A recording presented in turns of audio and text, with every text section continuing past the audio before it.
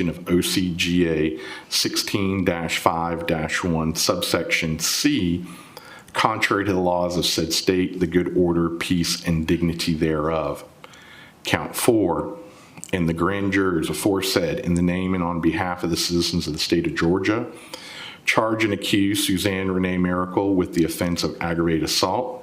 For that, the said accused in the county of Hall in the state of Georgia on the 8th day of March 2025 did assault another, to wit, James Barron, with a deadly weapon, to wit, a firearm, which when used offensively against a person is likely to and does result in serious bodily injury by firing said weapon through a door in the direction of James Barron in violation of OCGA 16-5-21, contrary to the laws of said state, the good order, peace, and dignity thereof.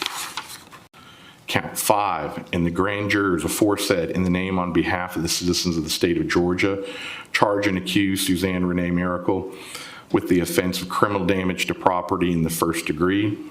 For that, the said accused in the county of Hall in the state of Georgia on the 8th day of March 2025 did knowingly and without authority interfere with a door in a manner so as to endanger human life by shooting the door of a room that was occupied by a person, to wit, James Barron, in violation of OCGA 16-7, again 16-7-22, contrary to the laws of said state, the good order, peace, and dignity thereof.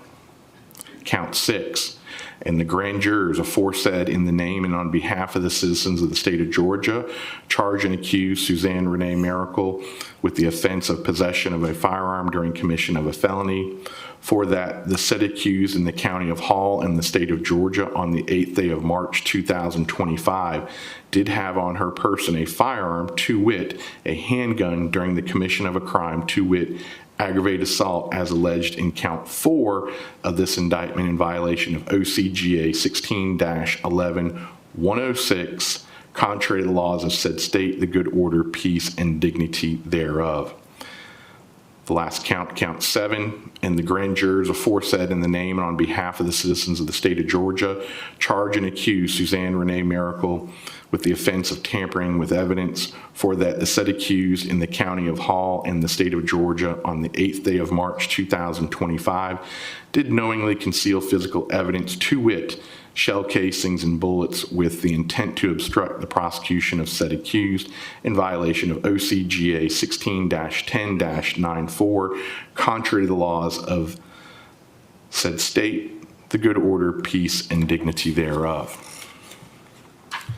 The defendant has pled not guilty and denies each and every allegation therein. Please understand that these are only accusations, and the state has the burden of proving their case beyond a reasonable doubt. The defendant has no burden to prove her innocence. The defendant is presumed innocent unless it is overcome by the state with evidence that is sufficient to convince you beyond a reasonable doubt that the defendant is guilty of the crime or crimes charged. No person shall be convicted of any crime unless and until each element of the crime is proven beyond a reasonable doubt. The burden of proof rests upon the state to prove every material allegation of the indictment and every essential element of the crime or crimes charged beyond a reasonable doubt. However, the state is not required to prove the guilt of the accused beyond all doubt or to a mathematical certainty. A reasonable doubt means just what it says. It is a doubt of a fair-minded, impartial juror honestly seeking the truth. It is a doubt based upon common sense and reason. It does not mean a vague or arbitrary doubt, but is a doubt for which a reason can be given arising from a consideration of the evidence or lack of evidence, a conflict in the evidence, or any combination of these. There is no burden of proof upon the defendant whatsoever, and the burden never shifts to the defendant to prove her innocence. If, after giving consideration to all the facts and circumstances of this case, your minds are wavering, unsettled, or unsatisfied, then that is a doubt of the law, and you should acquit the defendant. But if no doubt exists in your minds about the guilt of the accused, then you would be authorized to convict the defendant. If the state fails to prove the defendant's guilt beyond a reasonable doubt, it would be your duty to acquit the defendant. During the trial, I may be called upon to rule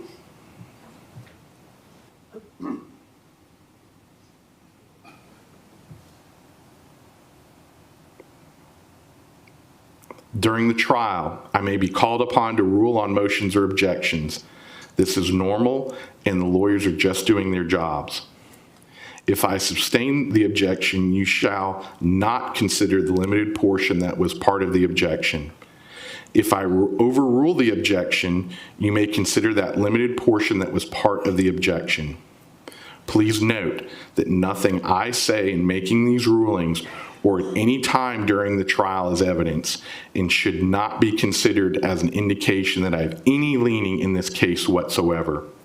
My only interest in this case is to see that it is fairly tried according to the laws and the Constitution of the state of Georgia and the Constitution of the United States. Trial procedure in a criminal trial is generally as follows. First, the attorneys for both sides have the opportunity to present opening statements. This opening statement is not evidence, but is a preview or an outline of what the attorneys expect the evidence to be. Following the opening statements, evidence will be presented.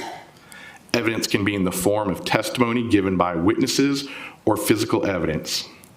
After the presentation of all the evidence, the attorneys have the opportunity to make a closing argument. The goal of a closing argument is to persuade you to decide the case in their favor.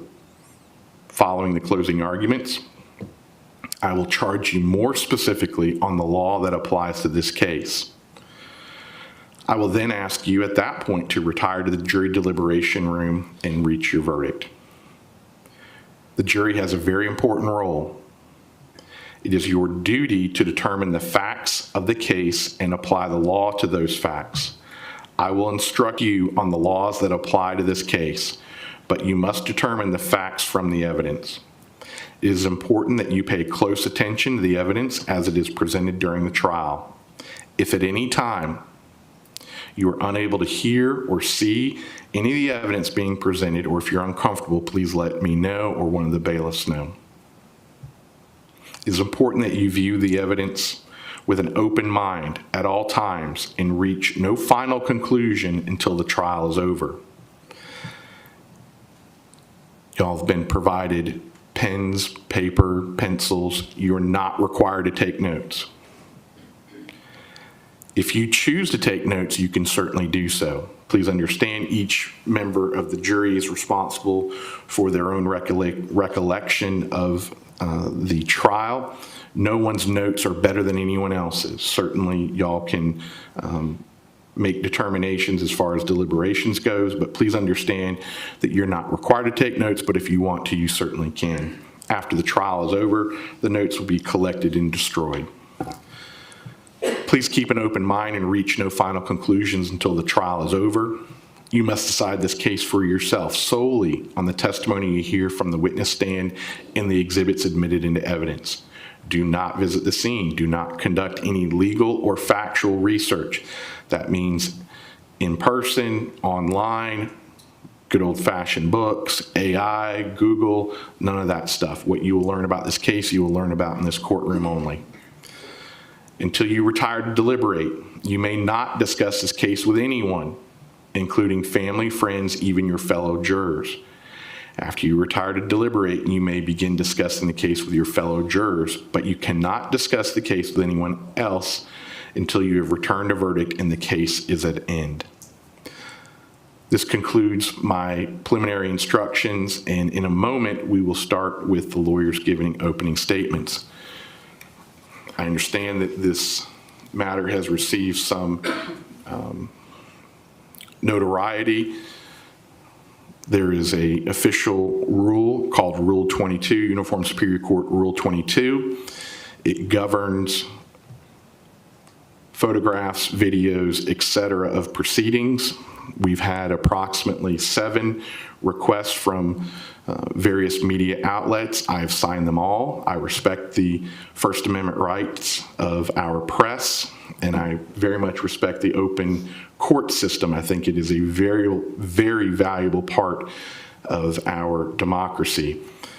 That being said, if you have not filed an appropriate Rule 22, again, I've signed every single one. If you've not filed one and you raise your phone up like you were going to take a picture, whether you're a civilian or whether you're from the press corps, we will have a separate and distinct conversation which may result in potential contempt of court and incarceration. I'm not doing that to be mean. We're going to follow the rules. And the rule is, if you filed a Rule 22, fantastic. I've signed every single one of them. If you have not and we have a problem, then we will have a problem. Additionally, I have, as judge, I've guaranteed the state 10 spots. I've guaranteed the defense 10 spots.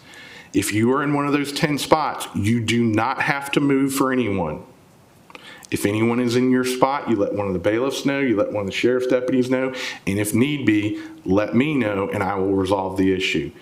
Each side is allotted 10 spots. We have plenty of room right now. I don't think it's going to become an issue, but if it does become an issue, let's not have it become an issue. So if you have 10 spots, they're your 10 spots, feel no obligation to move. With that being said, State, ready for your opening statement? Yes, Judge. Thank you. Proceed when ready. Judge, if you could, you've got a PowerPoint.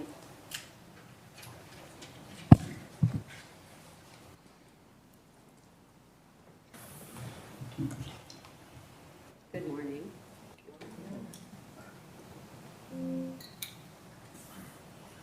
This is James David Barron. He went by David, and so that's what we're going to call him here.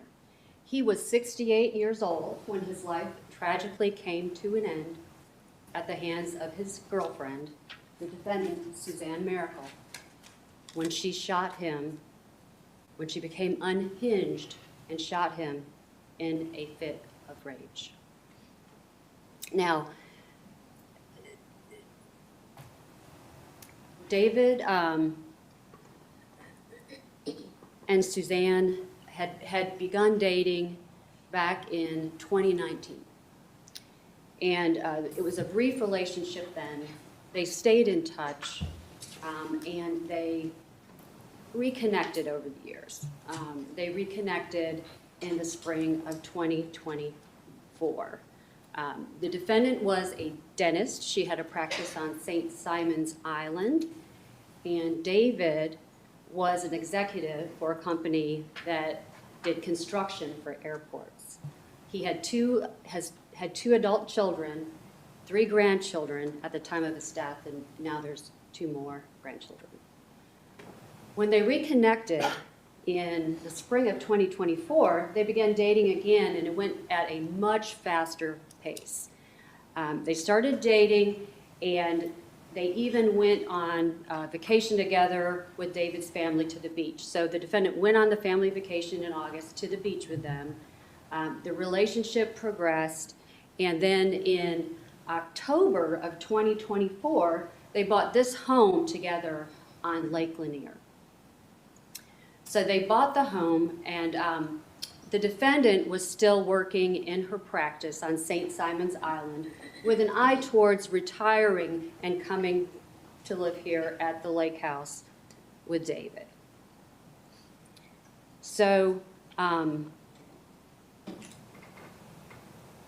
on March 7th, 2025. Things had become a little tense. And, but the day started out as a good day. It started out as a good day. They went to the Olive Garden, they ate, they came back. They were still settling in their new home. They were unpacking boxes, they were putting together furniture. That night, they watched a movie. And we don't know a whole lot about the events that led up to the shooting that occurred late that night, early in the morning hours of March the 8th. But what the evidence will show is that the defendant had become aware that David had remained in contact with a woman from his past, a woman named Lilia, who she thought was from Romania, but was actually lives in Moldova. And David had been sending Lilia money, and the defendant was understandably upset about that. But it became something of an obsession with her. She couldn't let it go. She was constantly confronting David about it, and they were constantly fighting about it. So on the night of March 7th, 2025, what we do know, and what the evidence will show, what the physical evidence will show, is that David retreated upstairs. So in this lake house, the master bedroom is downstairs.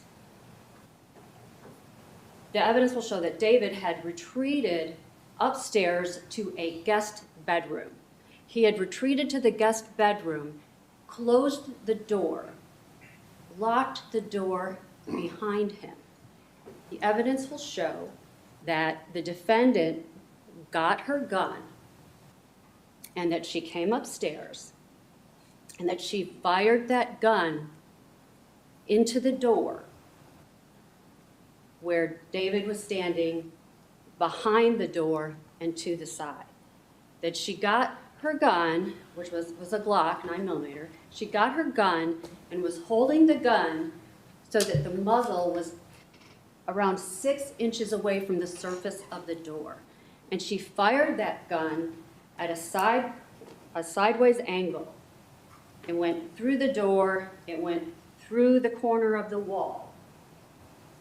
And David was blading himself to the side of the door in a defensive position. And the bullet hit him in the left arm, slightly above the elbow. In the left arm, it came out the same arm, went into his chest, traveled through his left lung, and hit in his thoracic aorta, and then went into the right side, fractured a rib, and kind of came to rest on the other side of his chest. So almost immediately when that happened, the defendant is on the other side of the door. She hears the impact of the bullet. She hears David make a noise, sort of like a grunt as it hits him. It hits him, and he falls forward on his face, and he falls forward in a position where he is on top of his right hand. He's right-handed. He falls on top of his right hand. His left hand is out to his side. And the defendant went to the garage and got a hammer and hammered holes into the door until she could reach in, unlock the door. So she reached in and unlocked the door, and instead of rendering medical aid or trying to resuscitate David, she goes into damage control mode. She gets David's Beretta, and she takes that Beretta and she puts it in a position on the floor or near the floor near where his left hand is, and she fires that gun. She has some problems initially getting the gun to fire because it's not her gun. She's not familiar with it. Some live rounds come out of the gun. She fires the gun, and the gun goes through what is now the open doorway out into the foyer of the home, hitting a metal baluster, hitting a wood banister, and then going out and hitting the wood. There's a wood, I think it's called a batten wall in the foyer. So it hits and nicks that wall. We think she fired 2 to 3 shots based on the evidence. A shot went all the way through the glass, and that projectile was never found. The shot that hit the wood may have ricocheted off the wood and then caused a defect in the glass, but there's fragments from the bullets in various places all throughout the house. So she had taken David's gun, she had taken it out of the holster, she had thrown the holster on the bed, gotten the gun, and done that. And then she began wiping up the blood. But before she started wiping up the blood, she took the shell casings that came from both guns and flushed them, and the projectiles that she found, the live rounds that had fallen out, she flushed them down the toilet. She flushed them down the toilet, and they were later recovered in the septic line. Then she calls 911 around 1:11 or so. She talks to them for a few minutes, doesn't give them a lot of information that's about what's going on. I don't think at that call she even gives her address. She hangs up after about a minute and a half or so. Then she tries to make a call to her sister. Her sister doesn't answer, but then there's 6 minutes between when she gets off the first 911 call and she calls 911 for a second time. And then when the police come, she's not out there waiting on the steps, anxious for help. She is upstairs wiping up the blood with towels. So I want to talk to you just a little bit about the charges so that you know what to be looking for and what the state has to prove as we present the evidence to you in this case. Now, because of the defendant's actions that night, she's charged with malice murder in count 1. So she's charged with malice, causing the death of James Barron by shooting him and killing him. And then in counts 2 to 3, those are felony murder counts. And so we have charged him with 2 different felony murders with 2 counts of felony murder because she committed felony murder in 2 different ways. She committed 2 different felonies, either of which or both of which could cause the death of David Barron. So when you commit a felony, and in the process of committing that felony, and somebody is killed, that's felony murder. So here in count 4, the defendant is charged with aggravated assault for assaulting James Barron with a deadly weapon, which is a firearm, which is an object which, when used offensively, is likely to or does result in serious bodily injury, by firing the gun through a door in the direction of James Barron. So then the second felony count is criminal damage in the first degree. And so what you can be looking for as you view the evidence in regards to this count is that the defendant knowingly and without authority interfered with the door in a manner so as to endanger human life by shooting the door of a room that was occupied by a person, that being James David Barron. In count 6, the defendant is charged with possession of a firearm during the commission of a felony. And so what you need to be looking for in regards to whether the state has proven that count is that we prove that the defendant had a gun on her person or in her possession, and that she used that gun to commit the crime of aggravated assault, which was the crime of shooting the gun through the door in the victim's direction. So in the final count, the defendant is charged with tampering with evidence. And so what she's charged with doing here is knowingly concealing physical evidence, that being the shell casings and the bullets, with the intent to obstruct the prosecution. Sometimes it's prosecution of another. In this case, it's the prosecution of herself. So basically, she flushed the shell casings and the bullets down the toilet in order to hide evidence of her crime. So in order to prove these charges to y'all, the state will be calling witnesses, and we will be presenting evidence through the testimony of the witnesses and some of the physical evidence that the witnesses will present on the stand.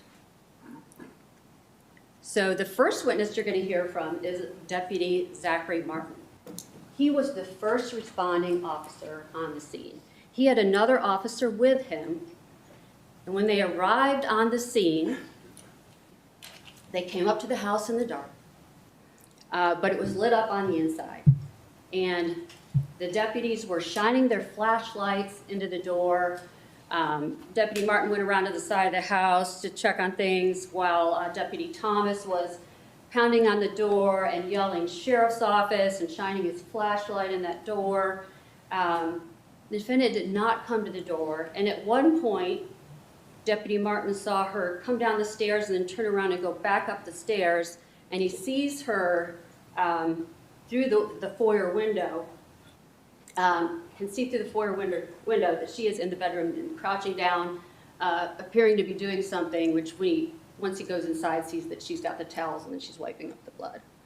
So you're going to hear from Deputy Martin, and you are going to see some footage from his body cam about what they saw when they first walked in the house. So I'm going to play just a small portion of what they saw when they first walked into the crime scene.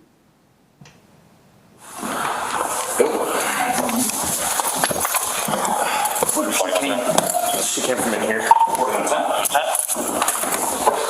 He's on face down. 2024 Telluride, James Barron, that address. There's a hallway with open door on the left.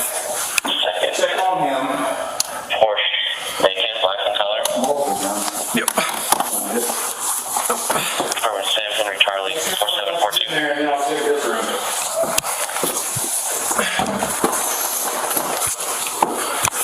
Good. There's a closet over here. Okay.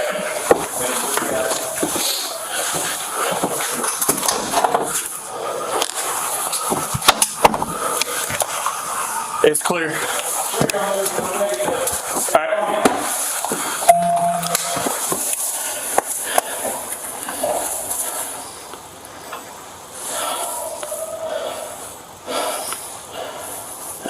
I don't have the pulse on him.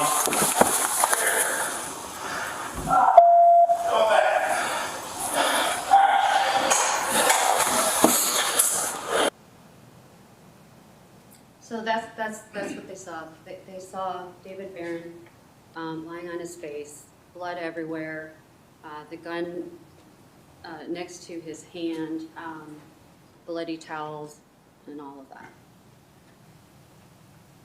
So after you hear from Deputy Martin, you're going to hear from Deputy Richard Thomas. So he was the deputy that was there, that was with Deputy Martin. He was knocking on the door, and so Deputy Martin's role was more looking over the crime scene and staying with the paramedics to make sure the crime scene wasn't disturbed. Now, Deputy Thomas's role there was staying with the defendant and keeping an eye on her. So you're going to hear some statements that the defendant made to Deputy Thomas while they were just sitting outside on the porch. Some voluntary, spontaneous utterances and statements that she made about what had happened that night. So listen for these statements when you're watching his body cam. And the statements are important. Listen for those statements and then listen how they compare to the statements she later gave in the interview. And also think about those statements when you're seeing and hearing the evidence about the physical evidence on the scene, because it just simply, you will see from the evidence that it does not add up. So what statements did she make to Deputy Thomas? He grabbed my neck. She's talking about David. She's saying, David grabbed my neck. David made me go upstairs. He tried to shoot me and he shot at me. I got dragged down the stairs and then I got my gun. We got into a fight a couple weeks ago and I decided to drive home. And that is, she's talking about a separate incident that we'll talk about briefly in just a minute. And then she's also talking about the separate incident where she left the house and got a DUI. And she's saying, he made me leave the house. Then also, she says to Deputy Thomas that David dragged me up the stairs. He said he was going to kill me. I said he'd been drinking too much. He said he'd shoved the gun down my throat. I was walking up the stairs and he said, stay away, and he shot the gun. I tried to shoot the doorknob off, or I tried to shoot the lock off. She says this 9 different times, that's what she was trying to do to Deputy Thomas, that she was trying to shoot the doorknob or the lock off of that closed door.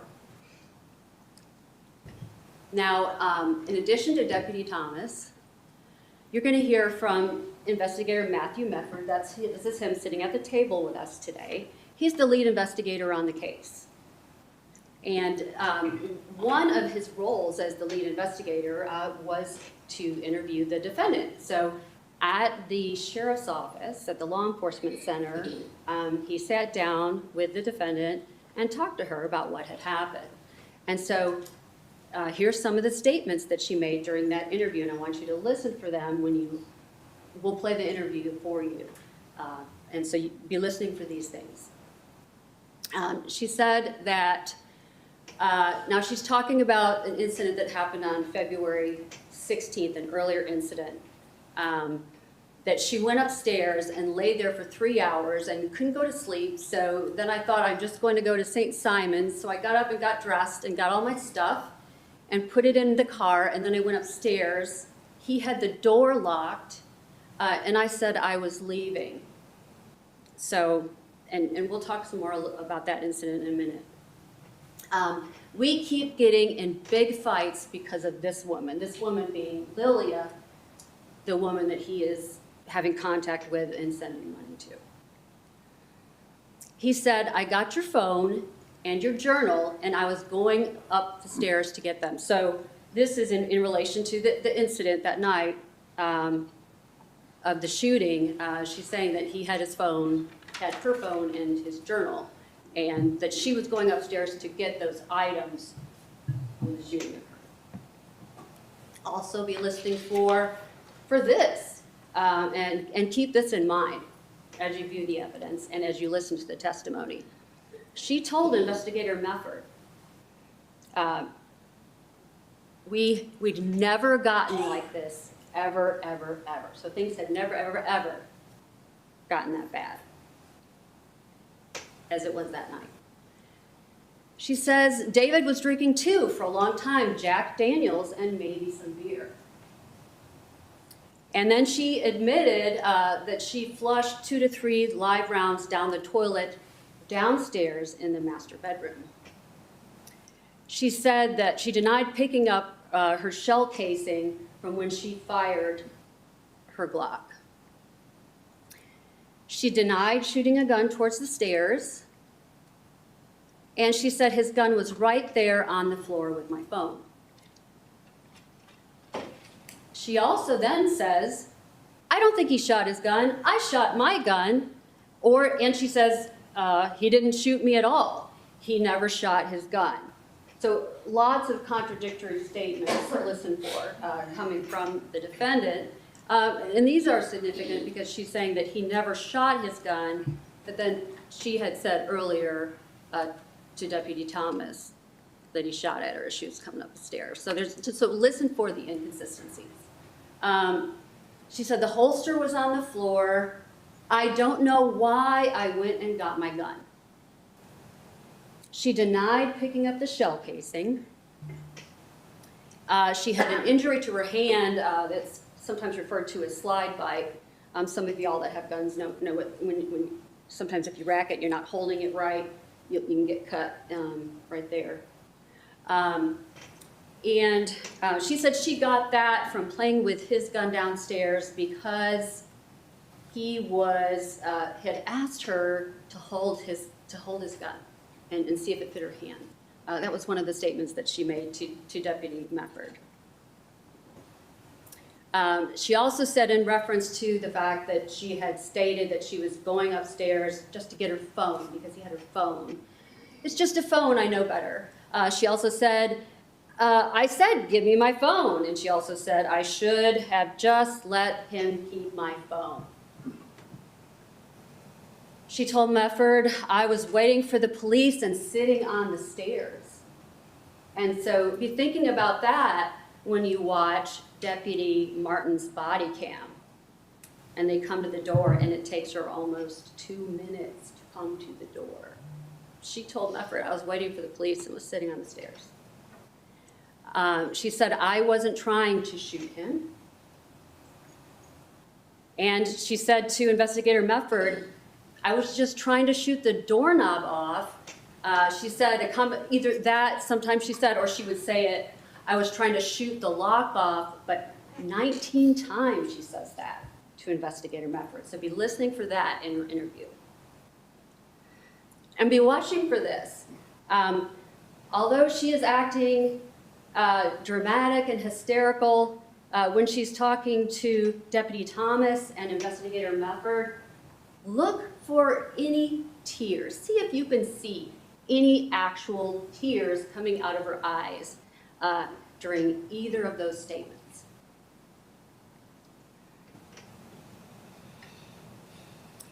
So we also expect to hear from Sergeant Cameron Durham. He is our crime scene investigator. He has been a crime scene investigator in Hall County for 25 years. And so we're going to go through with him. He took pictures of all the things at the crime scene. So you're going to see a lot of pictures of the evidence and the crime scene through Sergeant Durham. So one of the important things that he took a picture of, this is the door that the defendant shot through. And so this is the door. The door is open in this picture, so it's not like it was when the evidence will show that the gun was fired, but it's just open for the purpose of taking the measurement and taking the picture.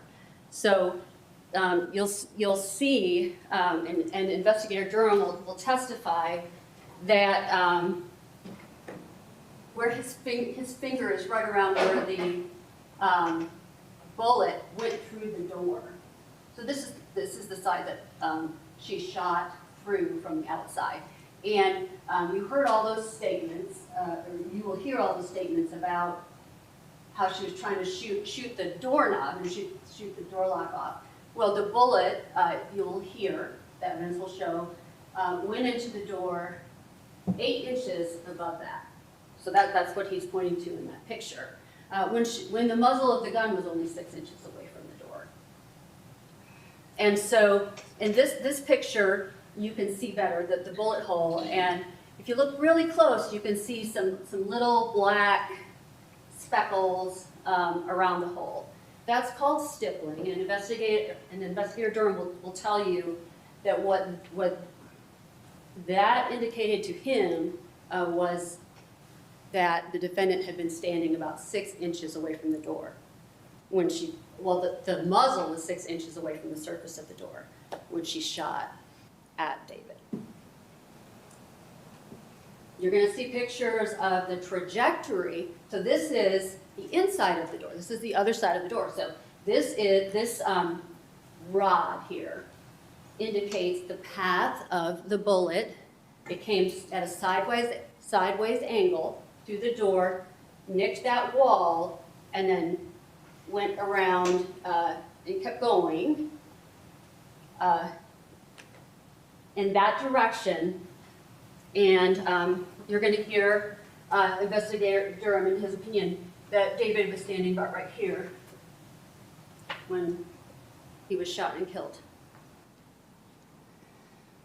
Now you're going to hear about the holster on the bed.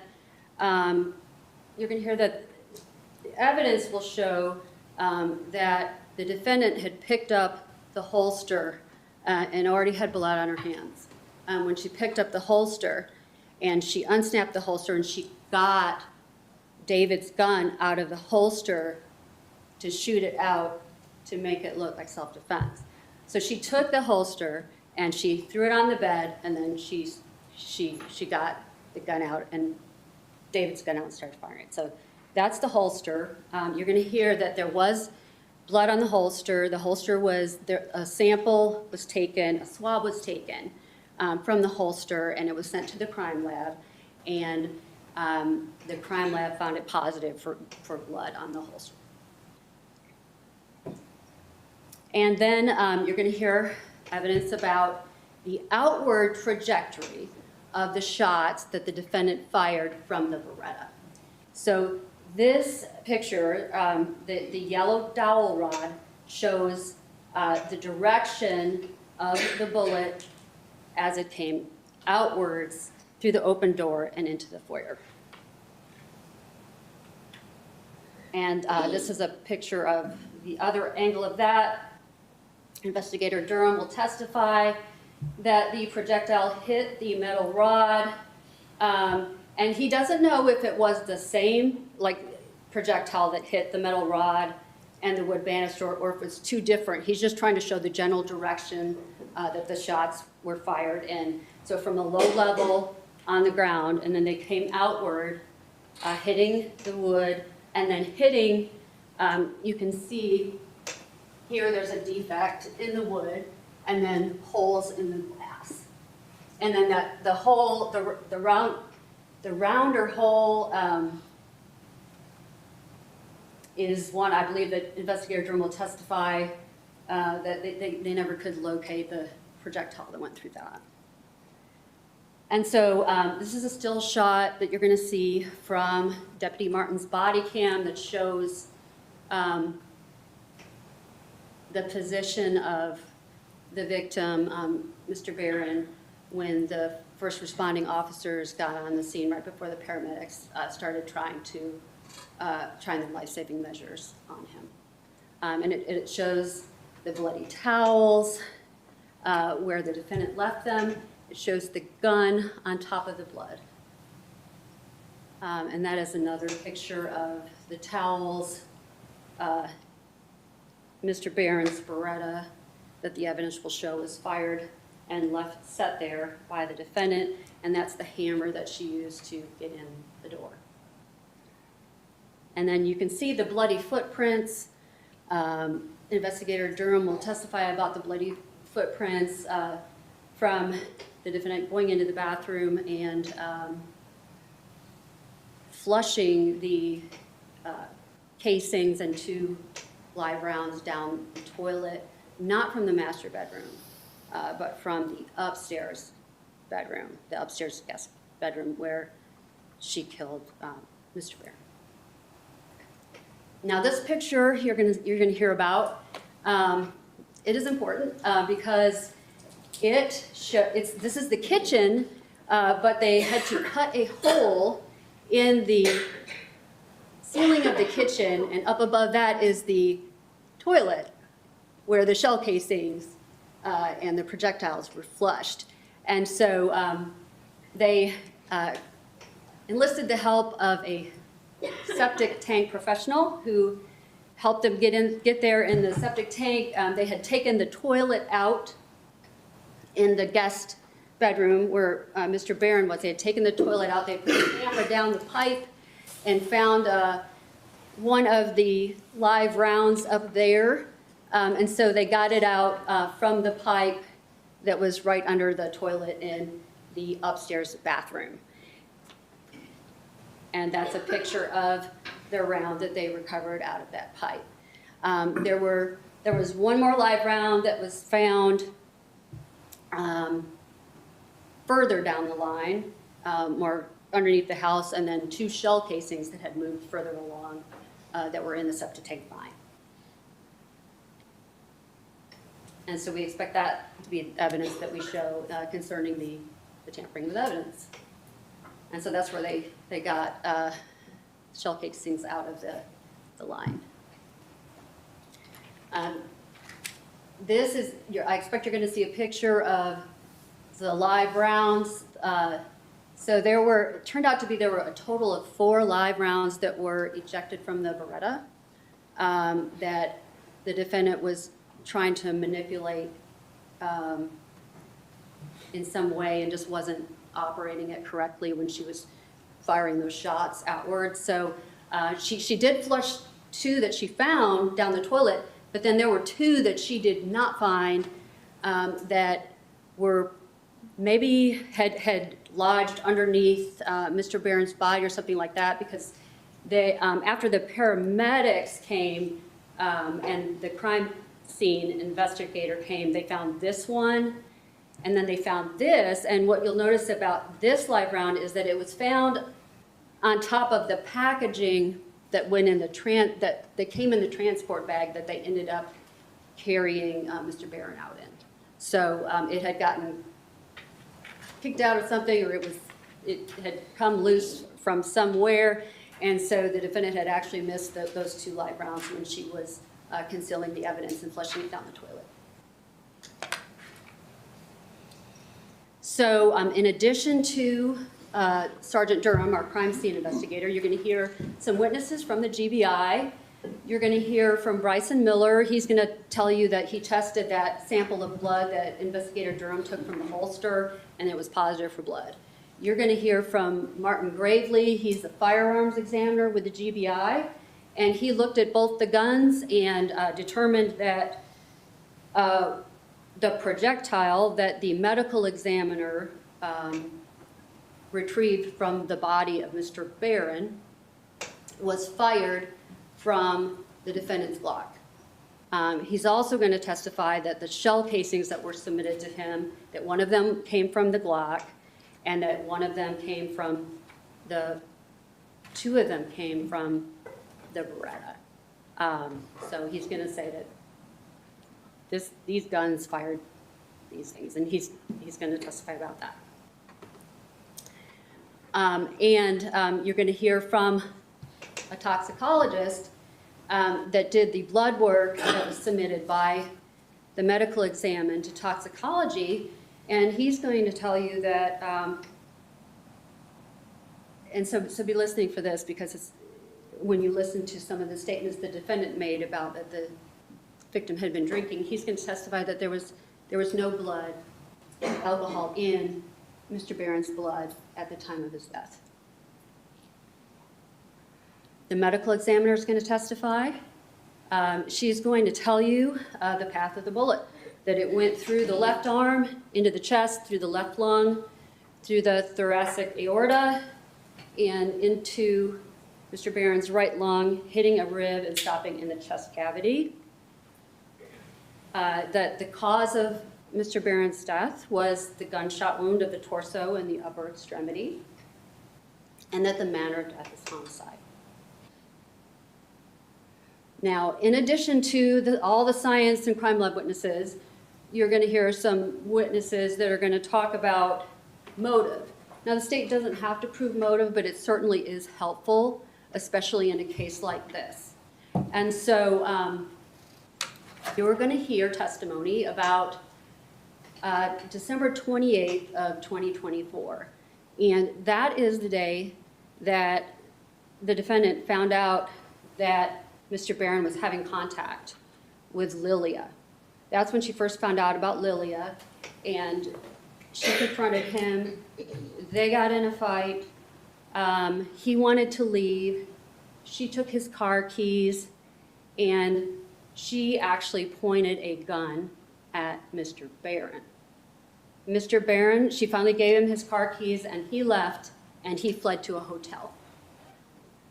You're also going to hear on January 4th of 2025 that on that day, the defendant became upset because she found out, I think she was looking around in Mr. Barron's things, and she found out that he had been sending money to Lilia and her daughter. She became upset about that. Understandably so, it wasn't a smart thing to do. Even Mr. Barron's family didn't like him doing that, but he was doing that. She was becoming increasingly upset about it. And she confronted him, and he again retreated and went to a hotel. You're going to hear testimony about February 1st of 2025 when they are in St. Simon's, when David Barron had gone to visit the defendant in St. Simon's, and they had gone out to dinner, and they were having a nice dinner, but they got in a fight. She started confronting him about Lilia again upset about Lilia. And they were yelling at dinner, and they were yelling when they came back to the condo, and they were yelling outside the condo, and some neighbors or some people that were staying in a nearby unit actually called the police. And the police came out there, and what they actually found out was that David was trying to leave. He was trying to get inside the condo. The defendant had gotten inside the condo. He wanted to get inside and get his things. She would not let him inside. He was trying to open the door to get his things where he could leave. And in doing that, she was pushing against the door, trying to push it closed. And when he was pushing the door open, she fell over and hit her head. And the police came. The police came, they talked to both parties, and they determined that it was an accident and no arrests were made. David was finally able to leave, and he left. And so then you're also going to hear, just continuing on, that there are continued confrontations by the defendant about her dissatisfaction with what Mr. Barron is doing. She's becoming increasingly unhinged and upset about this, and she just cannot move past it. She cannot let it go. He's not listening to her, doing what she wants, and so they get in another fuss. And he goes to that same guest room. He goes upstairs and goes into the guest room to go to bed to avoid her. And she went to sleep at first in the master downstairs, but she couldn't sleep, and so she decided that she was just going to leave and go back to St. Simon's. So she did that, but she had been drinking, and so she got arrested for DUI as she was leaving town. And so that's the context for those statements that she makes when she talks to the investigators and the officers about, she makes some comments about why she was driving. So the evidence is going to show that just over time that the defendant became just unhinged. David was not listening to her. She couldn't control what he was doing. He wasn't doing what she wanted him to do. She didn't like what she was doing. She was reaching out to people, sending screenshots of Lilia, complaining about Lilia, and just obsessed with it. So you're gonna hear about that, and then you're also gonna hear and see texts from the defendant to David that will show the state of their relationship, that will show her aggressive and controlling behavior towards him, her frustration with him, and in the context of that, you'll see his calm, reserved, and reasonable reaction to her continued confrontation about that through their text messages. So as you hear the evidence, view the evidence in this case, this is going to be a case not about what or who, but why. So I want you to ask yourself 2 questions as you're hearing the evidence in the case. The first question is, were the defendant's actions reasonable? Was that reasonable? The second question is, why was David Barron, why had he retreated? And why was he hiding back there? And after we've presented all the evidence to you in the case, the evidence is going to show that the defendant was unhinged and obsessed and irrationally angry. And she lost it. She lost it. And she shot David Barron on purpose through that door and killed him. And we'll come back and ask you to find him guilty on all the counts. Thank you.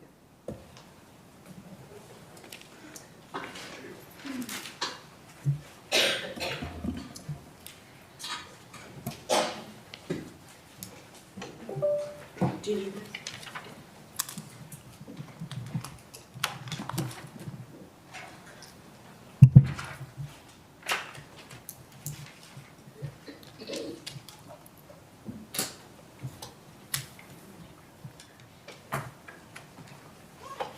No, Judge. We're plugged in here, Judge, but it's not. I don't know why it's not coming up. I've hit the lawyer R laptop button on my end. All right, let's see if we got it. Still not coming up, Judge.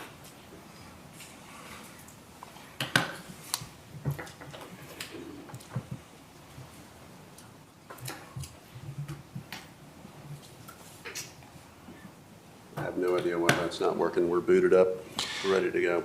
Can the state do the court a favor and plug his laptop into your feed, and let's just do it that way? Oh, you have a, I've got an extension. you can try it on our phone.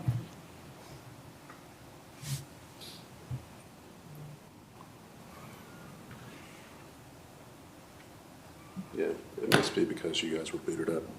I unplugged ours. Judge, give me just 1 second, and we'll try this over here.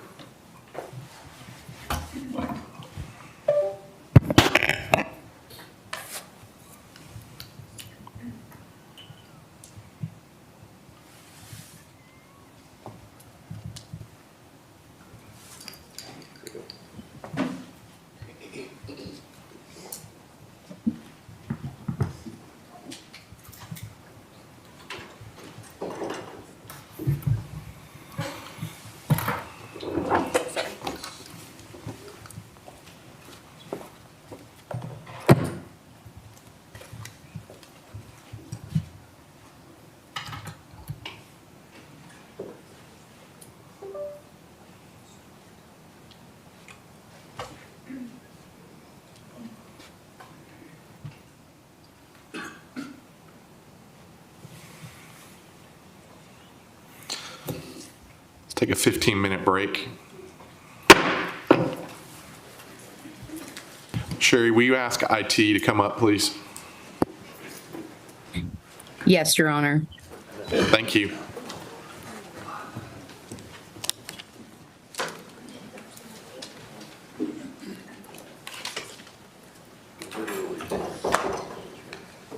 And it worked with that. That's really weird. Is TV on? Yeah, I didn't touch anything after Okay. Ms. Bagwell concluded.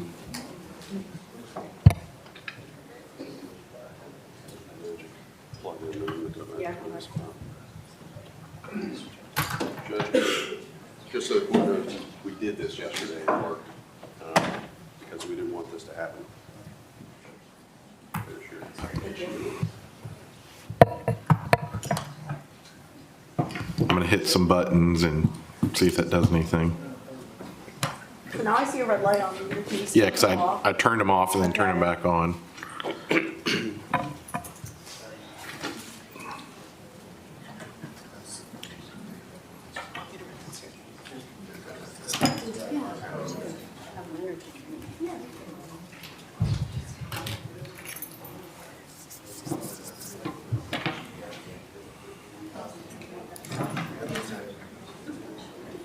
Let's try it.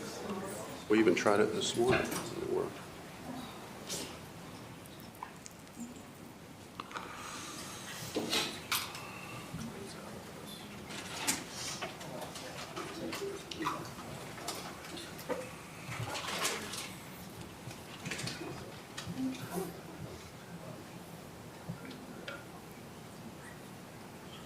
I think we might have it, Judge. Well, what you just did popped up on my viewer. Yeah, and the Well, it's no longer, yep, monitor's on red. I don't know. yep. So, We might have it. I've reached, I think we're gonna get it. I think we're and Walker's gonna come up here very shortly, so. Whatever that was, I think we might have it. There we go. We're good. We got it.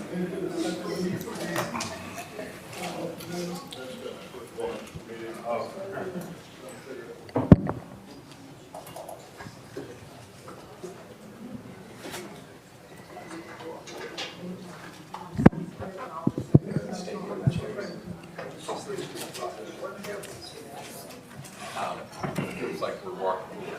Okay, thank you.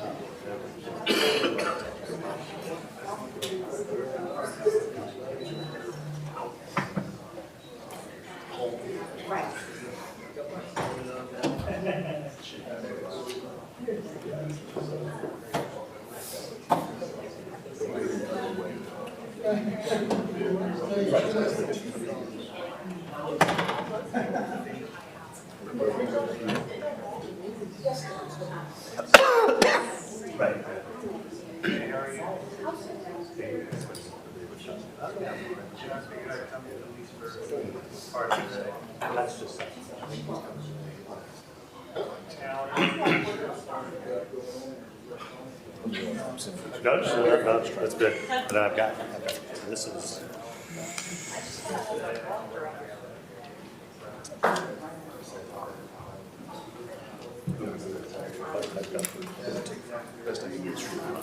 Yeah.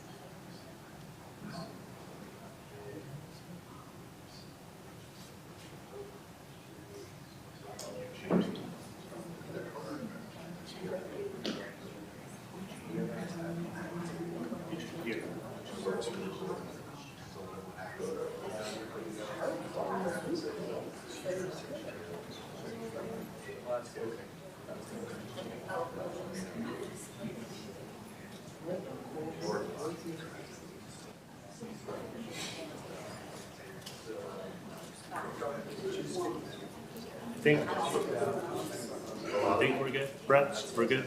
We're good. Yeah, we got it. Sorry. Sorry for the call. I think I had to close out of it. Since it was already up, I had to close out of the presentation. How would we know that? Yeah. Right? I thought I was being helpful by having it up.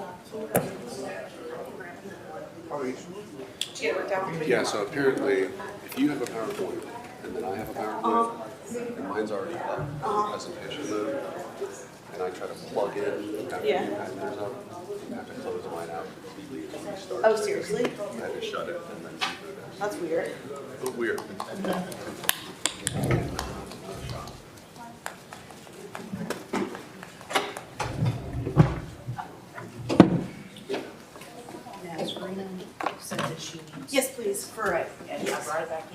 Thank you. Do you need the microphone to stand? We can just do this. Okay, perfect. Thank you.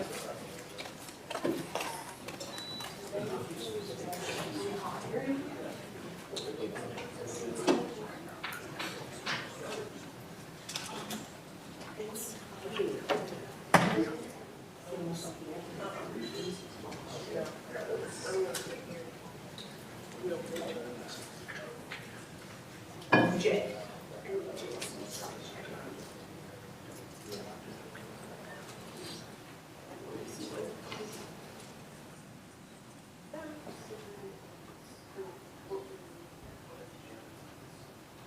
So you could just send that link to her if you want.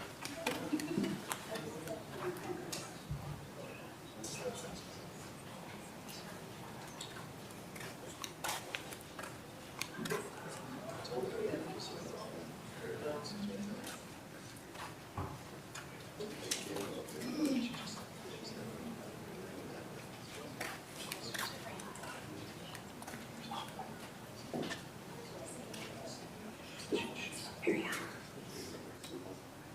What is? Oh.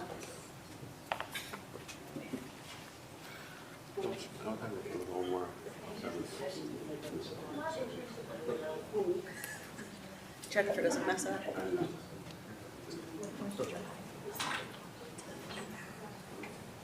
Is it still broken? They got it fixed. Apparently you just have to like close it all the way out and then get back into it. What, the TV? The PowerPoint. So we have to close ours? No, he has to close his app and then reopen it if I've already put. Apparently it gets like confused, like he had a PowerPoint and then he tries to do a PowerPoint. Oh, it's too bad. Yeah, for him. If he has a PowerPoint. Oh, yeah. We'll figure it out. We'll have Kenny up here.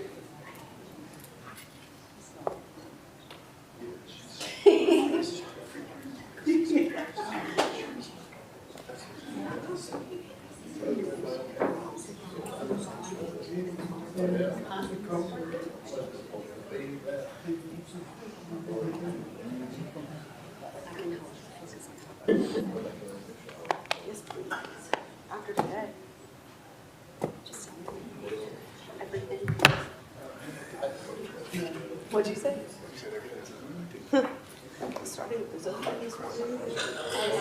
Yes. See? Did you just do that noise? What? He did. No. I gave them water. I was like, you know, speaking out of her emotions. She said that was an option. They worked last night.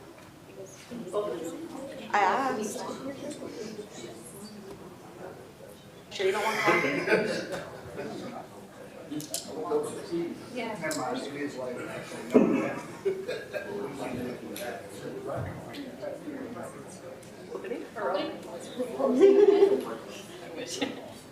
Yeah, right. I always want to laugh. One time I did, no, was that you? Yeah. With the, during her closing, you know, since I were doing closing, she was her own office together during her closing. It was pretty. I always like do that with your closings. Yeah. No, they literally were together like this. It was so funny.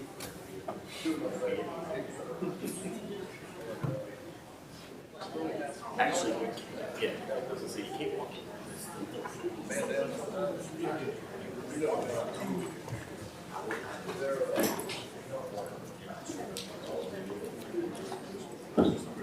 Yeah. Right.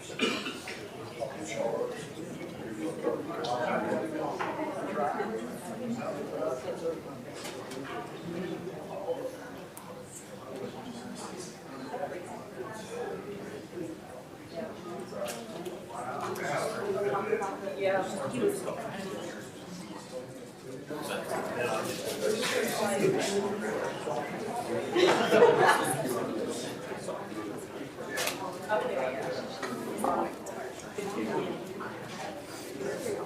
Thank you. It's the cat eye. Oh, it has like they use like the magnet to kind of get That's to so it. cool. I know. It's my first time doing it. I'm like, I need to do it. want a new curtain next week. My sister did one, and I love curtains. I think it was like, Yeah. Also, the color next.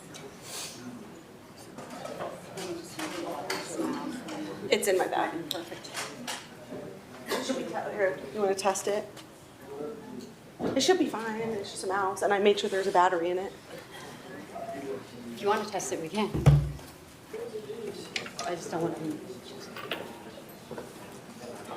Doing anything? Yeah. Yeah.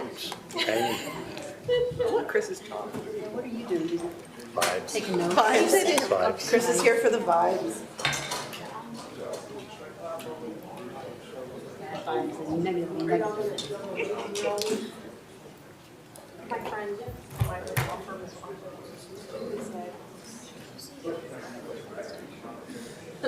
no, What? One of the attorneys at my old defense law firm in New York is watching. I'm sure we'll plug in.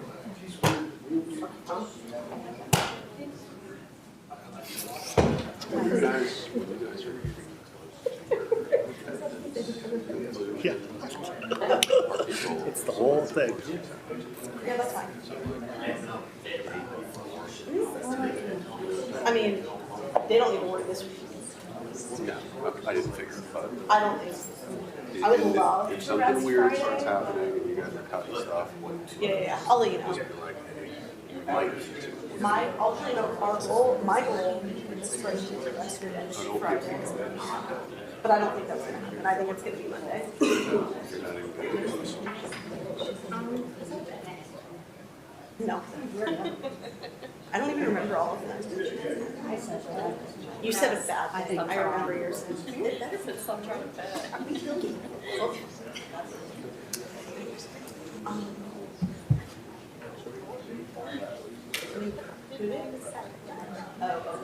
And I realized, oh, that's not your best friend. Got it.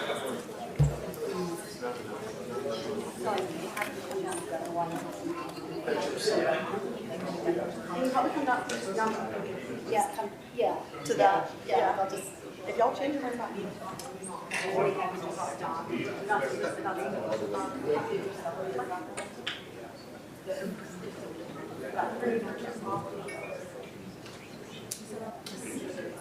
Well, I think it's usually.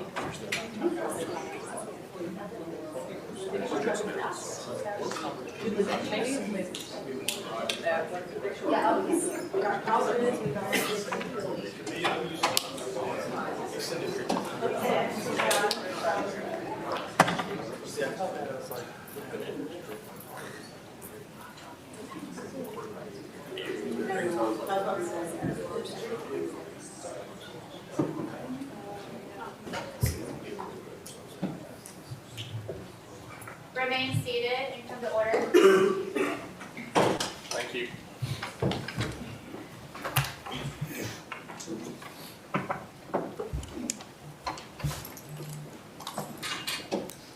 It's going to be a little bit. Jurors are taking a break.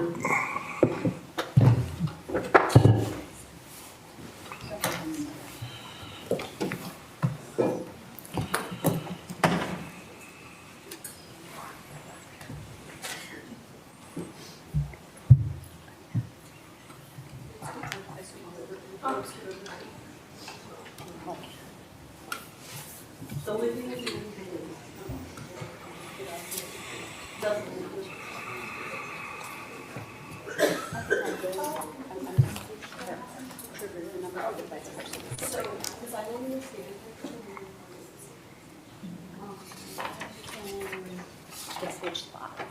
Like I can sit there and pull this chair over.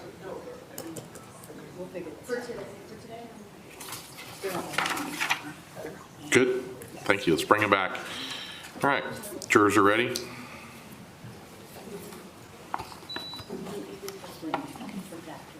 move over there.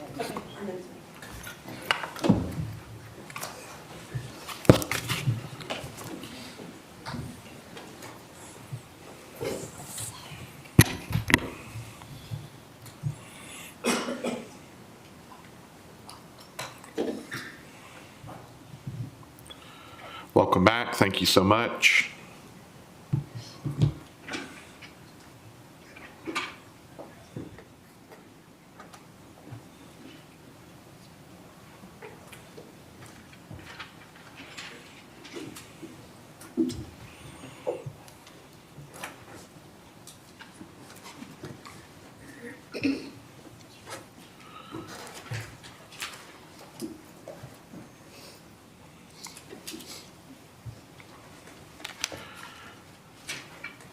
All right, thank you. Please be seated.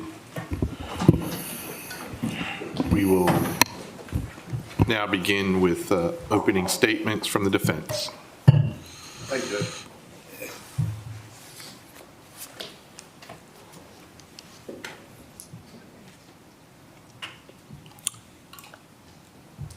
I wish that you guys were going to get the chance to meet this woman. But you won't. You won't. This is a woman from a family of 7 siblings,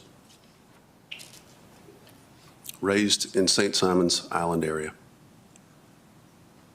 Put herself through medical school and dental school and ran a solo dental practice for 32 years in the St. Simons area. A stranger to nobody. A real light in her eyes. I wish you're going to get a chance to meet her, but you won't.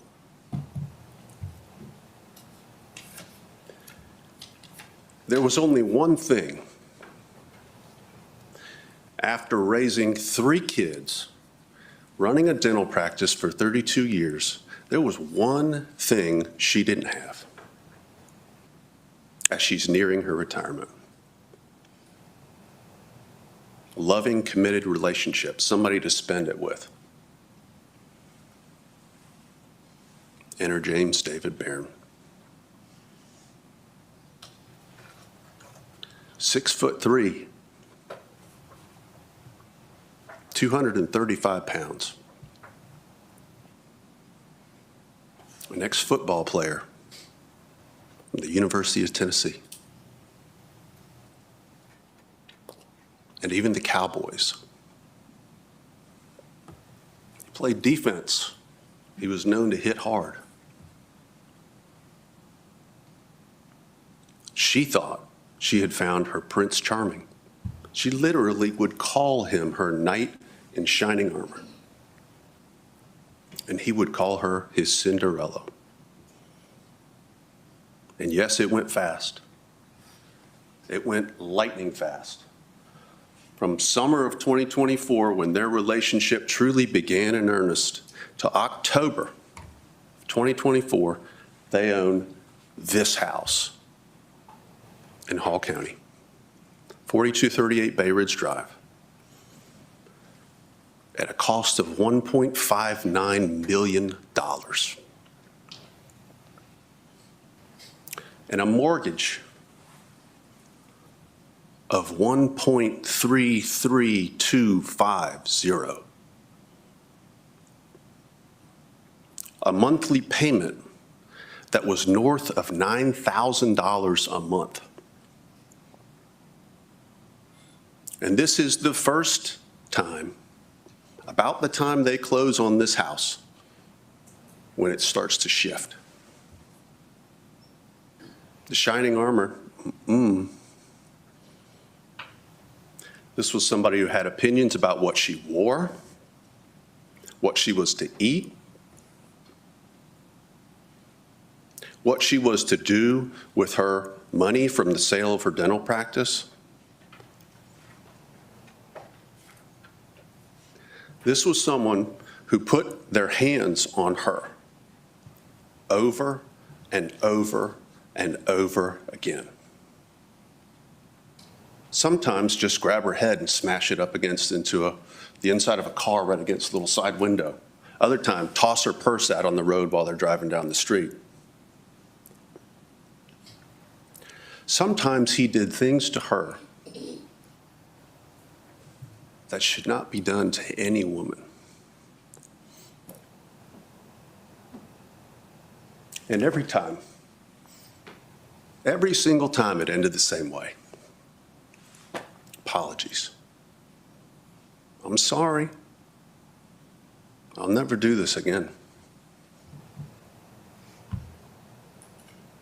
And when it was over, there were 2 rules. He's a really good man. She told everybody, he's a really, really good man. And number 2, you don't tell a soul what he's done to you. Nobody. And she didn't. She never told a soul. That's when the nightmare started. That's when her inability to sleep began.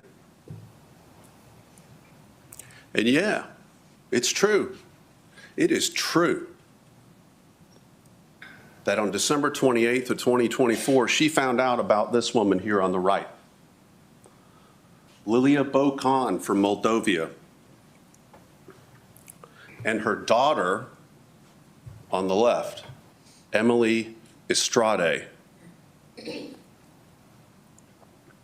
it's true, she didn't like that one bit. True. It turned out Mr. Barron was not only getting these 2 women brought into the United States with a green card, but also he was paying for their apartment to the tune of $3,500 a month in the state of New Jersey. And yeah, she didn't like that one bit. It's true.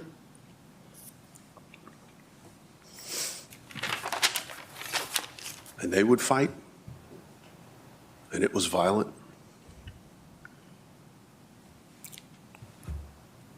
Apologies again.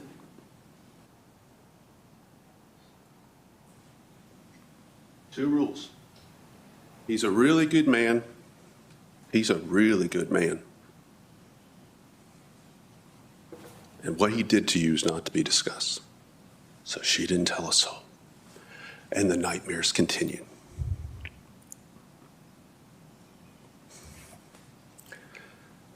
Let's get down to what happened here, folks.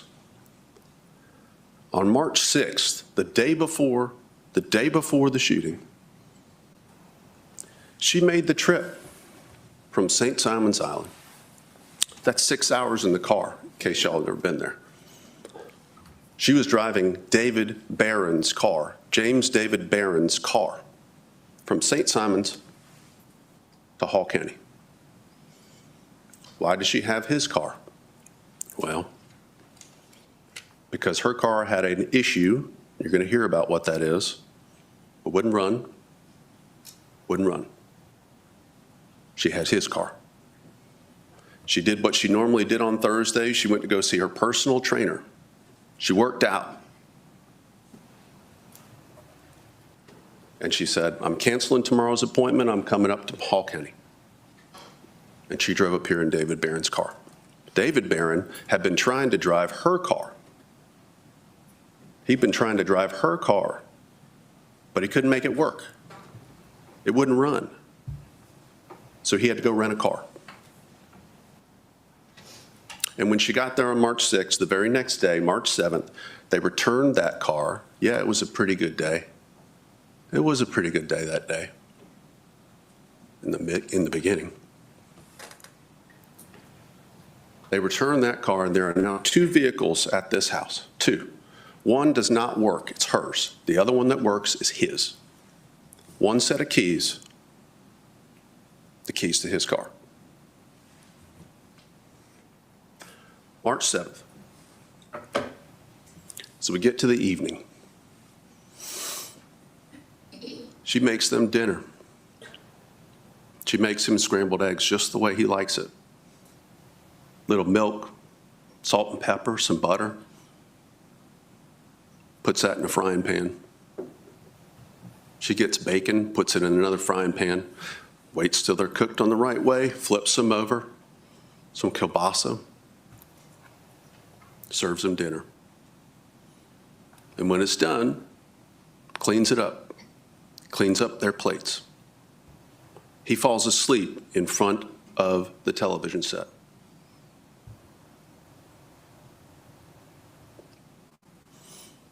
There was something on her phone. There was something on her phone that she'd forgotten to delete. When she came back into the living room, he'd seen it. He'd seen it. And he was enraged. He'd never gotten like this before. He was enraged. And all 6'3", 235 pounds of him came over and choked her, cutting off her air, just choking her. Then he slammed her up against a wall, grabbing her arms, throwing her up against another wall. He can toss her like a rag doll, and he did.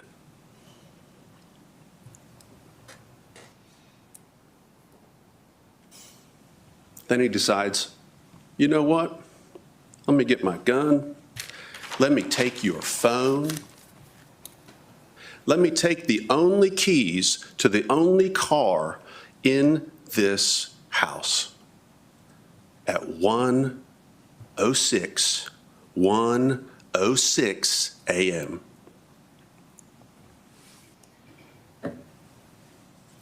He tells her, no one's leaving this house tonight. He comes back over, he grabs her, he drops her down to her knees, and he's got her right there in front of him, and he wants something from her. And he's going to make it happen. And she won't do it as good as he wants it done, and through the tears, yes, real tears, through the tears coming down, he takes the gun and he says, legitimately, I will shove this down your throat. Do not close your eyes tonight. Cruises on upstairs, slams the door so loud as he gets upstairs that it sounds like a shot.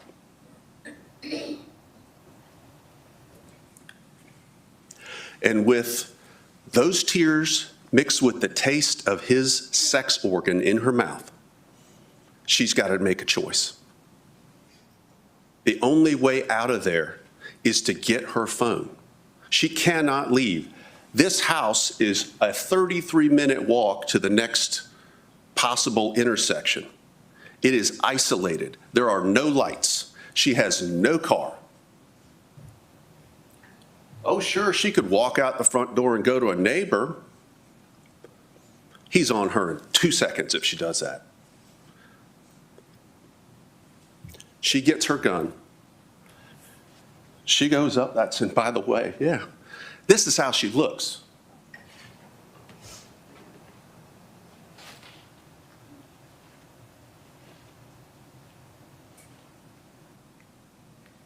She gets her gun. She goes up those stairs, and she even gives him a chance. Give me my phone. Give me my phone. I am leaving. Give me my phone. Nothing. David, I'm going to shoot the lock off this door. I'm going to shoot this lock. Give me my phone. Nothing. And with her hands shaken, every part of her body vibrating, her inability to even breathe, these deep gasps, she does fire at that lock. She does. And you've already heard, this was a strange looking shot. Through a door, out a door, through a wall, out a wall, and unfortunately, truly tragically, hits him.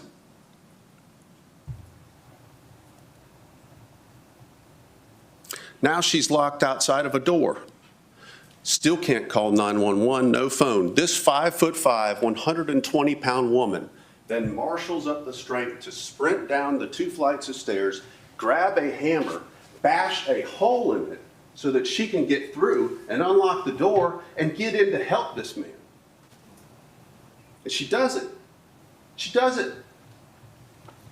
And as soon as she gets in there, she picks up the phone, her phone, and she calls 911 immediately. Over and over again. She dials over and over again, over and over again. She tries to call her sister. She tries to call 911 over and over and over again, and she can see that he is dead. He is dead.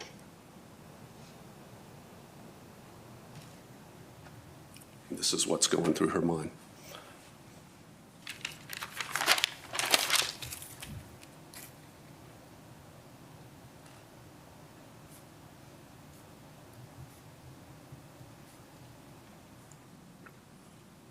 Nobody's coming. They're not there fast enough. Yeah. She picked up his gun for sure. She shot 2 shots with that gun, that's for sure. This wasn't an attempt. This was not an attempt to set the scene. This was a suicide attempt. Twice.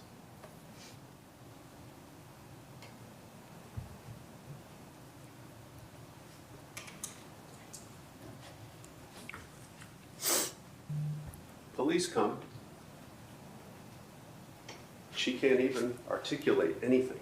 She can't even tell the 911 people anything. They can barely get the address of the house down.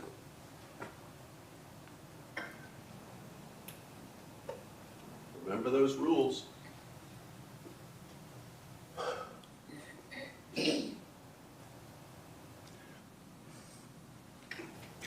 Unfortunately,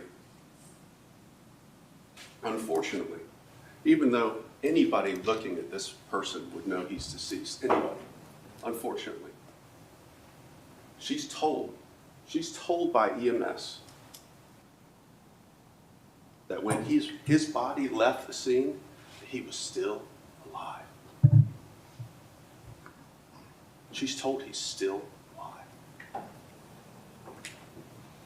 She believes it because she wants to, desperately. It's not true.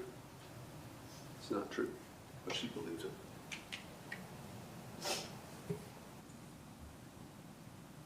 And she almost had the courage, even still believing that he was alive, she almost had the courage to break one of the rules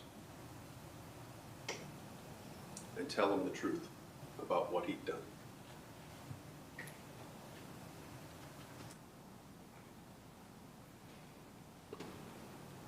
She almost had the courage, but she wanted.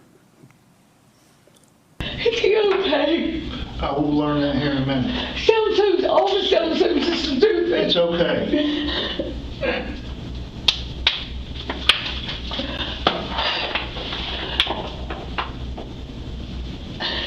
I was coming back up the stairs because he'd never gotten like this, ever. I mean, he's pushed me a few times, and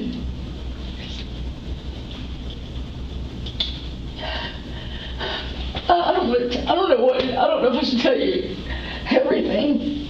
Well, the more you tell me, it helps me understand what happened.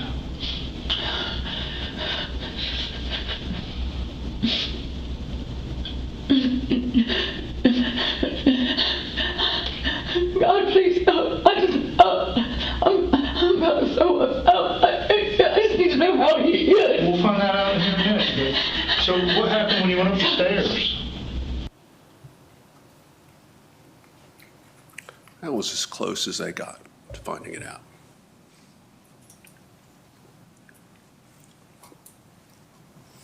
A couple of things.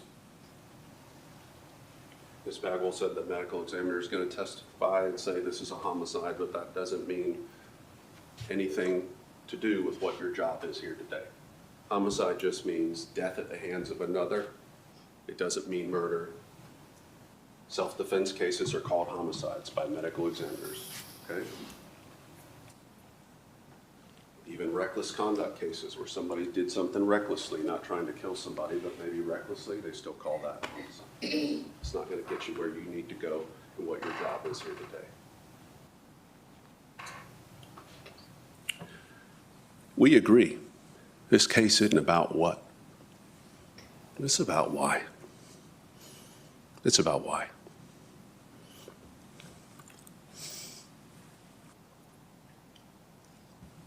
She was justified in using that force. We think you're going to agree with us. She was.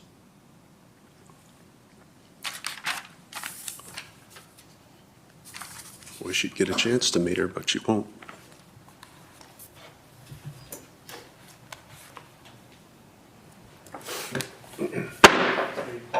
State, call your first witness. State calls Deputy Zach Martin.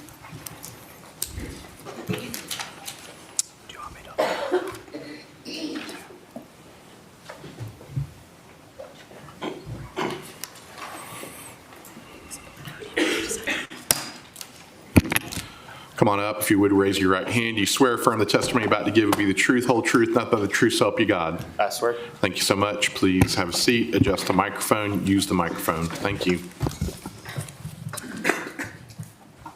Hey, don't go in there. Can you introduce yourself to the jury, please, and tell them where you work? I'm Deputy Zachary H. Martin, currently employed with the Hall County Sheriff's Office. I've been employed with Hall County since June 19th of 2023. And prior to June 19th of 2023, do you have any law enforcement experience? Before being employed with Hall County, I worked for the Habersham County Sheriff's Office. I started with them in June of 2015. And prior to your law enforcement experience, do you have any military experience? I joined the Army National Guard in 2012, did a combat deployment in 2014, 2015. So I want to go ahead and direct your attention to March 8th of 2025. Did you receive a call to go to 4238 Bay Ridge Drive in Hall County on that day? I did. And what was the nature of the call? It came out as a problem unknown. Okay. And Judge, at this time, I would like to tender and play the 911 call as State's Exhibit 1. We had previously submitted a business record certification and notification to the defense of the 911 call. No objection to States 1. States 1 is admitted without objection. We could have just one moment, Judge.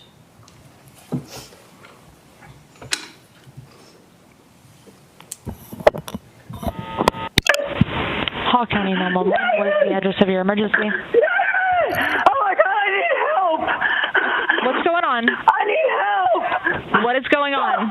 Please help me! Please help me! Where are you at? I'm at... Where are you? I'm at 4238 Mavis Drive. Okay. What's your name? All right, tell me exactly what's happened. What? What? Tell me exactly what's happened. Hello?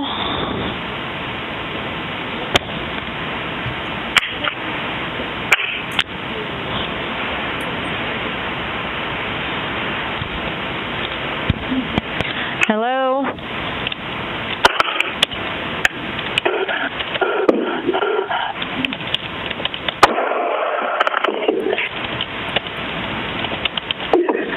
Can you hear me?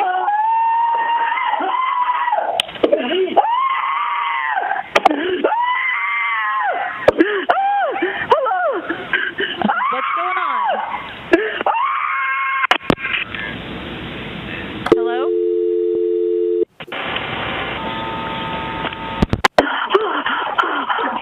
County 911, what's the address of the emergency? I have an emergency. He's dead. What's going on? I need help. What is happening? Oh my God.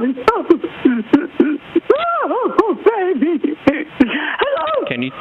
Can you tell me what's going on? What? Can you tell me what happened? I can't hear you. What? Can you tell me what happened? I need some help. Okay, what's wrong? He's dead. No. Oh my God. There's blood.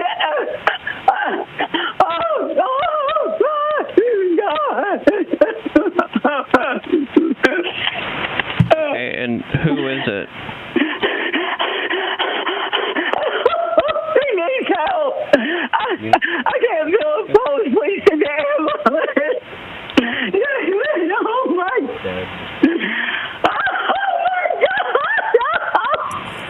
Can you tell me your address?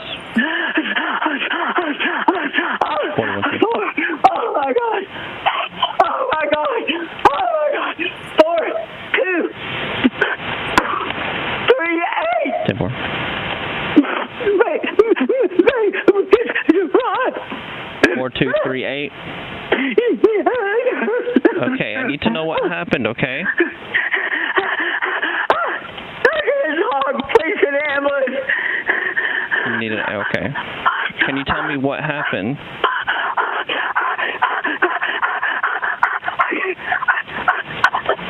Please an ambulance. Hurry. We've already got one on the way, okay? I need to know what happened.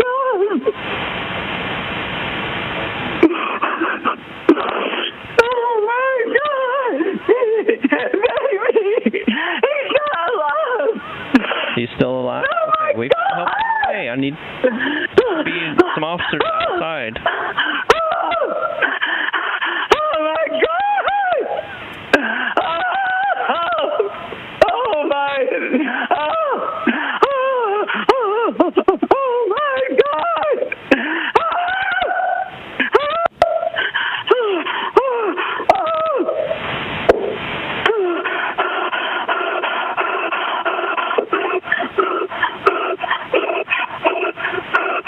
Okay, are you able to go to your front door?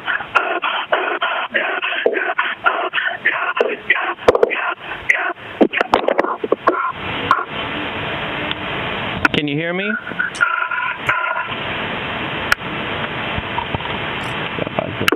No.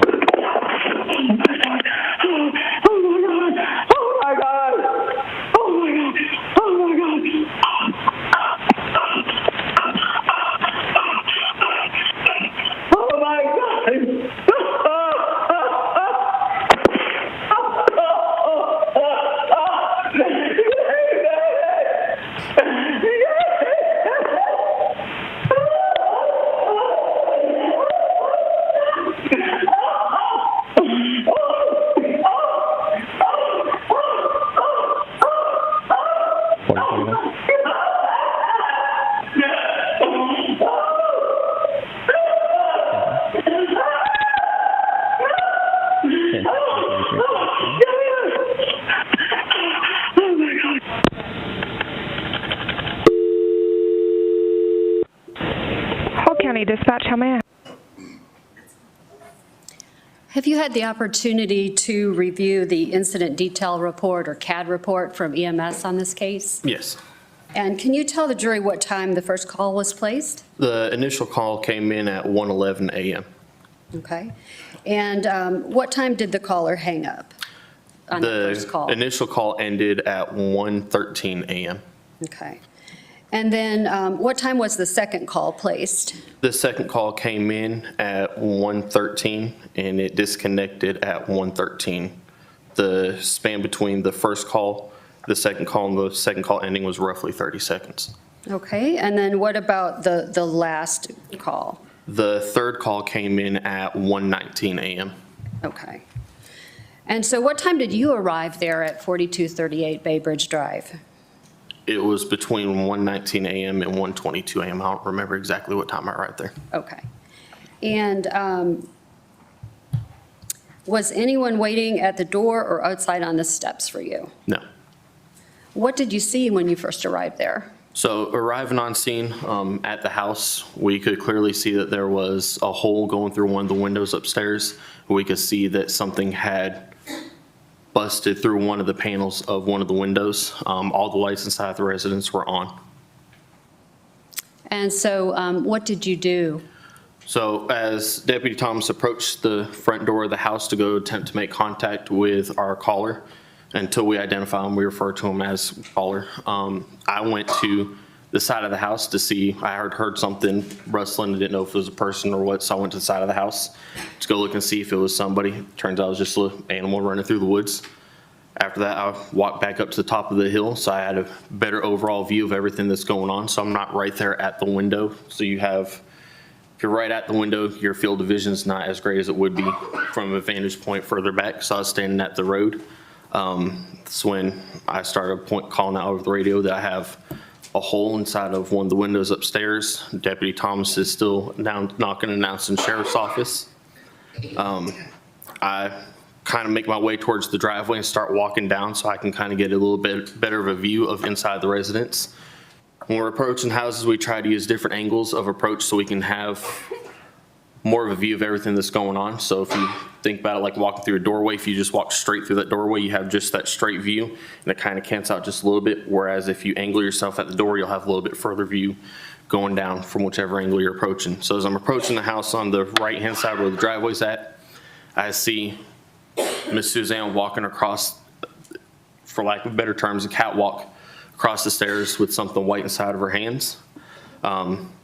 I approach up to the window. I start shining my flashlight, yelling sheriff's office, announcing sheriff's office, shining my light through the windows. See Suzanne go crouch down, drop the towel down, kind of does back and forth motion like scrubbing on the floor. See her get up, walk partially down the first set of stairs, turn around, walk right back up, and then go back to the same position, crouched over on the ground, and start scrubbing the floor again. That's when I loudly announced sheriff's office. It was actually loud enough to the point where one of the neighbors came outside. We ignored him for a little while, but it took about 30 seconds after that where she actually stops, comes down the stairs. At one point, she actually turns and looks at me and then continues to act like doing this motion right here like she's scrubbing the floor. Okay. And so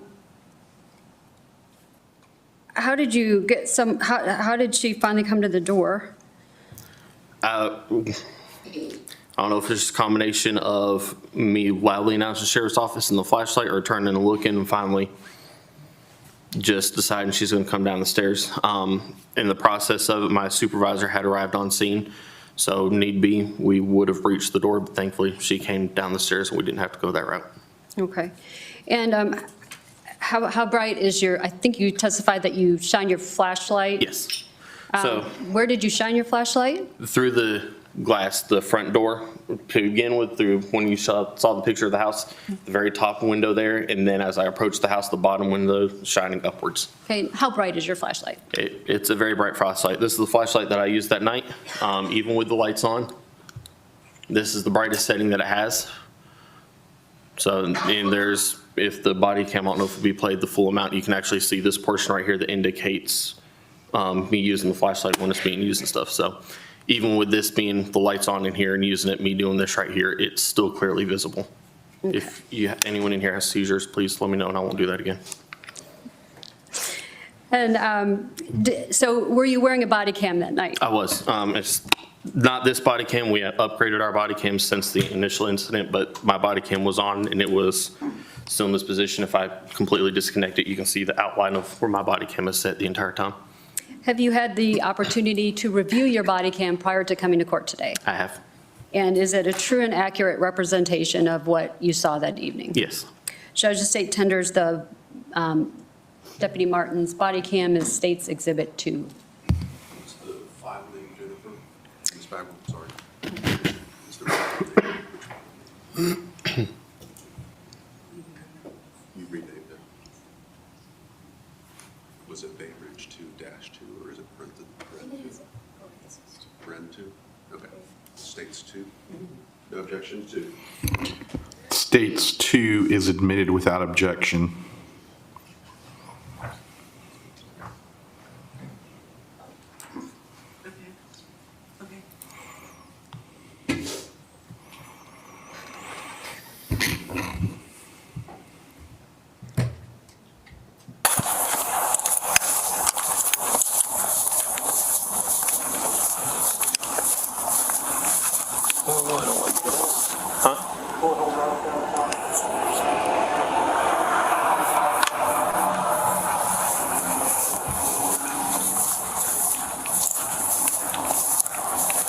The female's no longer responding. See if we can get contact with the door. No, see if you can get contact at the door. Just remember, it's a lot of glass.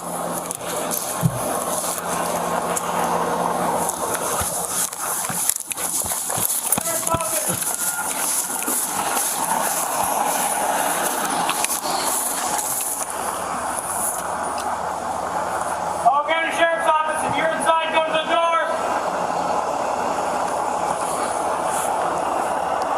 4131 radio. 4131. I do have a glass window that has a giant hole through it.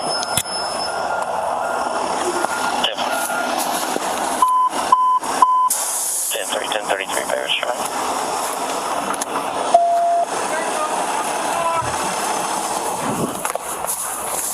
Hey, I hear screaming and stuff. I'm making a response. Where are you hearing screaming from? It's over to the right. Sounds like it's coming from upstairs. Come to the door now! I have movement. Okay, movement. There's a female up here in the stairwell. You know, stairwell.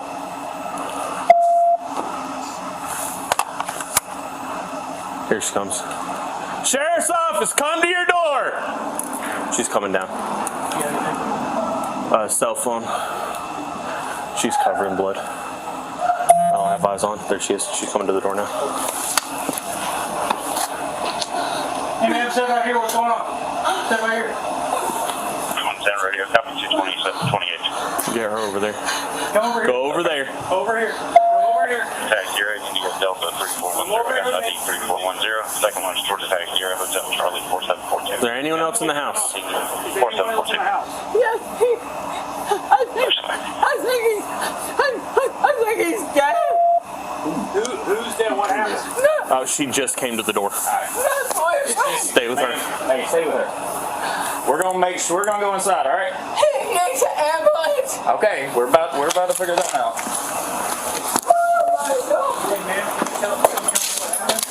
Let's move directly to where the gunshots are. She came from upstairs in this room up on the top of the stairs. We're gonna briefly check this.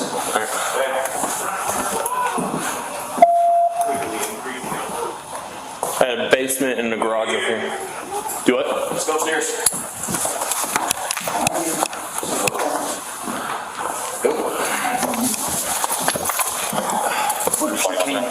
She came from in here. He's on his face down. 2024 camera. Gun. James Barron. That address. There's a hallway with open door on the left. Second. Check on him. Porsche. Lincoln, black in color. Yep.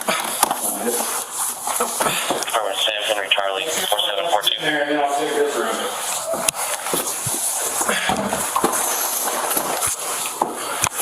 Good. There's a closet over here. Okay.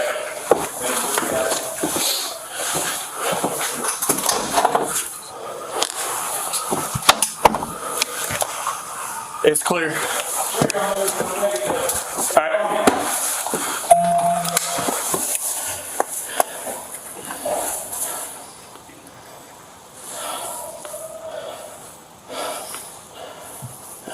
I don't have the pulse on him.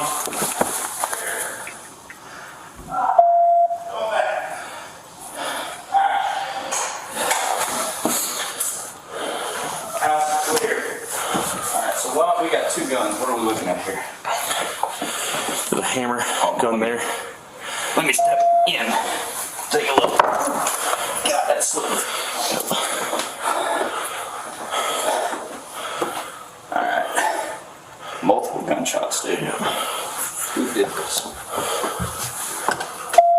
So you've already cleared that? Yes, sir. I got you. Well, there we go. So, two guns, hammer. I'll just leave him where he is right now. You got run through here, run through here. You can clear the channel. Okay. I wonder if those are her footprints. She barefoot? Who was? Right, office. We're yelling sheriff's office is where. They're clear to enter. Just have them meet with 4130 out front. We're yelling sheriff's office and she was running back in here. Okay. So I wonder if she was trying to clean that up or if somebody else put that there. Don't touch She anything. definitely put that there. I saw her put that there. Okay. Don't touch anything. And I'm very confused about it. Do that. 1, 2, 3, 4. Actually, no. It looks like 3. Are you 4120? Yes, It's 2. Alright. This is her boyfriend, is what she said? I haven't heard her say anything other than he needs an ambulance. Okay. You would this stay here. We'll step out that way. Balcony. Yeah, probably a better idea. Maybe gently. There we go. 2 guns. Looks like it's a 2 guns. possible bit of a shooting. 4140 radio. Show me today. Here's what I'm looking at, right? We got, well, that one I think clipped the door, and I think that's that one right there. You see that in the wall one? No, the one in the wall right there. Oh, yeah. 1, 2, 3. Okay, well, it's a confusing scene, but we'll figure it out. All right, I'm gonna go downstairs. All right, there's also one here. 4216, 4110. You still need additional guys at 39. We don't need any additional units. 4110 radio, have on-call persons place me at 21. There's also a base there.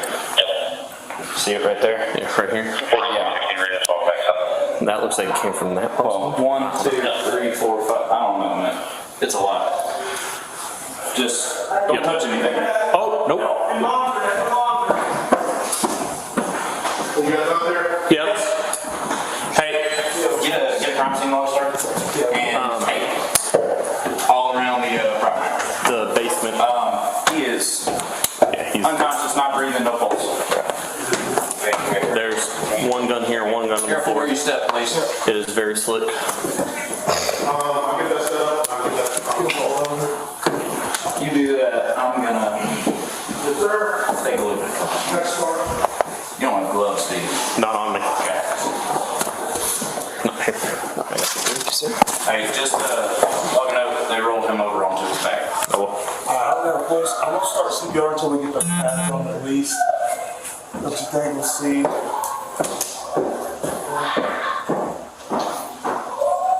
I checked neck and foot and didn't feel anything.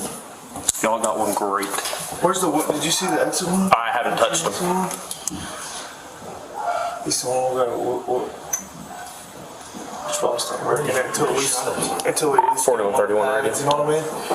I'm gonna start CPR now. 4130. If you would put note in the log that fire EMS has started CPR and they also rolled this individual over. Please watch around step. Yeah, I noticed. I'm just gonna just at least start CPR until we get them on the pads and see what we're working with. I can hold it. Is this one of y'all's phones? Nope, it's not. Okay. Okay. And For the record, we announced the time.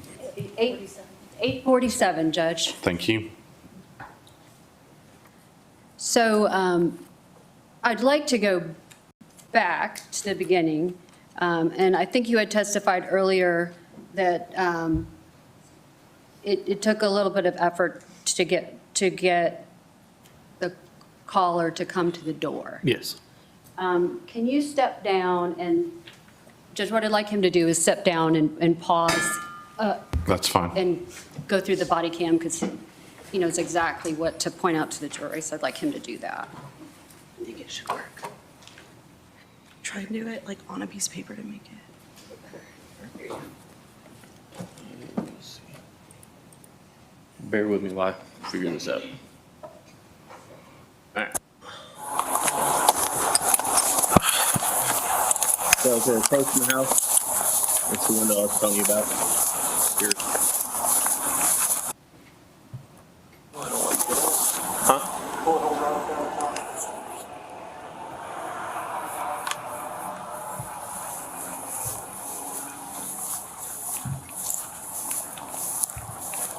The female's no longer responding.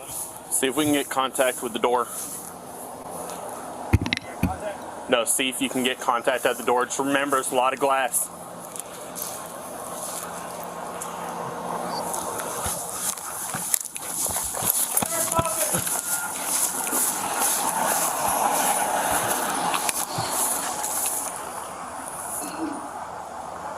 All County Sheriff's Office, if you're inside, go to the door.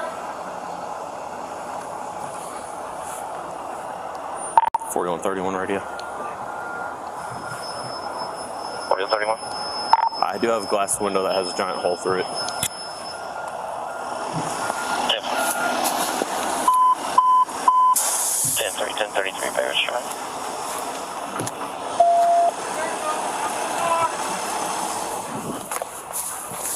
Hey, I hear screaming and stuff. I'm making a response. Where are you hearing screaming from? It's over to the right, sounds like it's coming from upstairs.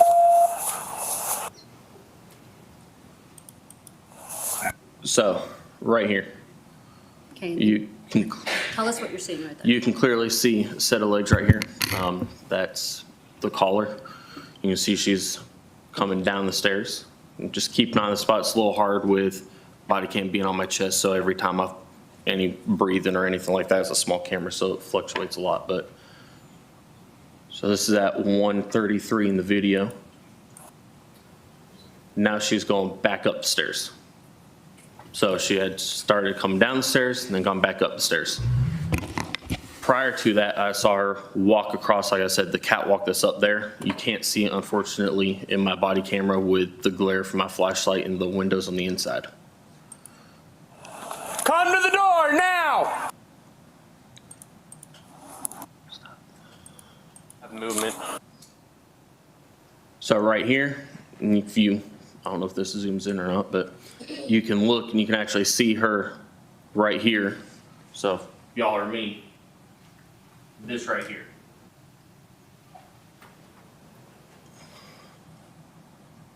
Where's my mouse? Female up here. So at one point in time during this process, she actually turns over her shoulder and looks at me. No, Sarah.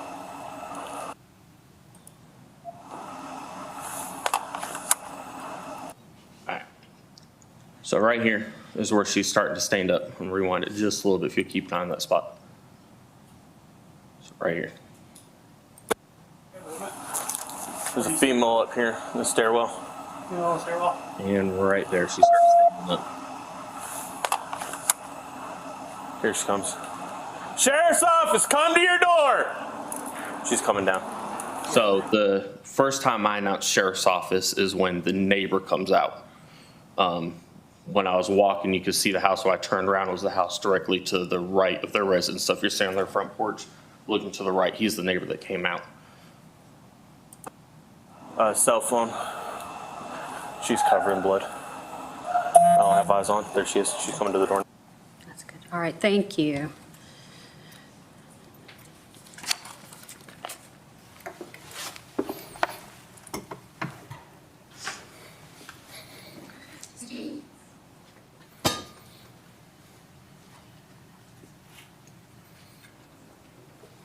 You had the opportunity to review some still shots that came from your body cam. I did. Judge, I'd like to go first. Take a look at these and see if you recognize them.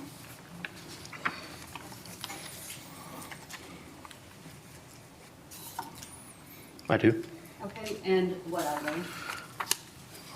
The first one is me checking the pulse on our victim's leg. It looks like appears to be the right leg with my left hand. Hold on a second.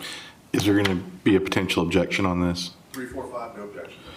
3, 4, 5 are admitted without objection. For right now, just tell us if you recognize the pictures. And then we'll go through them one by one. Okay. On the screen. I recognize all of them. Okay. And are they still shots from your body cam? They are. Judge, the state tenders 3, 4, and 5, if you haven't already. They're admitted. Okay, thank you, Judge.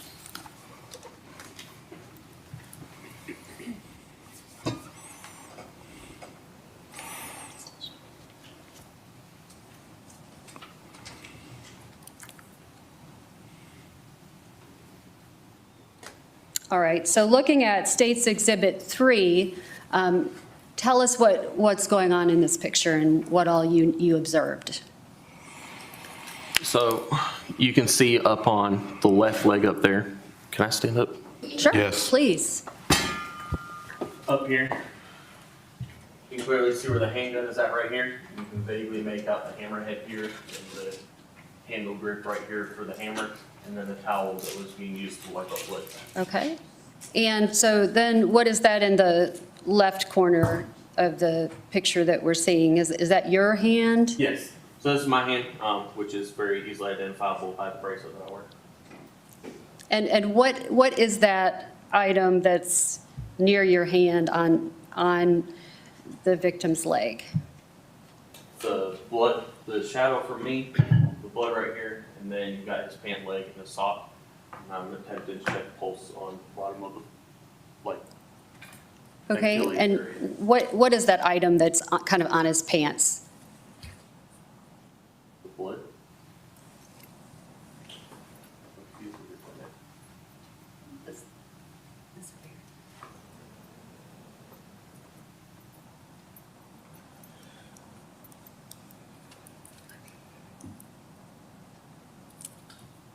Can't tell if that's a towel. That looks like a towel. Okay. Did you, or was it that way when you walked in the room? Sorry, bear with me. That was since 4 o'clock. It's correct. You got a towel here with the tag that's sticking on the towel going down across them. All right. And then now moving to State's Exhibit 4.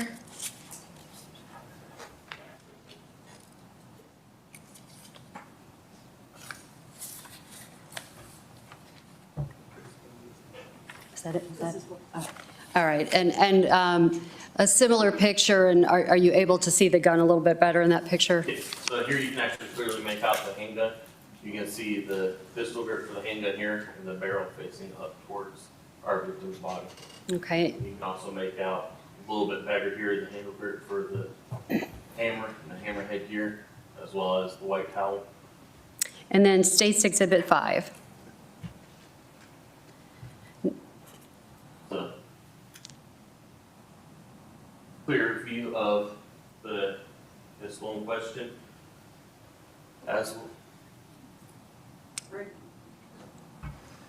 well as the hammer that is partially covered up by a towel. You can see a little bit clearer now. You got that hammer handle starts here, the head of the hammer here is partially covered up by a towel.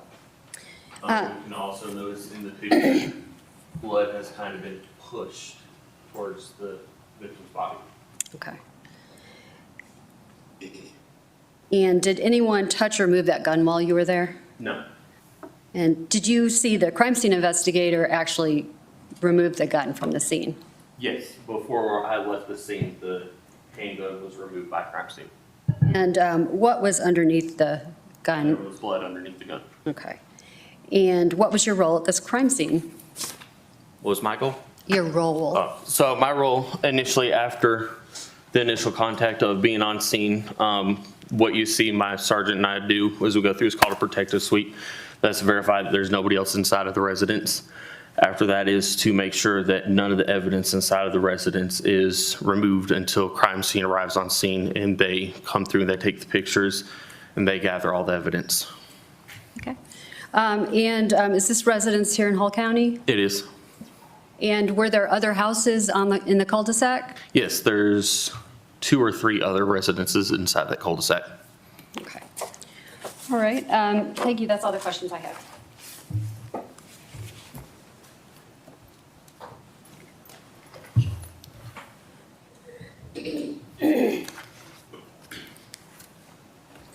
Defense, are you need the AV?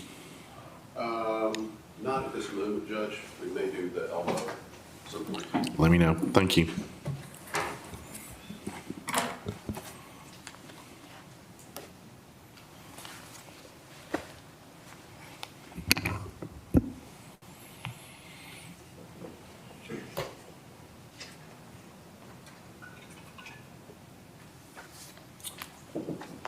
Judge, the defense is tendering Defendant's Exhibit 1, limited warranty deed for the residence.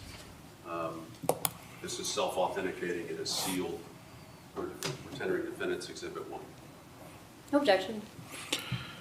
Defendant 1 is admitted without objection. Deputy Martin, am I correct if I say that you, at the time you show up, have no clue who owns this residence, who doesn't own this residence? Correct. When we get calls sent to us, we're given what dispatch is given.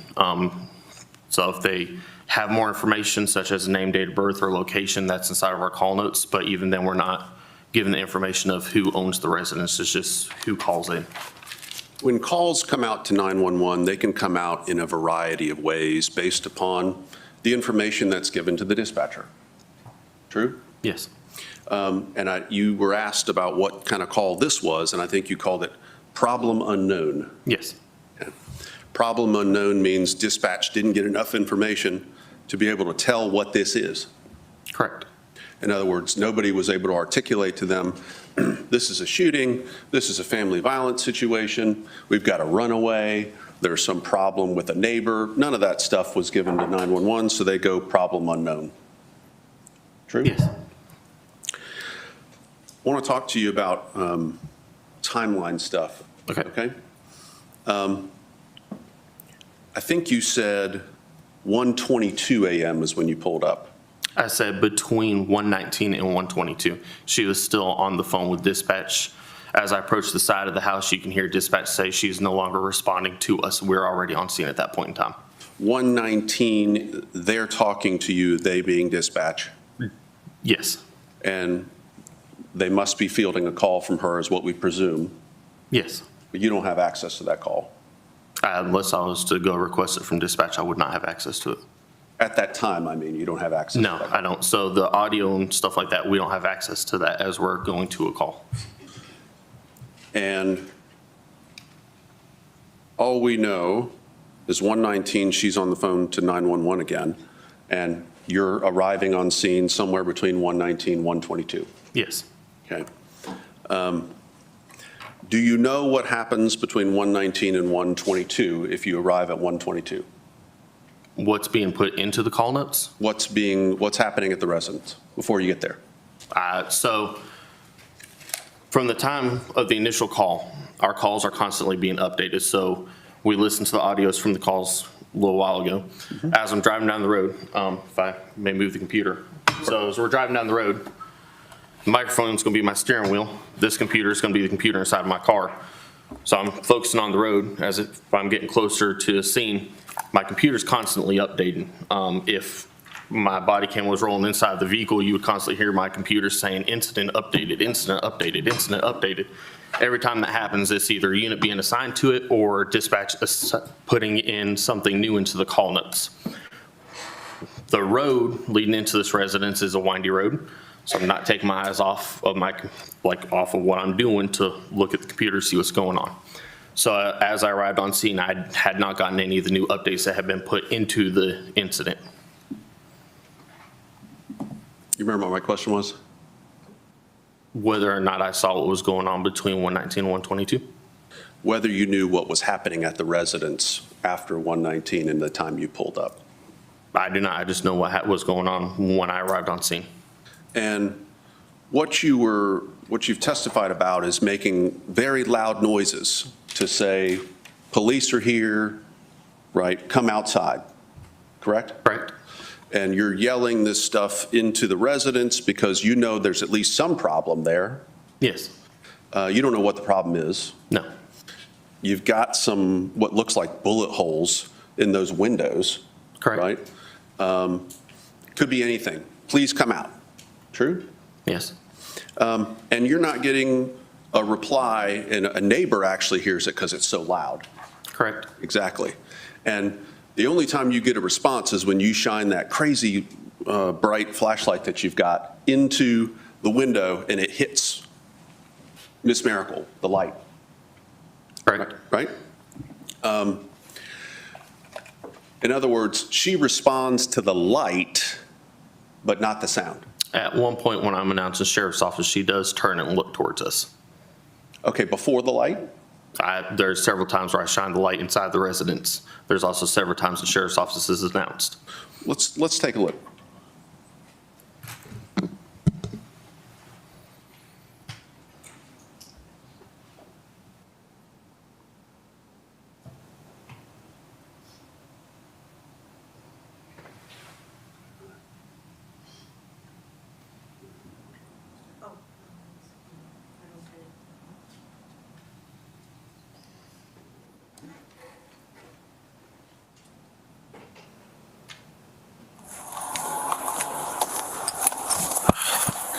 Looks like 121 on this. So the timestamps are not accurate with what's going on there. I believe we had an issue with them, and they resolved the issue. Okay.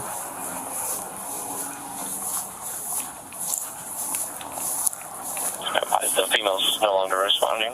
See if we can get contact with the door.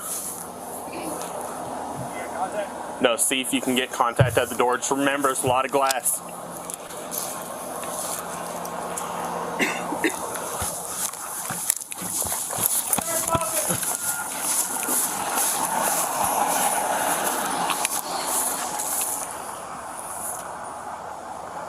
All County Sheriff's Office, if you're inside, go to the door. 4131 radio. 4131. I do have a glass window that has a giant hole through it. Yep. 1033 Paris Drive.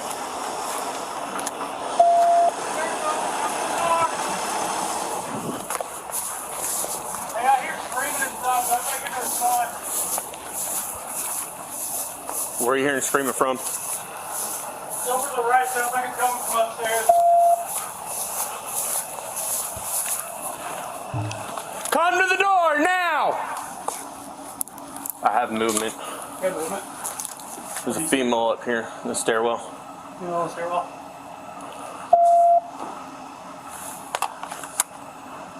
Here she comes. Sheriff's office, come to your door! She's coming down. Cell phone. She's covered in blood. You say at one point cell phone. Mm-hmm. That's in response to another officer saying, does she have anything in her hands? Is she armed, basically? Yes. And your announcement is cell phone. Correct. And when you come on in, actually, when you enter the residence and come up to the top of the stairs, what you find is her cell phone is right up there on the top platform, right? There's a cell phone there, and there's a cell phone in her hand. I don't know whose cell phone she has in her hand or whose is at the top of the stairs. Okay, let's be super clear about this, okay? The cell phone, the only cell phone that she ever held in her hand is at the top of those stairs. True or false, as far as you know?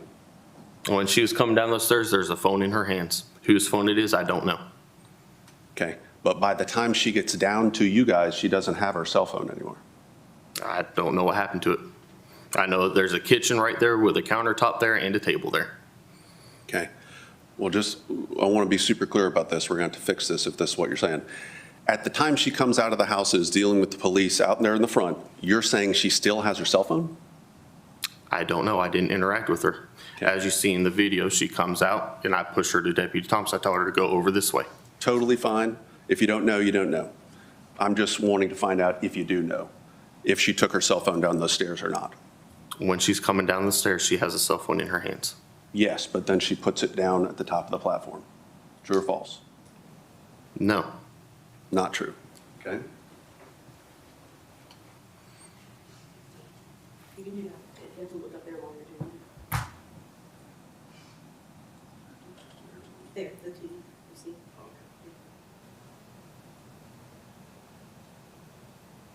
We're just going to give this a roll one more time. Come to the door now! I have movement. Good movement. There's a female up here in the stairwell. Watch her come about 3 steps down, then turn and set something down, okay? She's already at the top of the stairs at this point. Sheriff's office, come to your door! She's coming down. Cell phone. She's covered in blood. I don't have eyes on. There she is. She's coming to the door now. Hey man, step out here, what's going on? Step out here. Does she still have the cell phone in her hand right now? Yeah, her over there. Not right there. No. Go over there. Over here. Go over here. Did you find a cell phone on her later? I didn't search her. Okay. But for sure, there's a cell phone at the top of the flight of stairs. Yes. Okay.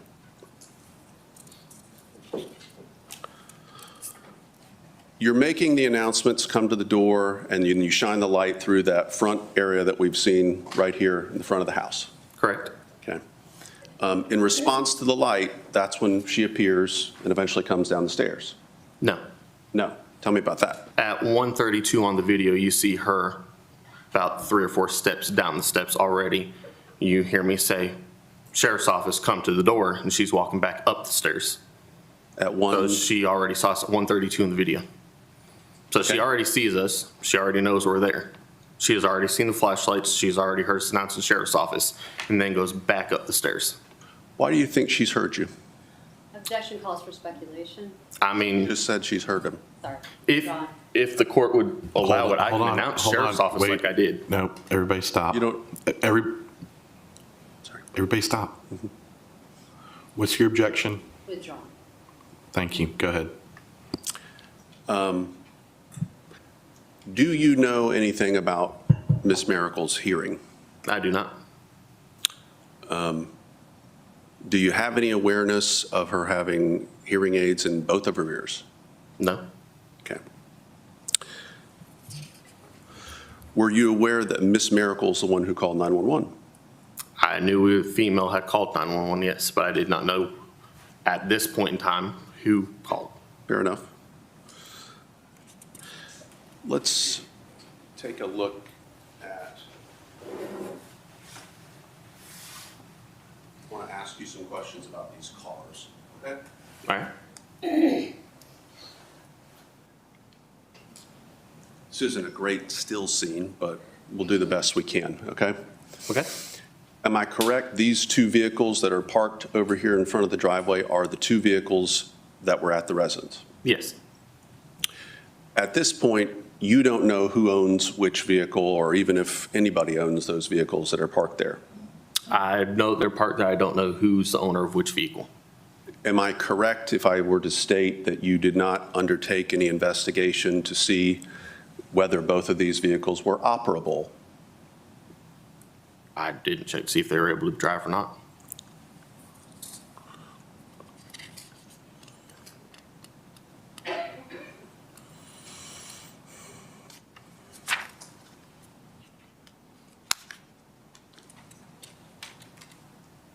Did you, I think you said maybe you already answered this. You didn't do any searches of Ms. Mericle?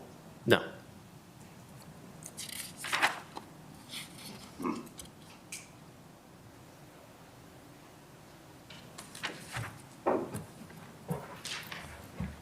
Thank you. Just one more question, Judge. Just to clarify, at the point where you said she comes 3 or 4 steps down the stairs and then turns around to go back up, Yes. are you shining your flashlight in the window at that time? It is being shined through the bottom section of the window. So in the video, you can actually see it, the little landing that's right there as you come downstairs and then turn left, come back down. It's shining on the little landing down there. Thank you. Any objection to the witness being excused? No, Judge. Witness is excused. Thank you for your testimony. It is now approximately 15 towards 12. We will resume court at 1 o'clock. Members of the jury, as I've said and will say multiple times, please do not discuss the case with anyone. If you want to hang out with other jurors and talk about Braves baseball, that's perfectly fine. If you don't want to hang out with anyone and be by yourself, that's perfectly fine too. You are not to discuss the case, even with your fellow jurors, until deliberations. No side conversations whatsoever. Do not perform any research, paper, online, or otherwise. With that, we'll see you back at 1 o'clock. Thank you so much. Lawyers remain.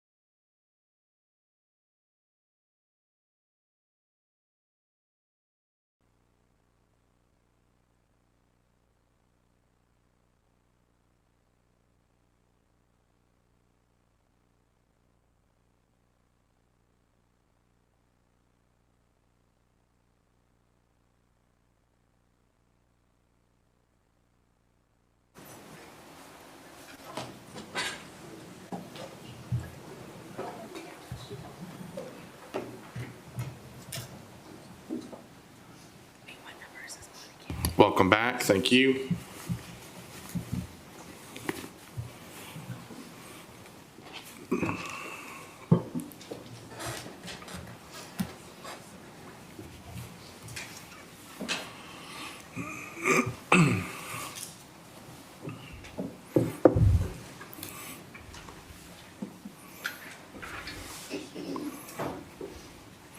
All right, welcome back. Thank you so much. Please be seated. Thank you.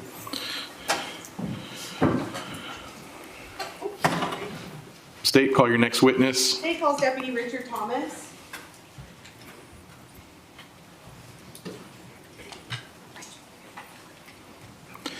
And I have no problem with using the smaller there. Thank you.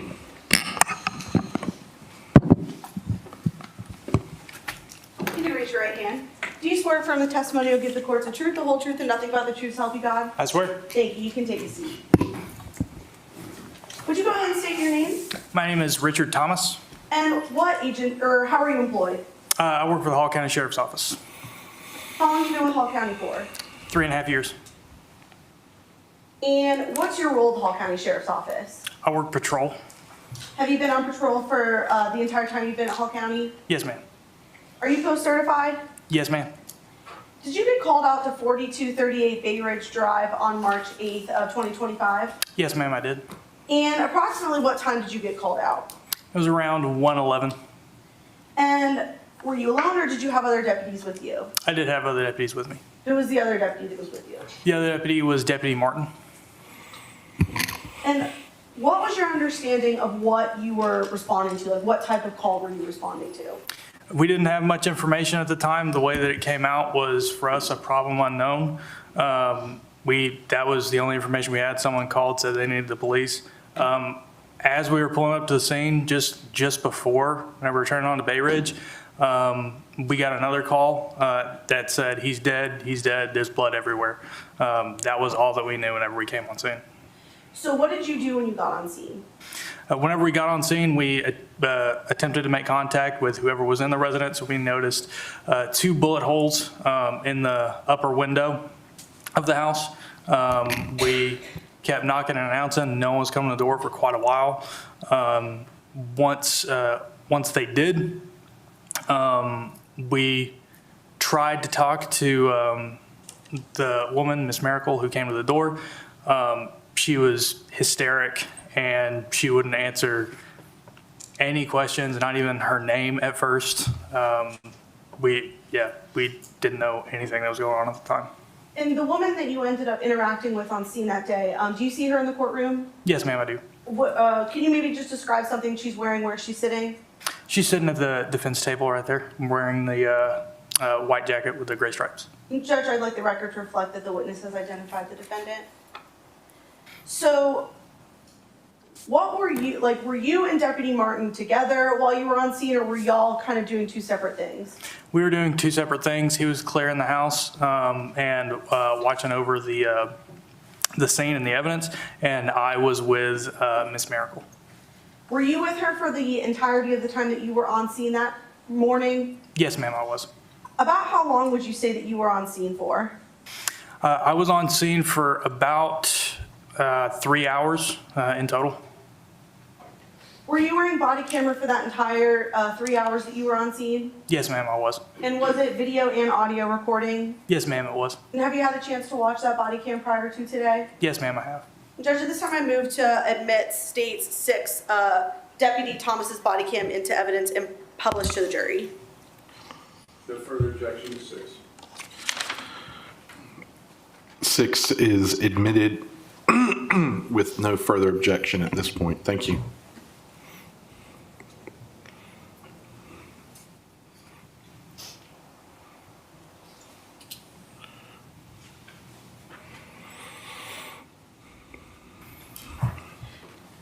Does it take a minute, Deputy Thomas, for the sound to kick on in your body cam? Yes, ma'am, it does. Why is that? At the time, it's not always actively recording, but it's got about a 30-second to a minute playback where it's recording the video, but not the audio until it's activated. So will we hear sound kick on your body cam in just a little bit? Yes, ma'am.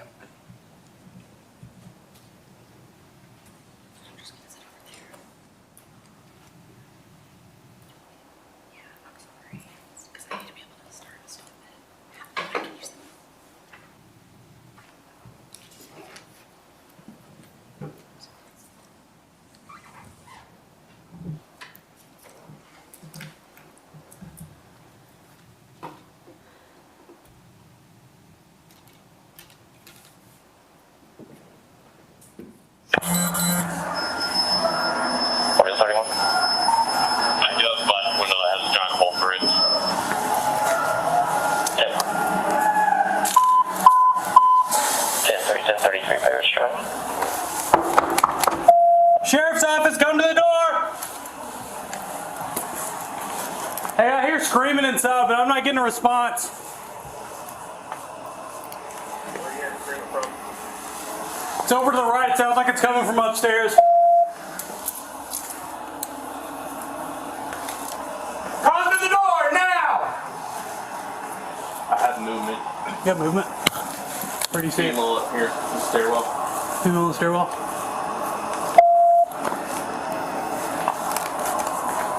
There she comes. Sheriff's office, come to your door!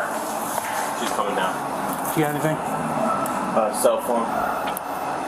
She's covered in blood. I don't have eyes on. There she is. She's coming to the door now. Okay.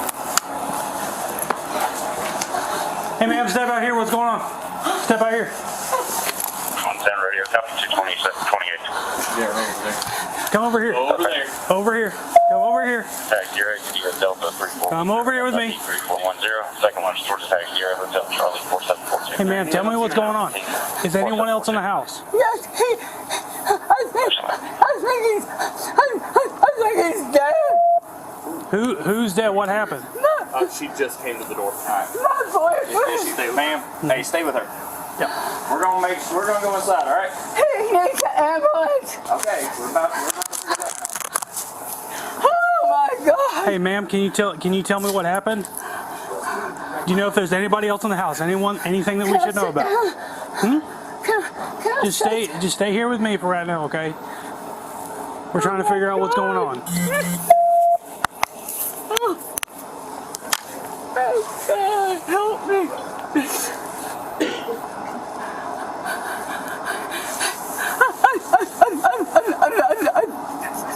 I think he's dead.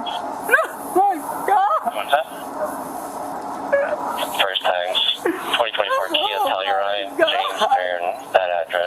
Can you tell me anything about what's happened tonight? Second, Who's dead? What happened? Porsche Bacon, black in color. Confirming Sam Henry Charlie 4742. He's dead. Oh my God. God help me. Oh my God. Oh my God, he's dead. I don't think I feel a pulse.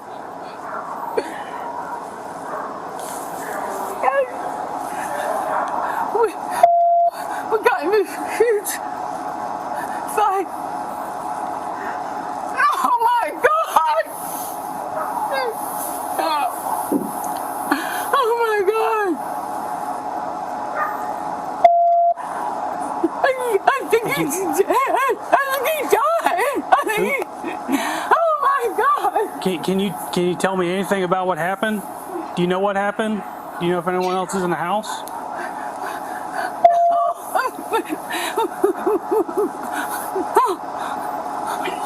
No,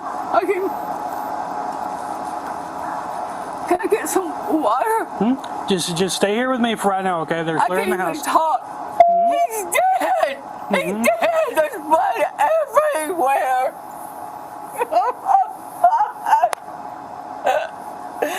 He had a gun. He took 4110 ready. You can clear the channel. it out and told me. Bailey, North Patrol is back in service. North Patrol is Everything else is fire side clear to enter. He was gonna shoot me. They're clear to enter. Someone said they're going to shoot you? 4130 up front.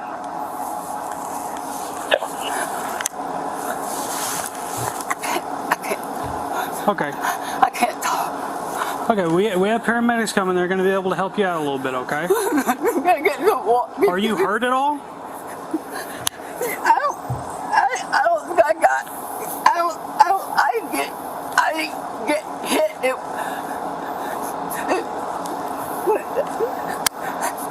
It went past me. Are you 4120? Oh my God! Look, he's dead. There's blood. Oh my God, he's dead. I know he is. I could. No. Hey, just stay right here. You can't go back inside right now, okay? Oh You have to my stay God, right here he's with me. dead.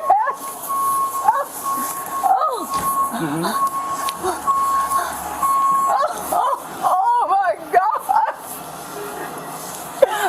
Oh my God. 4140 radio. Can you show me tonight?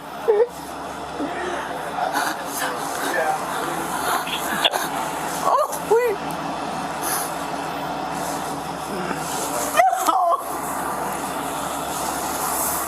No. So she's really manic. She's not even really. She's not able to answer my questions. She's kind of freaking out a little bit. I guess. 4216, 4110. Do you still need additional tonight? 1039. I guess there's someone in the house I shot. Don't need any additional units. 4110 radio. Have on call first. Place me at 21. Yeah, if you could, like, the inside is clear to enter. They're inside. Is he still alive? Is he upstairs? Yes, I don't think he. And then as far as she, I don't know if you guys can do anything for her. Not she's. And monitor, and the monitor. Hey, are you injured at all, ma'am? Did you get hurt? Did you get shot? Did you get? I got blood on me, but I think. I'll start another med unit. Thank you.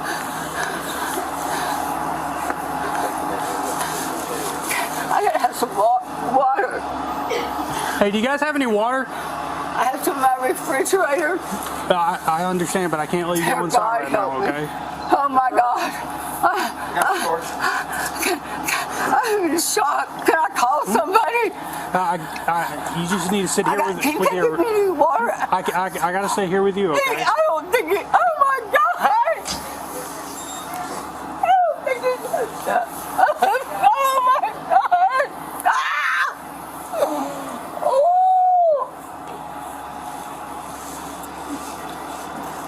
Oh my God.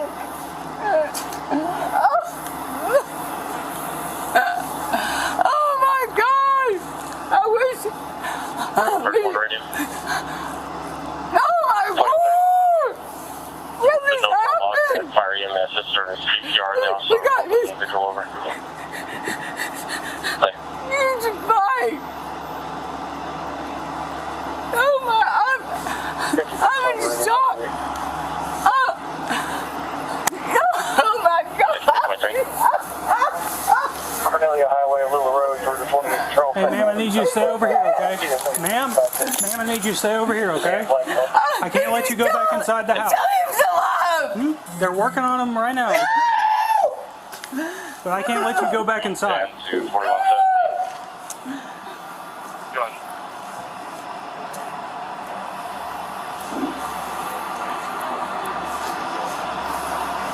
ahead, Sergeant. Go ahead,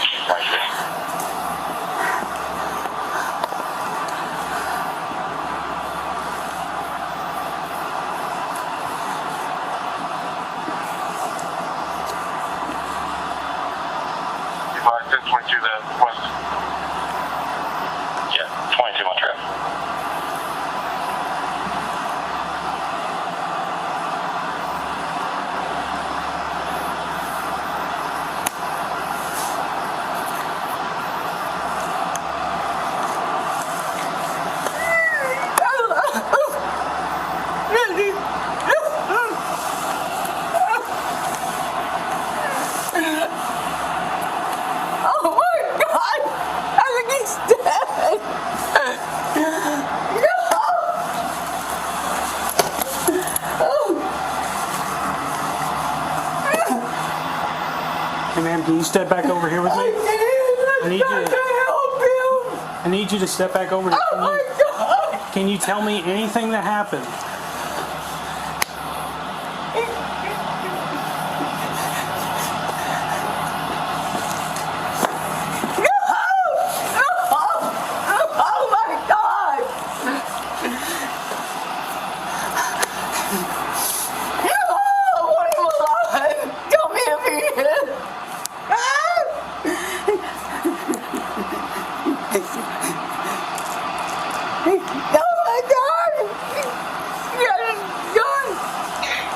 He had a gun? Did he, what did he do with it? Did he shoot himself?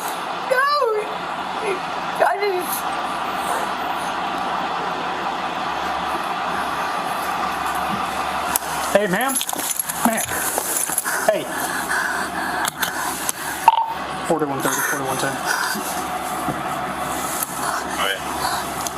Can you send EMS down here for me? I think she's having some kind of panic attack. She's laying on the floor. 4131, you clear on that traffic? Hey, ma'am.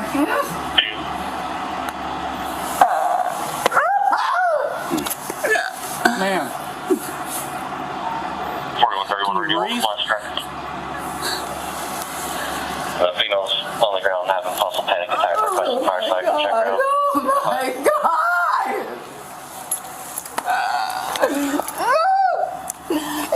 5323, I'll send more. Tell me he was gonna shoot. I can't talk.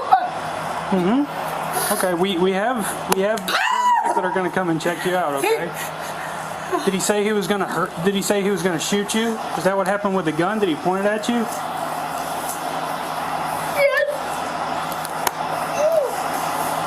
So he said he was gonna shoot you with a gun. So you. What happened after that? Just take the.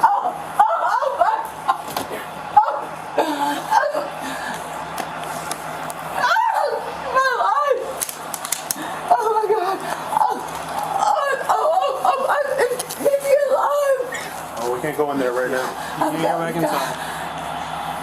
Have a seat. They're gonna come check you, okay? We can't allow anyone inside right now, right? I can't even talk. Oh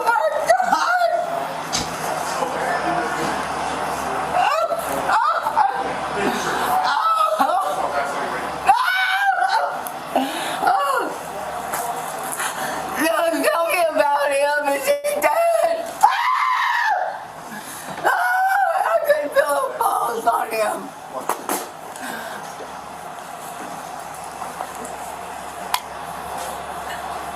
Hey ma'am, if you'll do me a favor and just breathe. They're getting ready to transport him up to the hospital. Is he alive? Ma'am. Is he alive? Ma'am. Take a breath. Breathe for a second. Breathe. They're getting ready to transport him to the hospital, okay? Is he alive? Please tell him to tell me. Like he said, they're getting ready to transport him to the hospital, okay? Oh my God!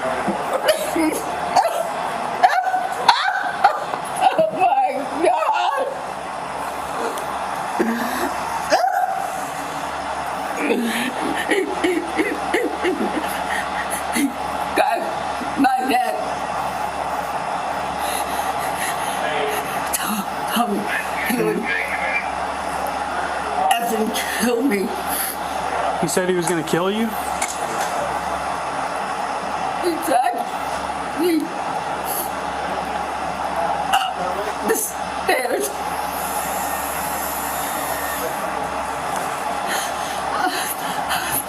Ma'am, you have your ID with you? You don't have your ID with you? Are you able to sit up? Yes. Okay. If you want to lean against the wall, that'd probably help out. Leaning against the wall will probably help you calm down a little bit. Okay, so they're about to get him up to the hospital. What is your name, ma'am?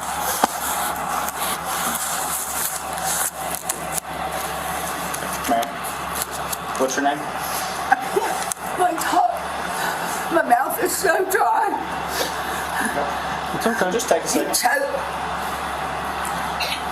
You say what? Choking me. Oh my God, how did this happen? How did this happen? Oh my God. What's your name, ma'am? You mind getting her information? Is there water in the fridge that I might be able to give you? Yes, there's water there. Is it bottled water? I'll bring you bottled water, okay? Oh my God. Please tell me it's alive. Like they said, they're getting ready to transport her to the hospital, okay? Oh my God, I know he's not. Can you tell me? I've been opposed on him. Oh, is he alive? Just tell me if he's alive. I'll water for you, man. You do what you gotta do. Tom, what? It dips down really high, I might not be able to go all the way back there. Do what you can. Let you know, you'll see back there. Okay.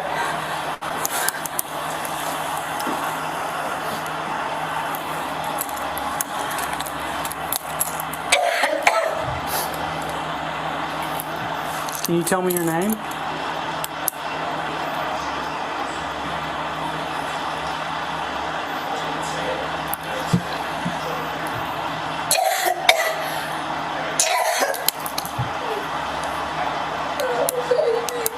Oh God, please, dear God, let him be alive. He shot at me. He shot at you? Huh? He shot at you? Okay, can you tell me your name? 41 radio. What's our address here? 4238 4238 Bay Ridge Drive.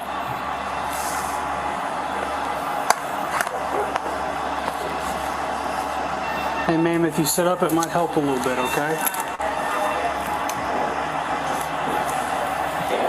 Okay, 4120. Surprised I had no lens. They're trying to knock Hey the ma'am, can you sit up for me?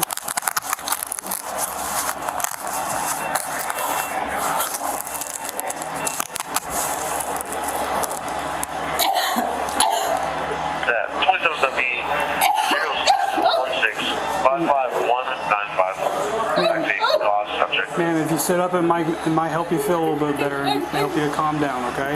I can't. You can't sit up? I can't. If we're not your boss, see Charles Malice. I'll be able to get your numbers in. Yeah.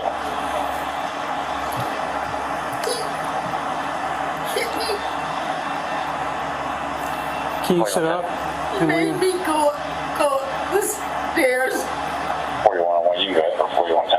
Mm-hmm. I told him to check the area of Whitmire Circles on 30. Call her with something like yelling and screaming outside. 10-6 yelling. Shut.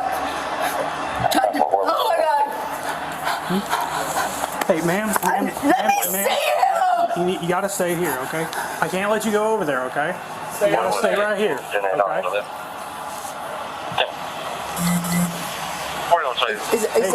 Tell me if the sheet's over his head. You gotta tell stay me if right he's here, okay? Tell me if he's alive. They said that he was transported to the hospital. Is he alive?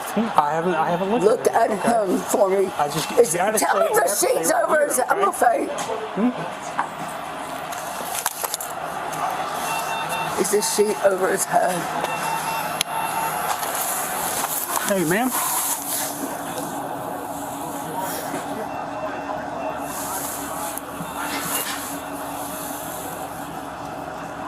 How you feeling right now?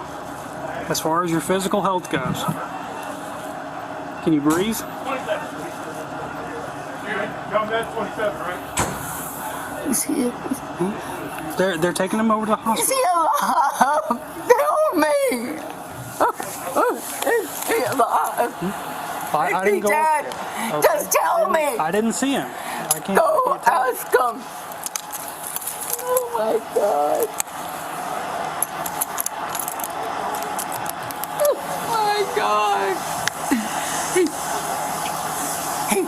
Oh my God, he's dead, isn't he? That's why they're putting this crime paper. Tell me if he's dead. We're doing an investigation right now, okay? I don't know if he's dead or not.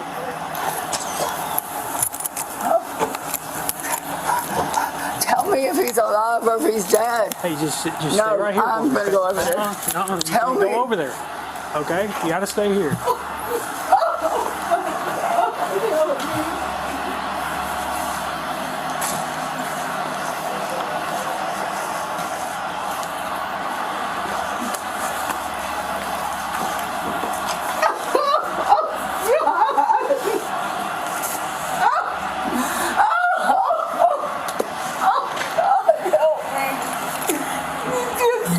He's dead, isn't he? I don't know. Yes, that, man. He's dead, or you wouldn't be putting all this up. Well, they're taking him to the hospital right now, okay? That's all that I know. Oh my God! Oh my God! How did that happen?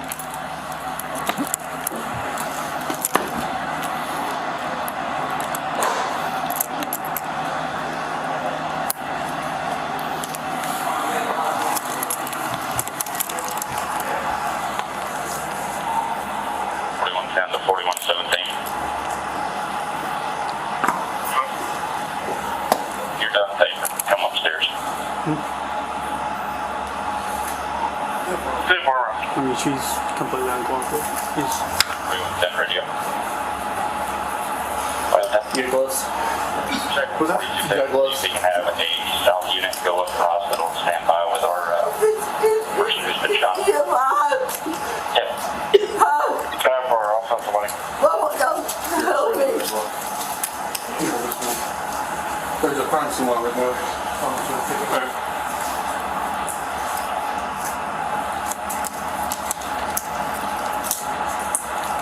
Your name, date of birth, somewhere?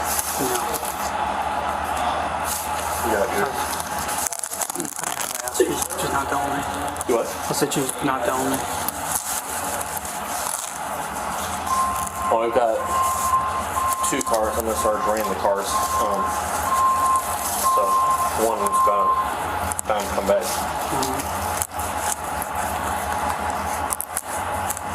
What's your name? Suzanne? What's your name? Suzanne? Suzanne? Say, spell that for me. Suzanne? Yes. There's like, my name is Zach. There's like 6 different ways I know to spell Zach. So that's why I make sure I got your name spelled correctly. Okay, I need you to take some slow deep breaths.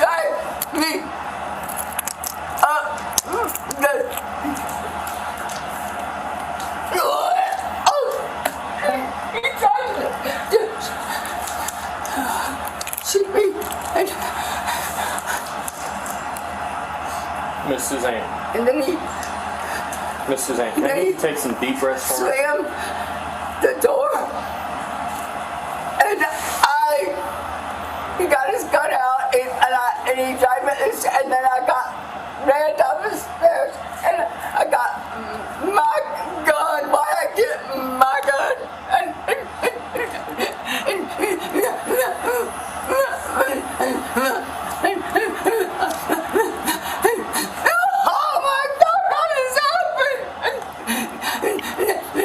Miss Suzanne, hey. I shot my gun to he locked the door.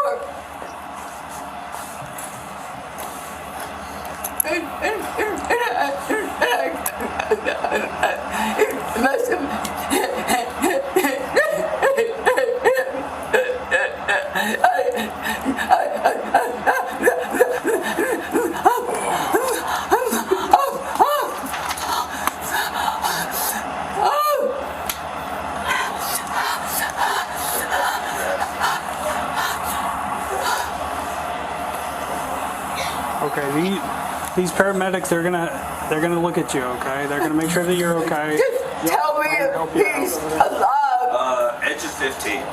Is he alive? He must be dead because y'all are taking him to the hospital. We're here for you, man. No. We're not even sure. I'm even sure what happened. I have no idea. Is he not alive? Ma'am, I have no idea.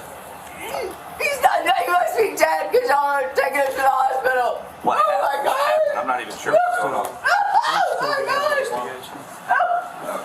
Just DOA or?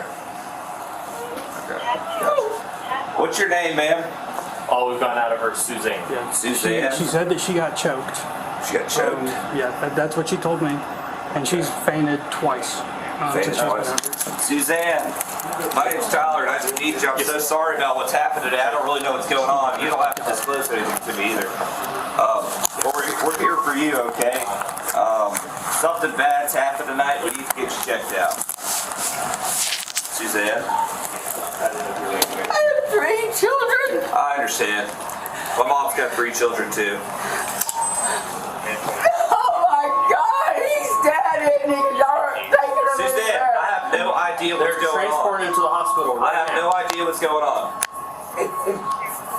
Hey, maybe no. Suzanne, I have no idea what's going on, man. Suzanne, look at me. Look at me. Listen to me. They can't. I got put in jail. Look, they can't leave. He was having a Miss Suzanne, I need you to listen to me. I just need you to talk to me. They can't Suzanne. transport him until they put an IV in and they do other stuff. That's what they're working on. They're going to the hospital right now. Well, I don't have an ID because It's not, okay. a couple weeks ago. Okay. What's your last name, Miss Suzanne? We got to another. Let's try to basically go over. That's fine. Step down.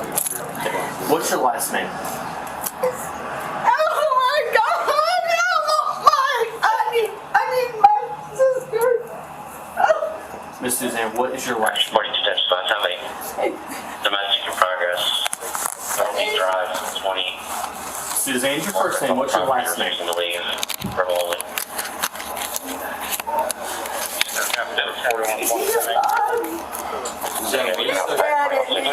Tell me what is he? I don't know. We don't know. I tried to shoot the doorknob off and I must have hit him. Miss Suzanne, is one of these people? No, I killed him. I tried to shoot the doorknob.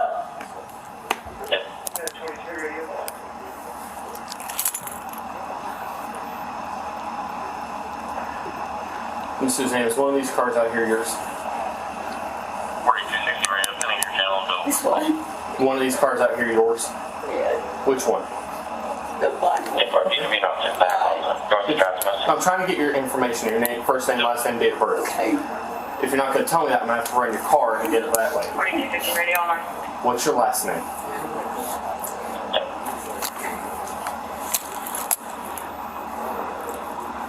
My name is Suzanne. My last name is Mericle. Miracle?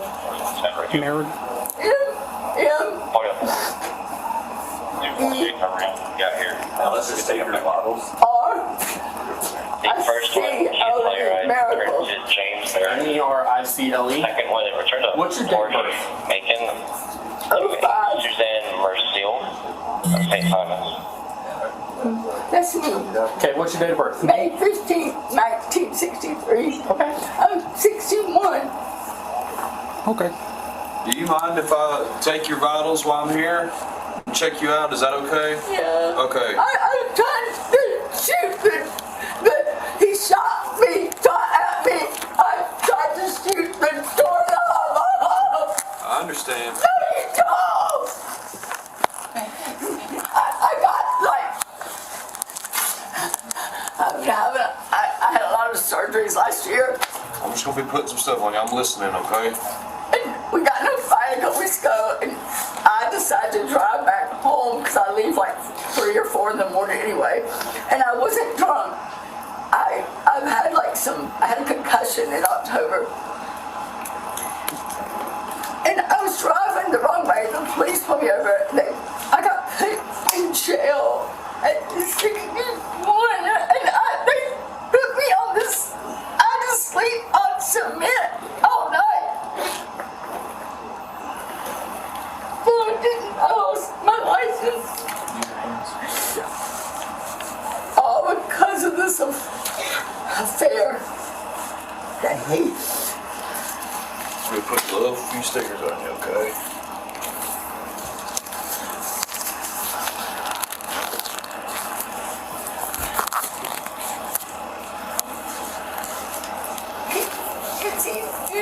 You're alive. You're taking him to the hospital right now, okay? What is that? He's dead, isn't he? They don't transport if they don't have anything. So when he left, he was alive. He was? Yes. Oh my God. Still out. Oh, baby. Listen, you need to breathe, okay? You keep focusing on No, I you. Keep can't. focusing on you. I was trying to, I want to work this out, and he doesn't love me, I know, but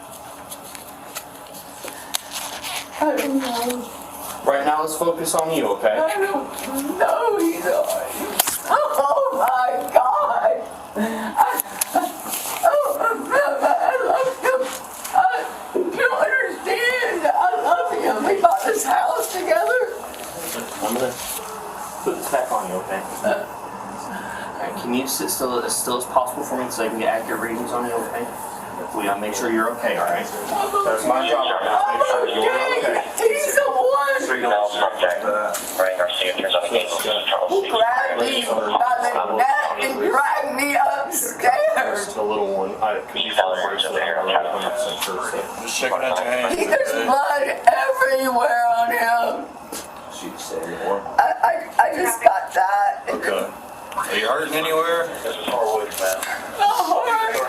Okay, I understand. Getting that Oh, 5:15, 62 or 63? 61? Sorry. Said Mericle for her last name. She can give us Mericle. M-E-R-I-C-L-E. How do you spell your first name, Suzanne? S-U-Z. Eddie. Okay. Just want to make sure I was spelling it right. Date of birth is 5/15. 63. I'm 60. I'm 61. I don't know. That's fine. I'm a good person. I don't know. He's so big. Everything was good. I don't know. What happened? We had dinner. Okay, keep going. And then we started just talking. We got to arguing. 4116 to 4120. Got his gun. Here on the sunroom. Do you live here? We just bought this place. Okay, gotcha. This is your husband you're talking about? No, it's my boyfriend. Your boyfriend, okay. Okay. We bought this. We met each other like a long time ago. Okay. And then we got back together this year. Okay. So having dinner, everything was going well, then you got into an argument, he grabbed his gun. What happened And he after? got us, so I was in the bathroom brushing my teeth. And he came in there. And then he got his gun. I said, what are you doing? He said, either you sleep upstairs or I sleep upstairs. Okay. And then he got his gun. I said, what are you doing with your gun? He said, I may have to. You instruct them to drive. I don't know what he said. He said, what are you doing with your gun? And then I told radio. we went back in here. And then we talked.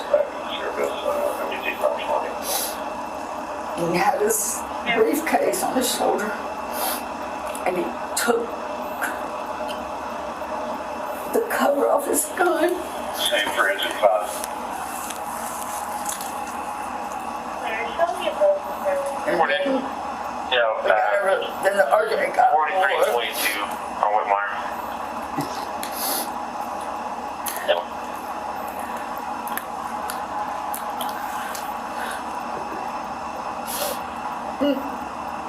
Yes, sir, Alex, you're going to drive. Got another caller on the line. She advised us to be here. Next. to go on. She advised 10-0, you may have to drive. That he'd been drinking too much. And he grabbed me by the throat. He said he would ruin me with my children. Because we were talking about, I said, I wish I'd never met you. You should have told me you were involved with another woman. And he said, you told my son.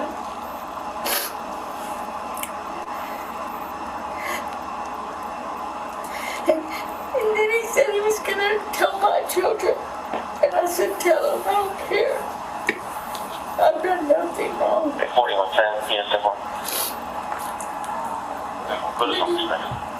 Grabbed me again by the throat and tried to pull me upstairs. And he said he would shove that gun down my throat.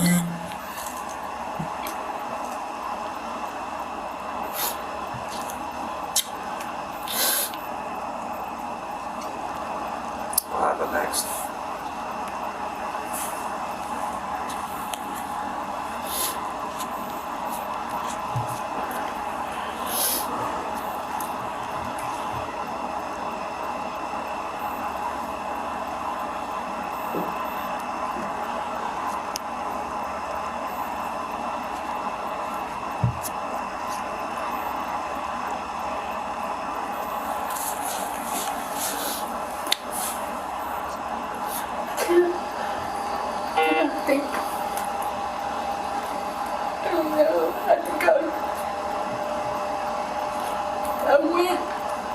He said, I will. 4120, also 4. That's where it's He said he would kill me.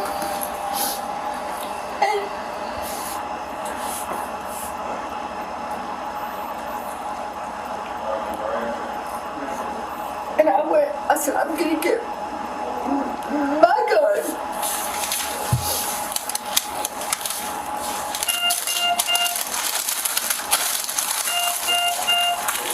So he assaulted you and choked you.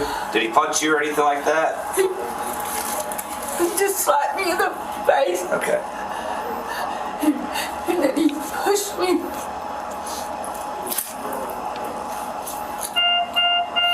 And then I don't remember. I can't remember. That's fine. That's fine. I don't want to. He shot outside. He shot the gun. I was walking up the stairs. He said, stay away. And he shot it. And when I went up, he locked the door. And I was like, open the door, open the door. And then I shot my gun at the door. And it must have hit him.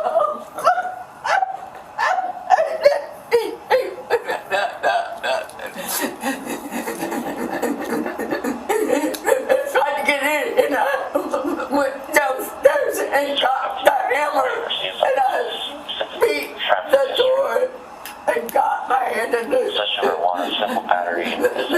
the door and opened it, and he was lying there. And then I called 911. I'm sorry to ask you to tell me all that. Miss Suzanne, I think you need to get checked out. Absolutely. Look.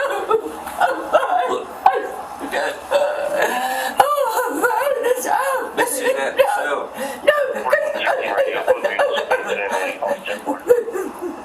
You got to buy a couple weeks ago at this place. I don't even live. I live on I just come. You're just visiting? Well, this is my house, but he lives here full time. Okay, I understand that. So look, there's some pretty intense stuff that happened tonight. Whether you come with me or not, you're gonna be going to the hospital no matter what, okay? Why? You have to be evaluated. I don't want to go. You don't understand. A couple of weeks ago, we had another fight about this woman. And I tried to give him grace, and he made me leave. Yeah, I know. And then I got pulled over, and they... Miss Suzanne, I'm just gonna get some basic information from you, okay? I don't want to upset you I had to further. spend the night on a piece of slab. I know, I understand. No, you don't. This is a day. I'm sorry, I can't understand. Is he alive? Oh my God! There was blood everywhere. Oh my God! Miss Suzanne. I have a normal life. I'm a normal person. I have a dental practice.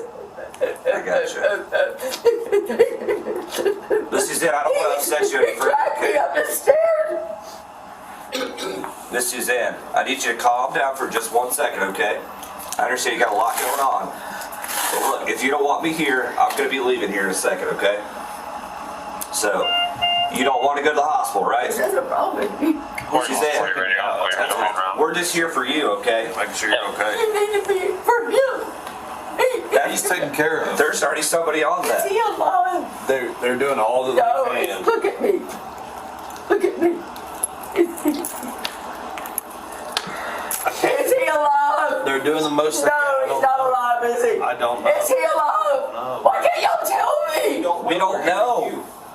I just showed up here, Miss Suzanne. I've been trying to talk to you, but you're not talking to me. I am talking. No, you keep getting hysterical, and I'm trying to talk to you. You don't want to go to the hospital with us, do you? No. Okay, I need you to sign right here, okay? These officers are going to do what they need to do and investigate further, okay? All right, so sign right here.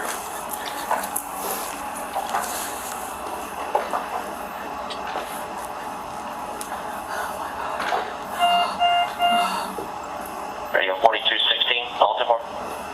I'm going to ask you a couple more questions. What medications are you taking? Progesterone. Progesterone, okay, it's a hormone. Yep, I take Lexapro okay. For what, anxiety, depression? for anxiety. Anxiety, okay. And then in the morning, Do you have a history of high blood pressure? no. Okay, all right. I've never had. That's fine. You might just, you're just stressed out right now. Your pressure is elevated. I take thyroid medicine in the morning. Synthroid? No, some Levothyroxine? some others. Okay, no worries. It's like mixed up. Okay, gotcha. And Are you allergic to anything? penicillin and clindamycin. Okay. I'm a normal person. I'm not questioning whether you're normal or not. These are just things, Miss Suzanne, these are just Is things. he alive? I have no idea. I wish I could. Oh, there is blood. Like he said, they're doing the best they can. Miss Suzanne, you shot him. So it sounds like that's what happened. You shot through the door and it may have hit him. I have no idea what's going on. That's what you told me. So. Oh my God. Miss Suzanne, do you know what year it is? Huh? We watched a movie. Which person?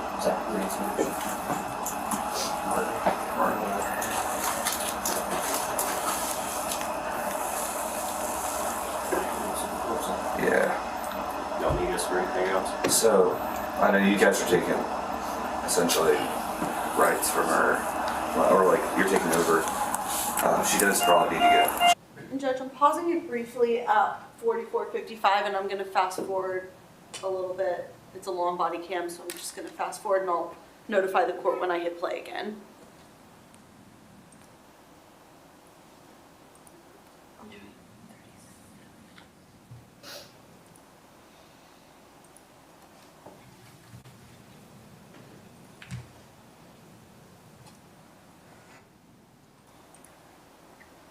I'm gonna go ahead and hit play at 47:35.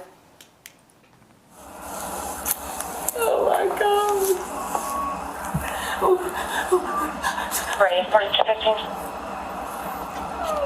This is just horrible. Hold it in 25. He's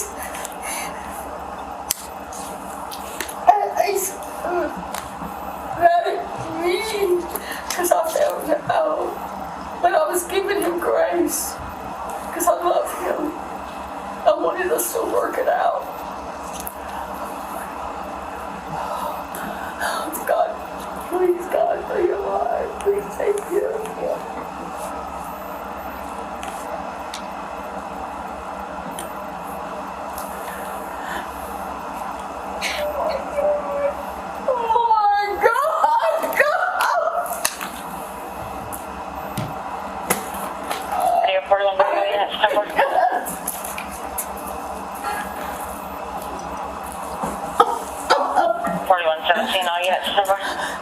What do I do?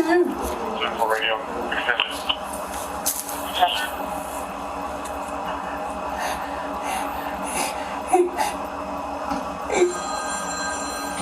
I should never have got my gun. I thought he was gonna kill me. He said he was gonna, he put it like towards my mouth and said he was gonna shove it down my throat. Have a seat, have a seat right there. Dear God, please help me. God, please.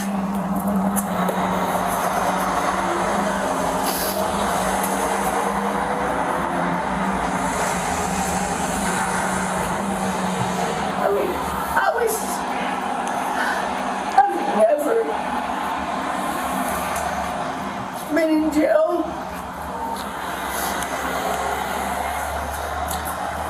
And I was arrested here a couple of weeks ago. They said I was a thief, but I wasn't. I mean, I have a concussion.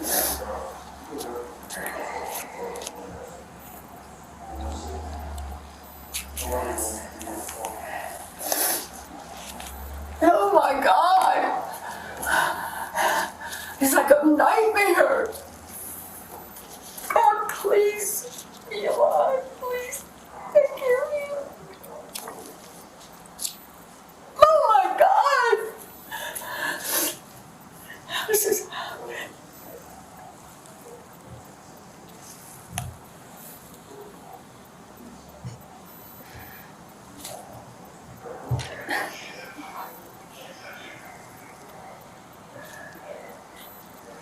I know he's not.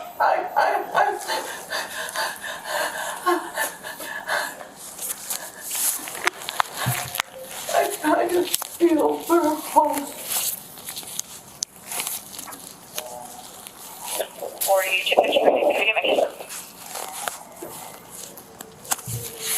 023404, opening 023404.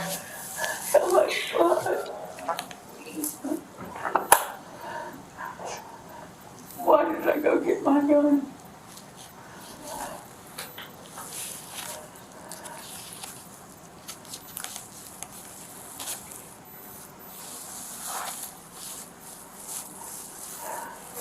You can't tell me who's getting.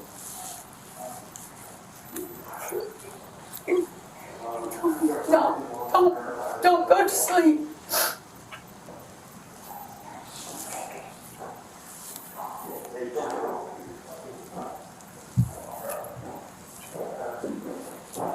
I should have just left.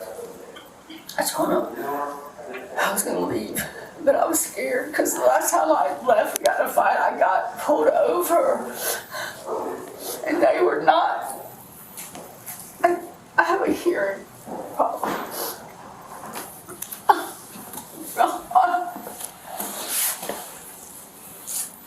What else do you know? You're standing right there with us on. Maybe in the garage? Yeah. Oh my God. 4215, are you copy 20? 4215. Oh, baby. Bravo, you don't have 7? Do you want to use 7? God.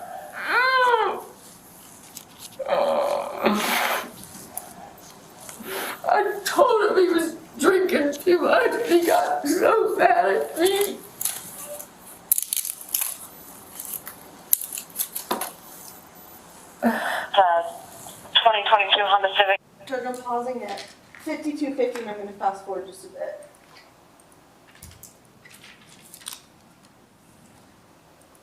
I'm gonna start again at 55:50.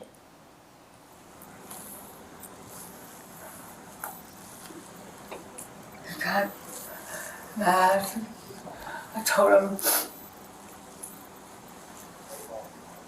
that I didn't want this house anymore. That he told me he didn't want the house.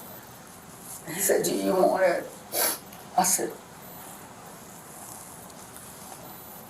"Let's just sell it." And I told him, because he's been paying that woman in Romania money. And I just said, "You can pay their rent for the next 6 months. And let's just not see each other, talk to each other, and let's just..." And he said, "If I moved on, he would kill me." And he told me to shove that gun down my throat.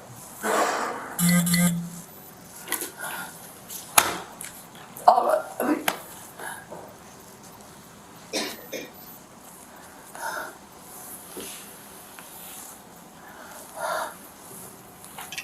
I'm just happy. We're both good people.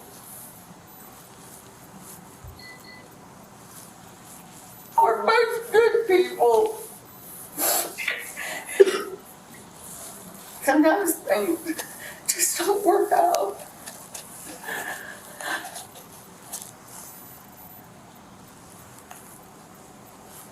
Oh, David. Oh my God, he's such a good guy. He really is. I know that woman. I know. He's a good...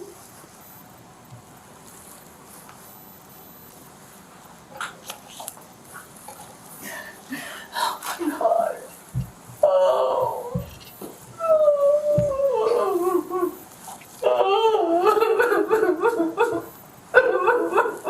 Oh my God.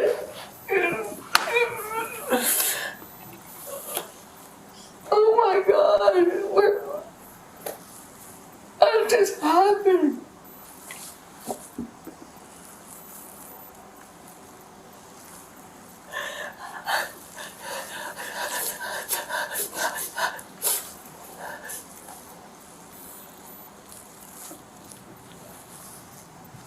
Oh, I've got so many things.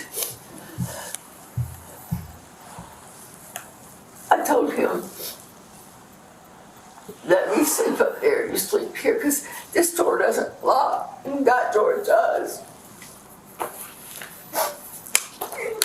He told me not to close my eyes. I should have just got in my car and left, but I got that stupid device thing on it. Oh God, how's my world turned upside down? Have a seat.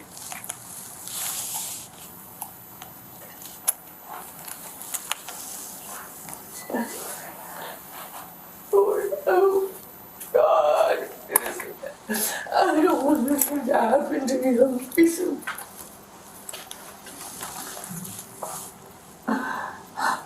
We're putting stuff together for our house. Radio 4216, you sit for. I told him, I said, "Why did you..." And I'm not mad at him, I'm just hurt. And I told him that. I mean, I wasn't mad, I wasn't... But he kept yelling at me.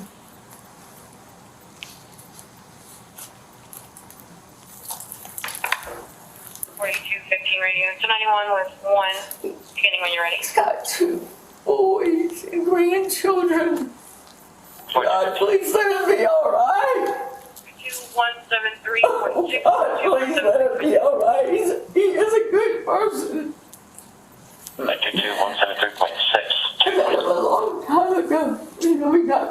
together. God, please, God, take care of him. Oh my God.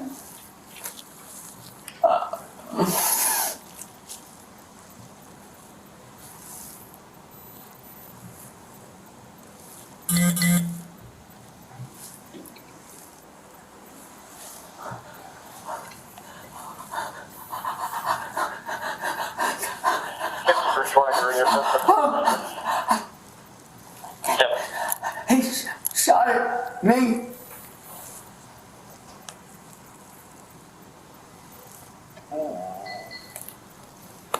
One time maybe, but all I was trying to do is open the door. He must have been right there. I don't know why he didn't unlock it. Judge, I briefly paused it at 1:01:48, and I'm going to fast forward just a bit.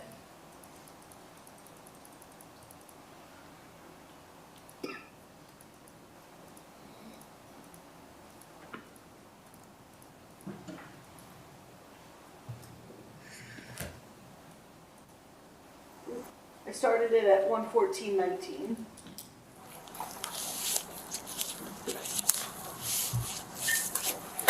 Thank you, sir. Appreciate it. Hello, my name's Matt. Give me just a little bit and we'll talk, okay? Thank you. And like I said, if you need anything, my name's Matt. Okay?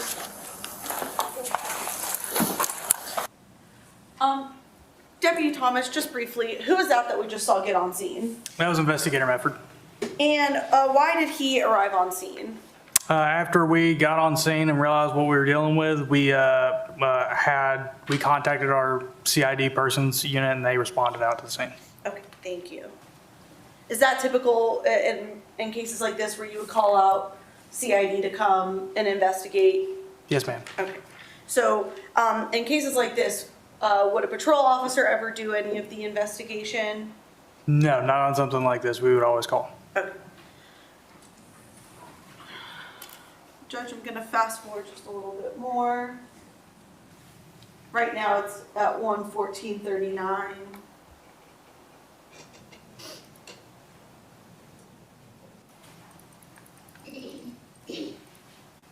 I'm gonna start it again at 1:21:09.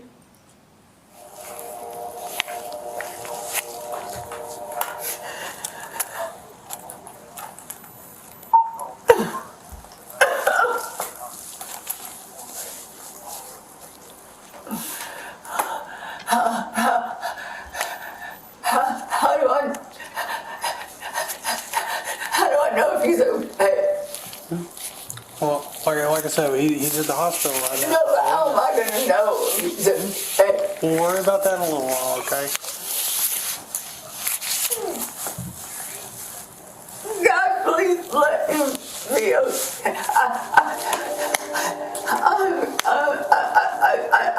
I told him that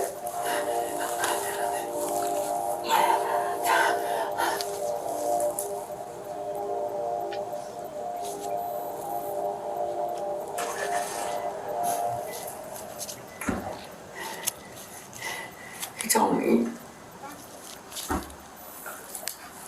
that he ended it with her. He did, and I told him, I said, if you want it, just take it. I don't care. I mean, I'm too old for that, but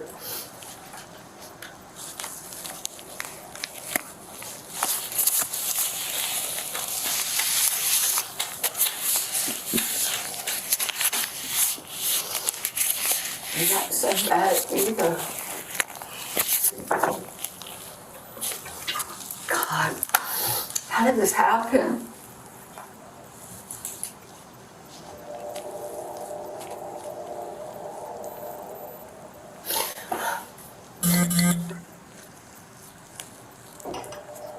Oh my God.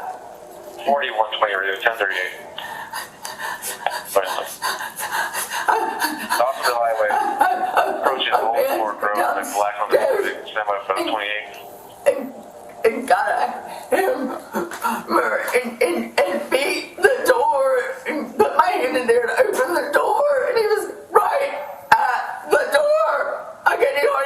sniping.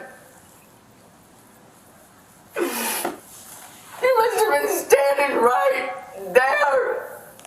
And I was screaming over the door. I ran down.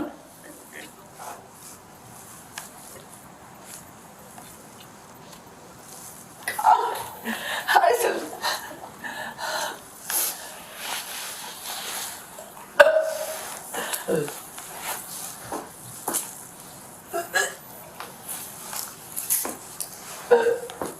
20 is going to be Charlie Zulu Henry. Judge, I paused it at 1:24:14. I'm going to fast forward some.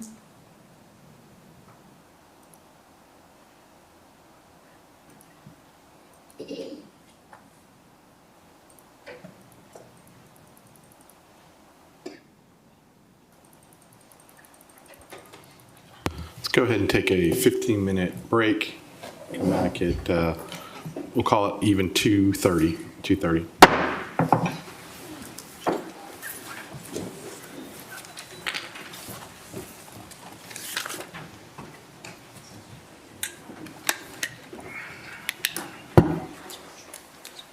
Not a lot.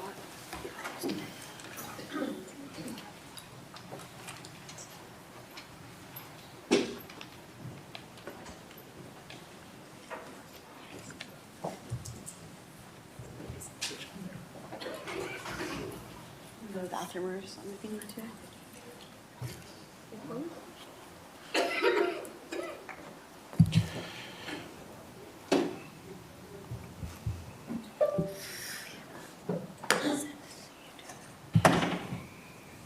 Anything from the state? No, Your Honor. Anything from the defense? No, sir. Lawyers approach briefly.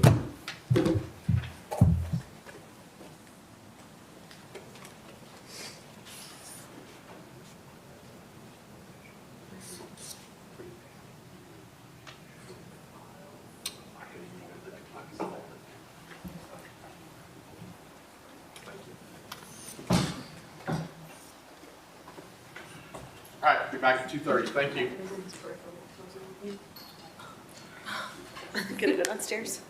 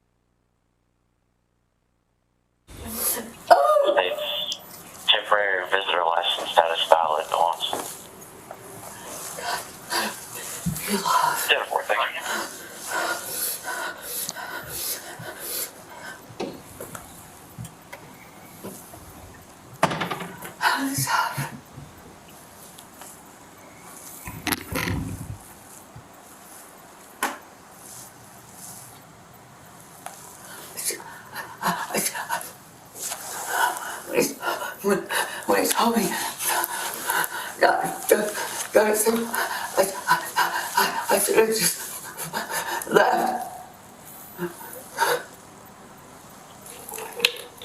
I said, open the door and put your gun outside. And then I tried to take the lock off. Why'd I do that? Oh my God, why'd I do that?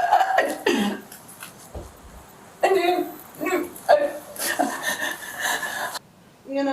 it's 1:48:29. I'm going to fast forward.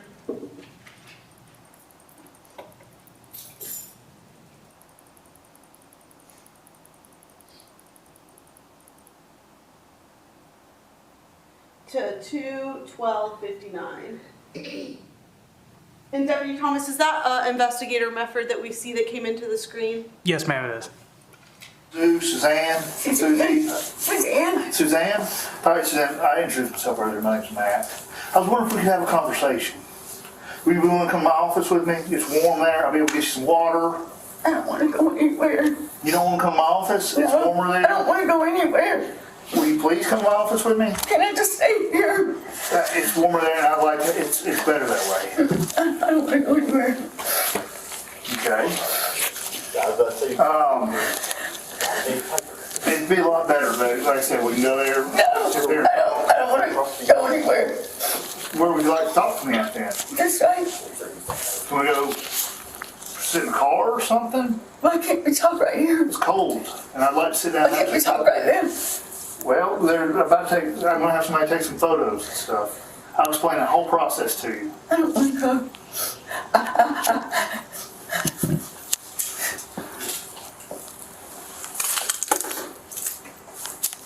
You don't want to go at all?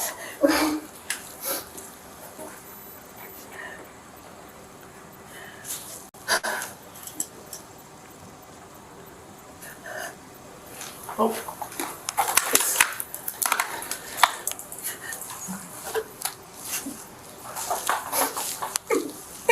Is he alive? He's up right now. He's at the hospital, and like I said, That means he's alive. I need to know. Honestly, I'm here with you. I have somebody going there to check, and I'm here with you, and that's why I'd like to talk to you about what's going on. I'd like to have a sit down and be able to have a conversation, but right here, it's just not the best place. A couple weeks ago, we had a fight about the same thing.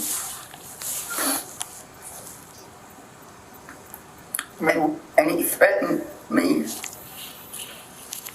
And I got in my car and left. I want to talk to you about all of that, but I want to. Well, I got arrested. I got arrested. And I'm 61 years old. I'm a dentist. I'm a mother of three. I'm Okay. a normal. I have a hearing problem. Mm-hmm.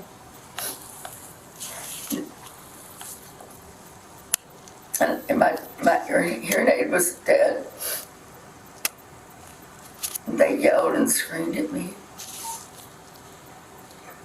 Well, nobody's going to yell and scream at you today. And they threw me in jail on a cement, and I stayed there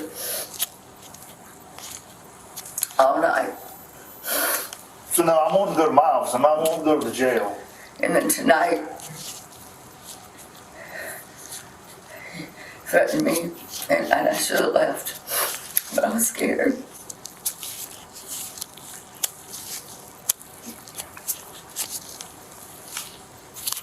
And I want you to be able to tell me all about that.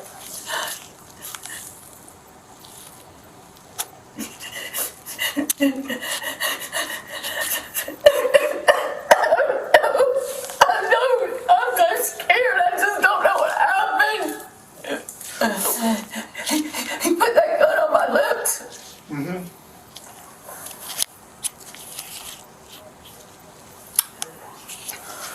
I've just had a really bad last year, this year.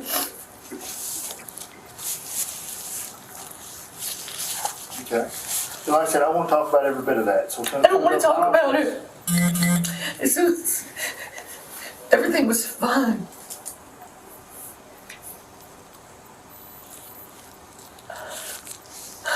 All I was trying to do,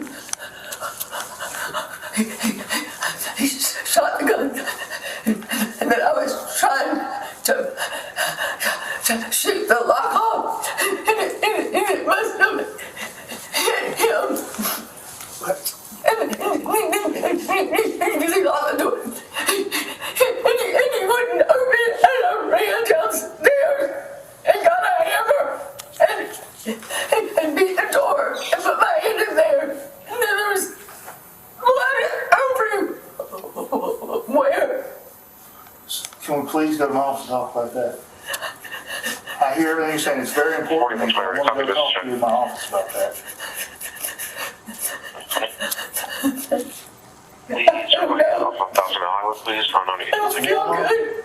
It's warmer there, I mean, I'll get you water. All this stuff you're having to tell me is very important. I'll tell you this, when I get to the office, I will have an answer. I'm here with you right now, I will make a phone call, have an answer, but I really want to talk to you. Oh my God.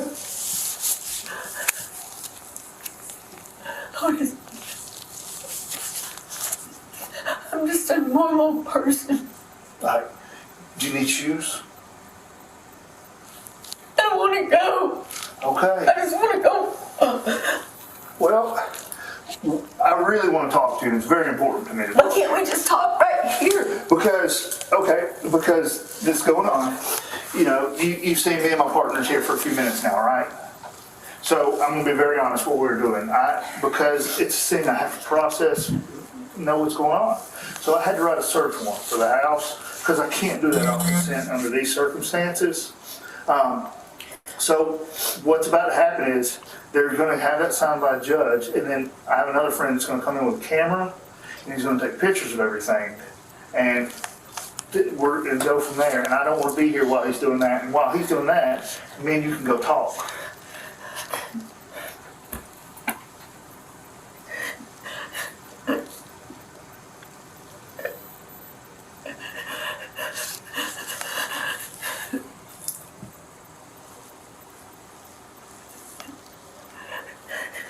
I mean, you have a lot of important information to tell me.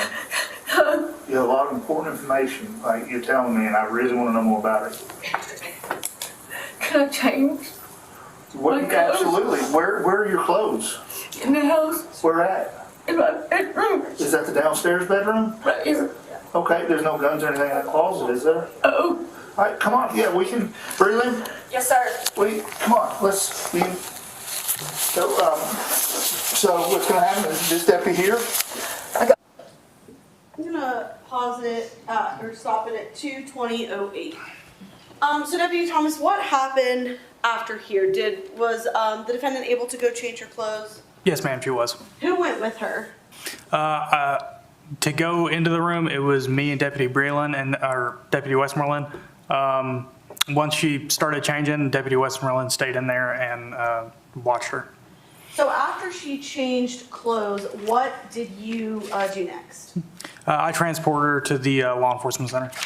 Was she under arrest at that point? No, ma'am, she was not. How did you transport her to the law enforcement center? In my patrol car. Was she handcuffed? No, ma'am. Was she informed that she wasn't under arrest, or did anybody say anything about whether or not she was under arrest? Yes, we made it very clear that she was not under arrest and we were not going to the jail.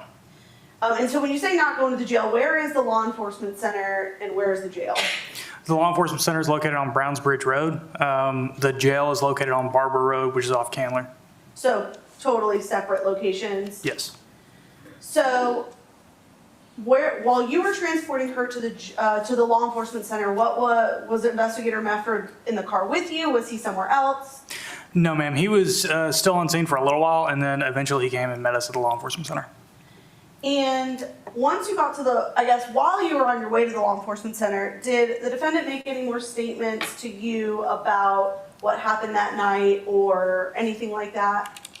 She didn't make many statements. It was more of just the same, of her yelling occasionally. Sometimes she was quiet. She was asking me how long it was going to take to get there. and I kept updating her on that. Once you got to the law enforcement center, what did you do when you, I guess, do you pull into the front and just walk in the front doors? Is there a back door you have to go through? There's a back door that we can access that's gated off, and that's where I went. When you get there, you get out of the car, what happened next? So I should preface it with this. I was still on field training or refresher course. I just gotten back from a deployment overseas. So I thought I knew where the person's unit was located at. I thought it was up on the 3rd floor. It was not up on the 3rd floor, and I went on the wrong side. Eventually, I went back down to the parking lot, and there I met one of the other investigators. He was able to let me up to the 2nd floor on the left-hand side, looking at it from the back, and let me into the investigators' offices. So you said the person's unit's on the 2nd floor? Yes. Is that where you were supposed to be headed? Yes, ma'am. So before you could find where you were supposed to be going, what were you and the defendant doing? We were walking around up at the law enforcement center trying to find the right door. So y'all just kind of wandering around trying to figure out where you're going? Yes, ma'am. Is she saying anything to you while you guys are trying to find the law enforcement or the CID unit? No, ma'am. At one point she stopped and she asked me again if he was dead, and I again informed her I didn't know because I was with her the entire time.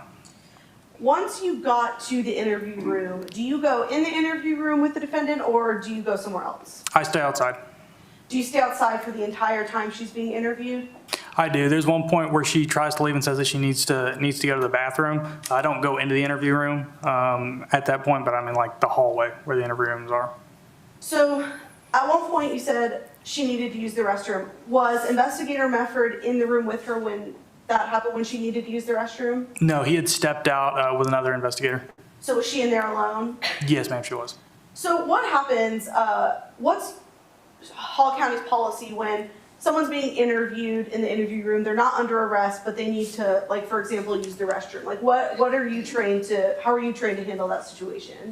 So with her being a female and me being a male, we always have to escort someone at that point because where they're at is a sensitive location.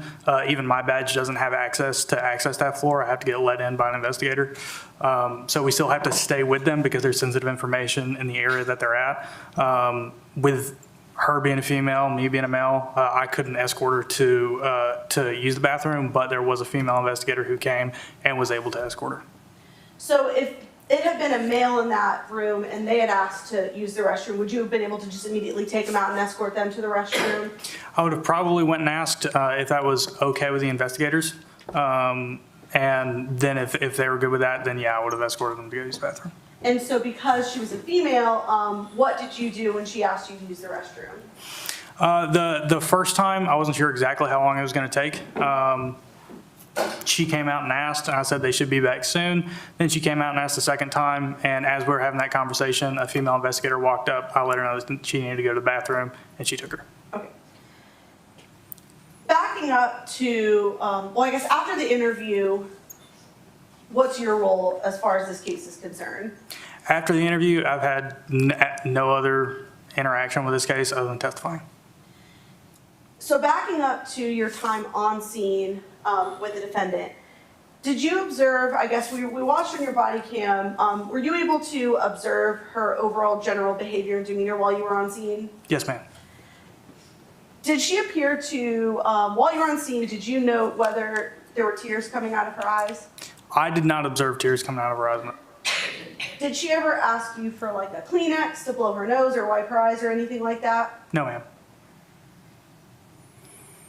We saw also that at some point she was kind of like dry heaving, but because your body camera was like higher up, we couldn't really see what was going on the ground. At any point, did she ever actually throw up? No, ma'am, she did not. We also saw on your body cam that there were a couple times where she falls to the ground and appears to faint. At any point, did you ever observe her lose consciousness? No, ma'am, I did not. When she would fall to the ground, do you remember if her eyes would remain open or closed?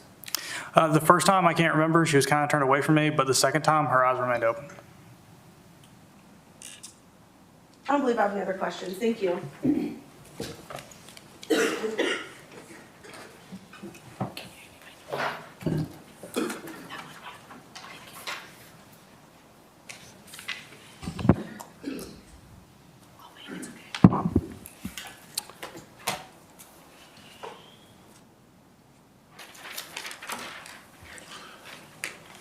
Are you suggesting to this jury she was faking it? Whenever I initially arrived on scene, like I said, we were still trying to figure out what happened. The longer that I remained on scene, the more it appeared to me that she might be trying to deceive us. Okay. So when you said to patrol right there on the scene, she's having a panic attack, that was false? Like I said, at the current moment, that was not, because we had just arrived on scene. She was exhibiting these behaviors right then and there at first. So I did have a genuine concern at that point. The longer that we were on scene, the more it became apparent to me that she might be trying to deceive us. Okay. Tell me why it is apparent to you that she's deceiving you right there in the front of the house. So since then, I have been to an interviews and interrogations course. It was 40 hours. In that, we were trained on how to spot certain behaviors that indicate that someone might be trying to deceive law enforcement during an interview. One of those is change in emotion or possible fake emotion. And what I mean by that is there's instances in this where she's manic, she's screaming, she's yelling, and then she'll be calm for a while, and then out of nowhere she starts up again. Like I said, I didn't observe tears coming out of her eyes. That's another thing that they taught us. There's several instances in this where she's not making direct eye contact with us, or she's kind of closed off, which is another indicator that someone might not be telling the full truth. So obviously in your report that you wrote a report, right? Yes, sir. Obviously in your report, you wrote, I had fears or concerns that she was faking this. Not in the report, no, sir. Okay. In other words, it's not in your report anywhere. Correct. Okay. And you've testified in this case before, right? Yes, sir. And you didn't mention it that time either? No, sir. Just today? Yes, sir. For the first time? Yes, sir. Okay.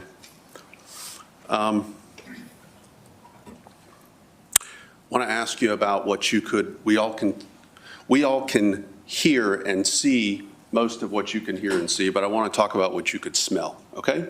Yes, sir.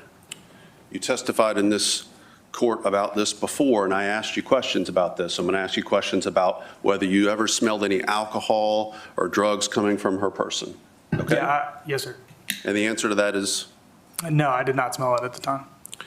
You didn't smell any alcohol coming from her person. You're watching her there for about 3 hours? Correct. And you also transported her to the jail in the back of your vehicle? Correct. Nothing at all as far as odor of alcohol from her person, true? True. Were you responsible for searching Ms. Mericle at any point as far as you can recall? No, sir. Do you know whether or not she had a phone on her person? I do not know.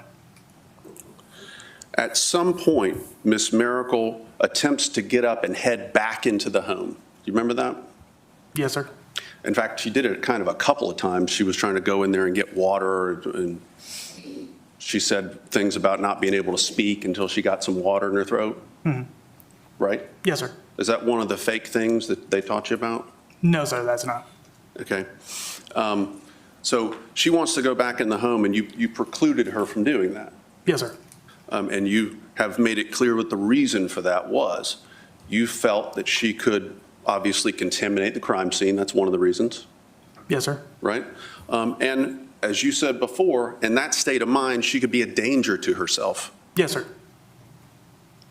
You've observed people in that state of mind before, and you were concerned she could be a danger to herself. Yes, sir. That means take her own life. Potentially, yes, sir. Okay. Thank you. No other questions, Judge? May this witness be excused? No objection. No objection. Thank you for your testimony. You're excused.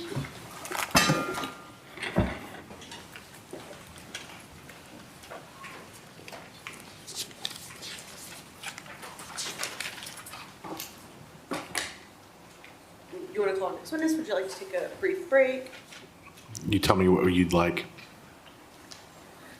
I'll I know we spoke earlier, so. I'll leave it up to the court. I have, I have a few questions to ask and go through some pictures, which we do have up here before we get to the introduction of the physical evidence. So if you'd like to make some more progress before we take a break, we're certainly happy to do that. That would be my preference, but it's your case.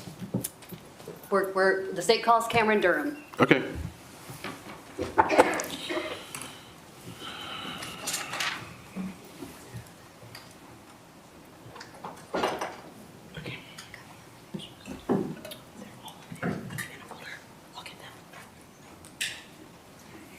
Welcome, come on up. Yes, right here.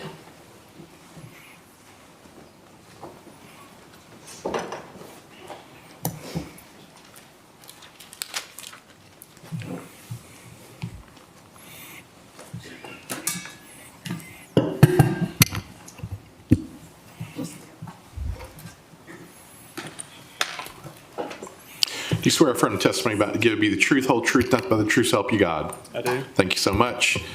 Please get comfortable, adjust the microphone. Thank you. For the record, please state your full legal name. Cameron Durham. Thank you. Sergeant Durham, how long have you been in law enforcement? I've been with the sheriff's office, so it'll be 35 years in June, Where did you start out in law enforcement? with Hall County. What were you doing when you first started out in law enforcement? I started out working in the detention center as a jailer. Worked about 18 months in the detention center, then went to patrol, worked on patrol for about 3 years, and then into CID or criminal investigations. So how many years have you been doing criminal investigations and crime scenes? When I was on patrol, I was doing shift crime scene. I was a shift crime scene tech, so I started doing crime scenes on patrol in around 93. And at what point did you become a crime scene investigator and that was all you did? I took over full-time crime scene in 2001, I believe. How many hours of training do you have? A little bit over 3,400 hours. How many of that is specifically related to crime scenes? I'd estimate between 14 and 15, maybe 1,600 hours. How many crime scene investigations have you participated in? Over the years, there's been probably a couple thousand. How many death investigations have you participated in, whether they are suicide or homicide? Suicide and homicide, probably over 500. Accidental natural deaths, probably over 800. Do many of those investigations involve firearms? A good bit of them do, yes.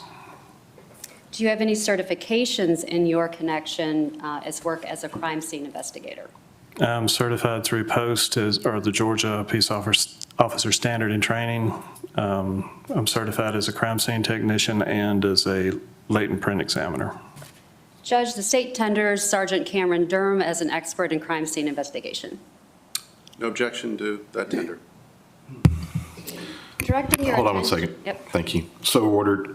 Members of the jury, just like any witness, it's your duty to determine credibility, whether you do or do not believe a witness. Experts, the purpose of an expert is to help the jury with things that you may not otherwise know. That being said, and no comment on this witness, an expert witness gives, you give any credibility or not credibility as you so choose. State. Thank you, Judge. Directing your attention to the early morning hours of March 8th of 2025, did you investigate a crime scene involving a shooting at 4238 Bay Ridge Drive here in Hall County? Yes, I did.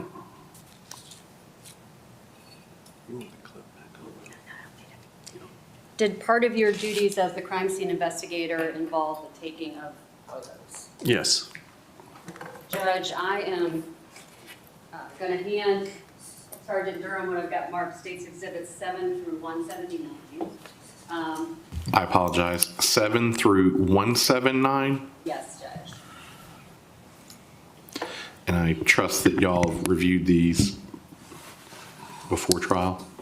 Yes, correct. She just handed those to me. like just now? Or- We've reviewed those previously, Judge. Okay, so are we good with all those coming in, or do we need to go through every single picture? We don't have an objection to 7 through 179, no further objections to any of those. All right, so 7 through 179 are admitted without objection. So I'm going to ask the witness to thumb through these and see if he recognizes these as a group. That's fine.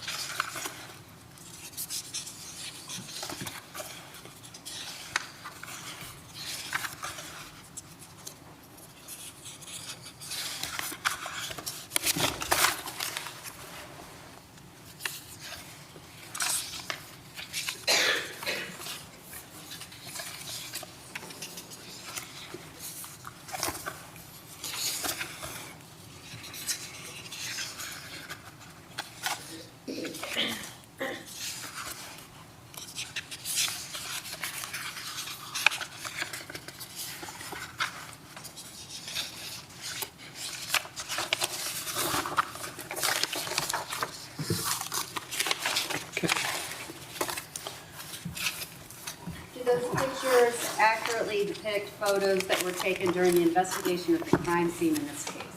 Yes, they do. Judge State Tenders Exhibit 7 through 179.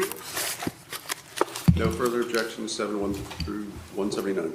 Thank you.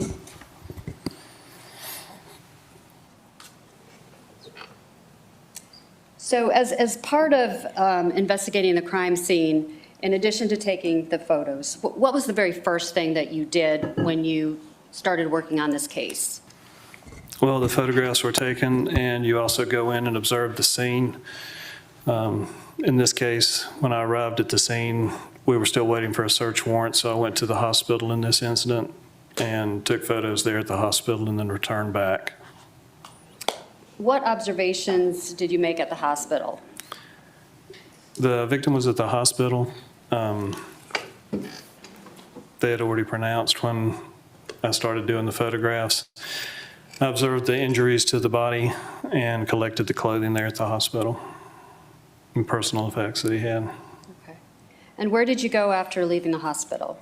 I went back to the scene at the residence. Okay.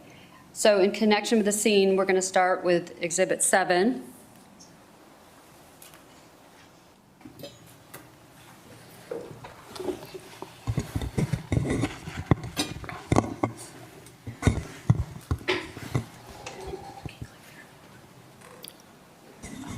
At some point, we're going to skip around a little bit, though.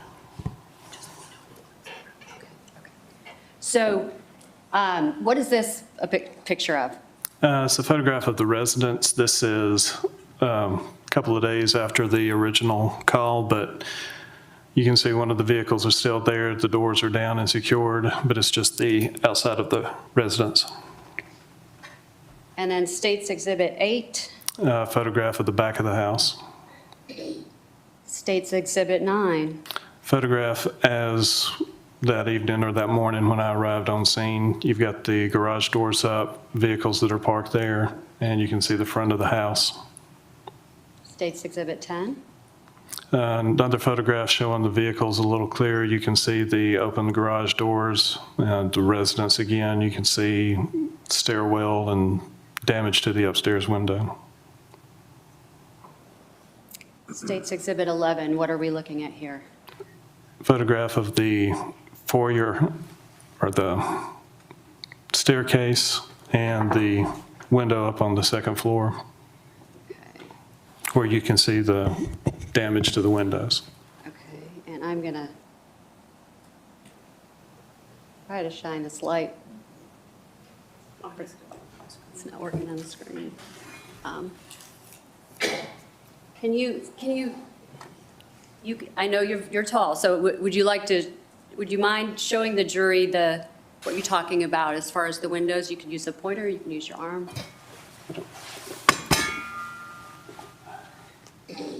The entrance to the house, and then you have the window here where you can see the landing for the staircase, the second floor window, or the top floor window. You can see the two defects on the window glass there.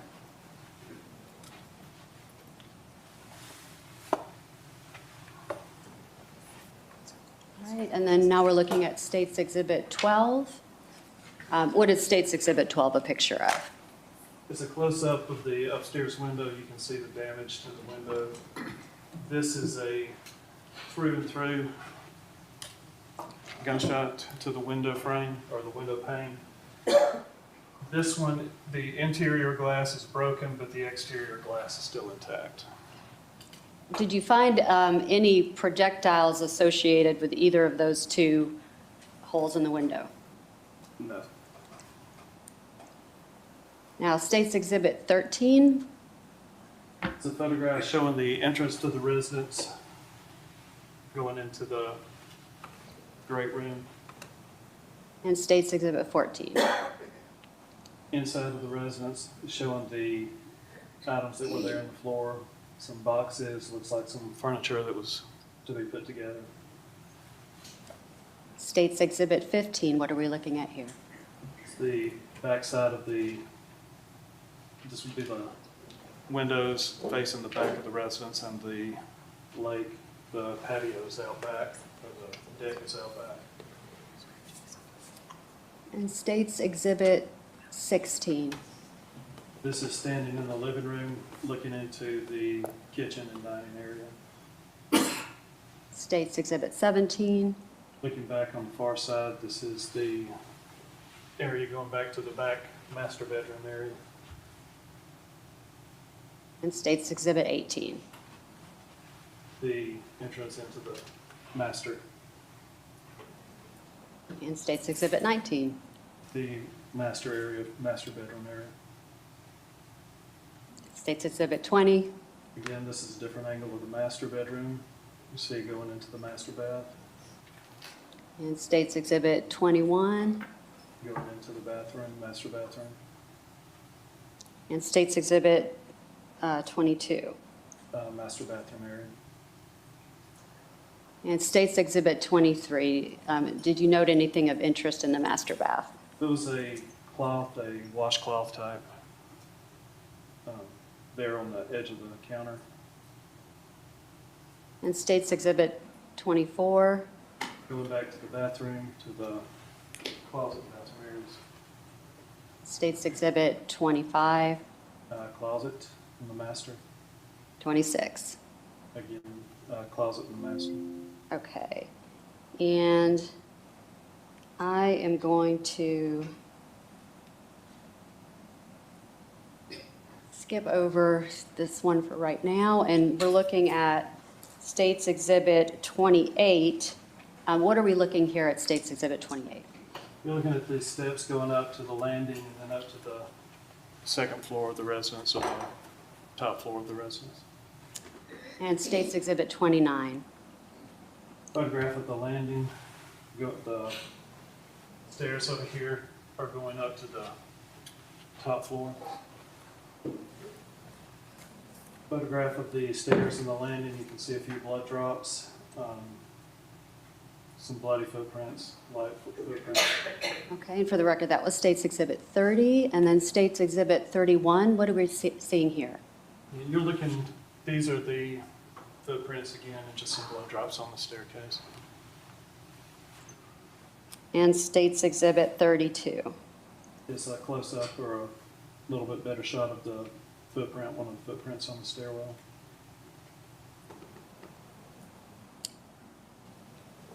And State's Exhibit 33. This is going up to the top. This is the walkway, the overlook into the master, or to the main level, and this is the guest bedroom doorway. And State's Exhibit 34. The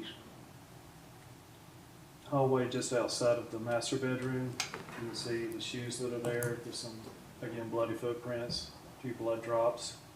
Over to the side, you can see one of the firearms, and you can see debris from the door inside the master bedroom, or the upstairs bedroom. You can see bloody towels and part of the floor in there.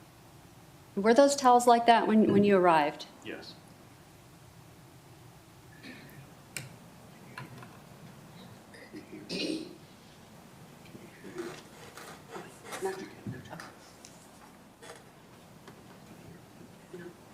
What do you want? I'm trying to go to just to 35.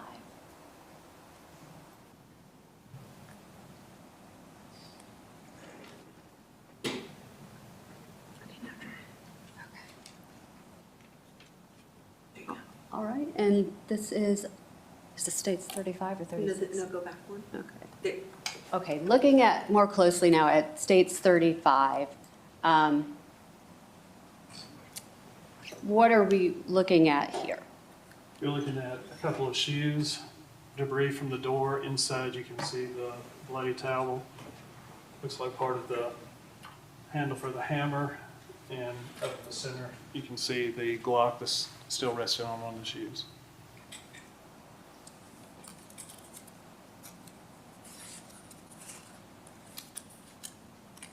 And then State's Exhibit 36. 36, you're just looking into the doorway here. You can see the Beretta, hammer, again the towel, blood smears of blood that's on the floor. Again, you've got a little bit of debris from the door. And what is your understanding of where Mr. Barron's body was found by the first responding officers? My understanding was it was right in this area here. And that's State's Exhibit 37. And now I want to show you State's Exhibits 38. Again, you're looking at different angles. You got the bloody towels. This is the bathroom for this bedroom. You've got blood in the floor, bloody footprints, blood drops, blood smears, and again, the Beretta and the hammer.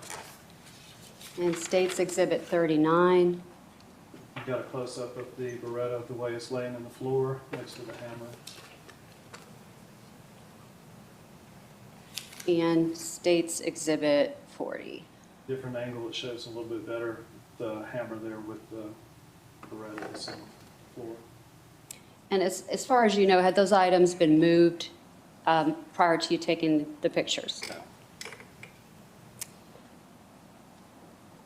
And State's Exhibit 41. You've got, again, the Beretta, the hammer. Over here was a satchel. You've got bloody footprints, blood drops in the floor, blood going up into the bathroom area, bloody footprints again, blood on the walls there. State's Exhibit 42. It's moving back away from the other photograph. The door to the bathroom again is over here. And you're looking at the blood drops in this area, bloody footprints.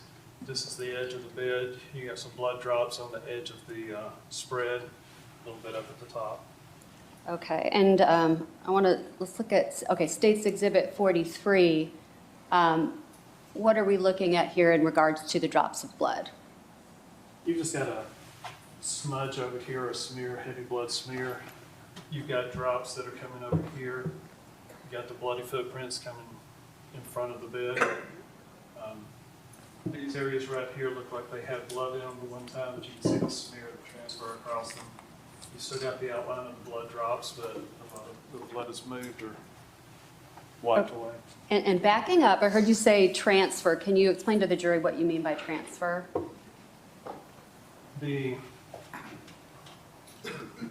What you're looking at, you see the outline right here, and you see how these blood drops are full. This is where it looks like something came across and transferred or wiped the blood away that had actually been in here. The heavier blood drops were disturbed by something. And can you tell us anything about the drops of blood that are on the corner of the bedspread and then below that and then over to the left? The blood drops that are coming down right in here look like they're passive. They're pretty heavy blood drops. They're larger, but they're passive. They're just dropping. There's no direction with them. And it's similar to this right here where you've got the edge of the bedspread where they're hitting and running down the edge of the bedspread, but they're just heavier blood drops. And when you say the blood it's dropping, what exactly do you mean by the blood is dropping?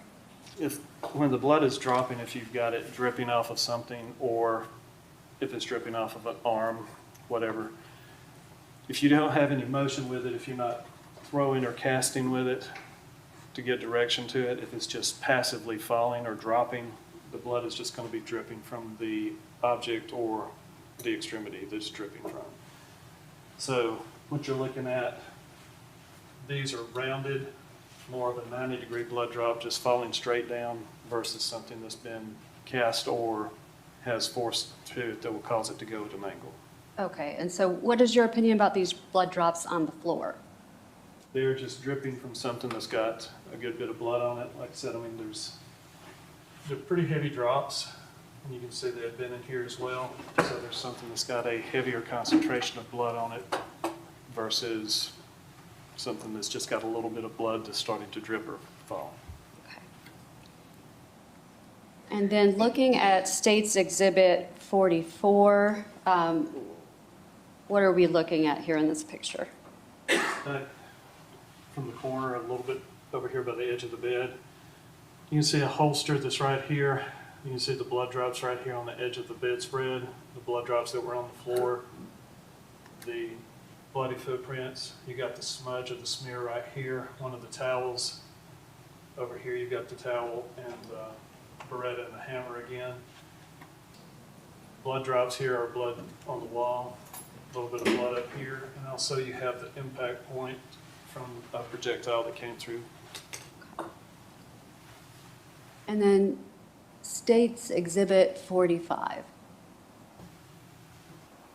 A little bit better shot of the holster up on the bed. Bloody footprints again. The smear, one of the towels, just a little bit better angle. You can see a little bit of motion in the blood right in through here. One of the live rounds that was found is right here. Okay. And then State's Exhibit 46. The holster that's up on the bed, you see blood drops that are here around it. Blood drops down here on the edge of the spread again. And tell us about the blood drops. What sort of blood drops are on the bed? Most of these Spread. look like they're still the same. You've got the blood drops here and here. Most of them are rounded. You're striking a fabric, so it could change the pattern a little bit, but most of them are more of a passive fall instead of anything that's cast and has movement to it. So how might blood spatters like this, in your opinion, have gotten on the bedspread? It's just dripping from something that's got blood on it. It could have been from a towel. It could have been from, I would say it'd have to be something that's absorbed a good bit of the blood, because you do have quite a few blood drops, but more than likely it's just dripping from an object.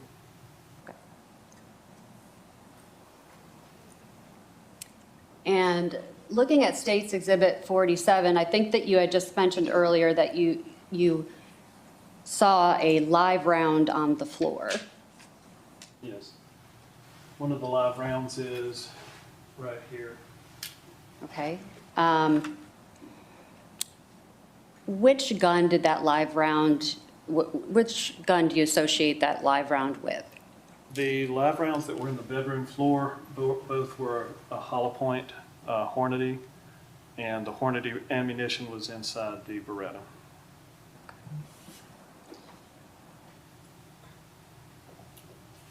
And State's Exhibit 48, what are we looking at here? This is the other round, live round that's laying up near the towel. And is that also that's one of the rounds, a Hornady round? Hornady, yes. Associated with the Beretta? Yes. And this is the other Hornady round that was laying over on the side. This one you can see is, I'm telling both of them, these are the hollow point rounds versus a full metal jacket. Okay. And for the record, this is State's 49. And can you explain to the jury, I know some of our jurors know a lot about guns, but some of them don't. Can you explain to the jury the difference between a full metal jacket and a hollow point? Full metal jacket is just a lead core that has a full jacket around it, a copper jacket or a metal jacket. It keeps it intact. It's just basically a rounded projectile. The hollow point, you can see in this one, see how it's flattened out. It's got the little hole in the front. It's got the little cuts. The hollow points are designed to open up on impact instead of being just something that's just going to go through. It's designed to open up and be more effective as far as stopping power. Now, looking at State's Exhibit 50, I'm going to thumb through them real quick. 51, 52, 53, and 54. What are we looking at here, and what was significant to you in this picture, in these pictures? You're looking at the footprints and the blood that's on the floor going into the bathroom. There was not any blood that we were able to detect on the toilet or on the handle, but on the floor around it and in front of the vanity or the sink, you had the bloody footprints. And based on what you learned in your investigation, why were those bloody footprints in that bathroom of significance to you as a crime scene investigator? The towels could have come from in there, but it also, when we went back and found the shell casings and rounds inside the septic system, it would indicate to me that that's where the rounds are flushed down the toilet.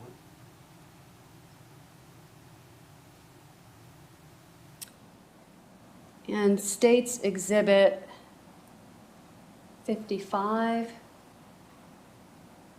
What you got is the photograph of the door. You can see the damage to the side of the door right here where the projectile came through. Projectile came through at the door, it struck the corner of the wall, and you can see where it went in, exited, and then you've got a little bit of blood that's on the wall. Smear consistent with a handprint.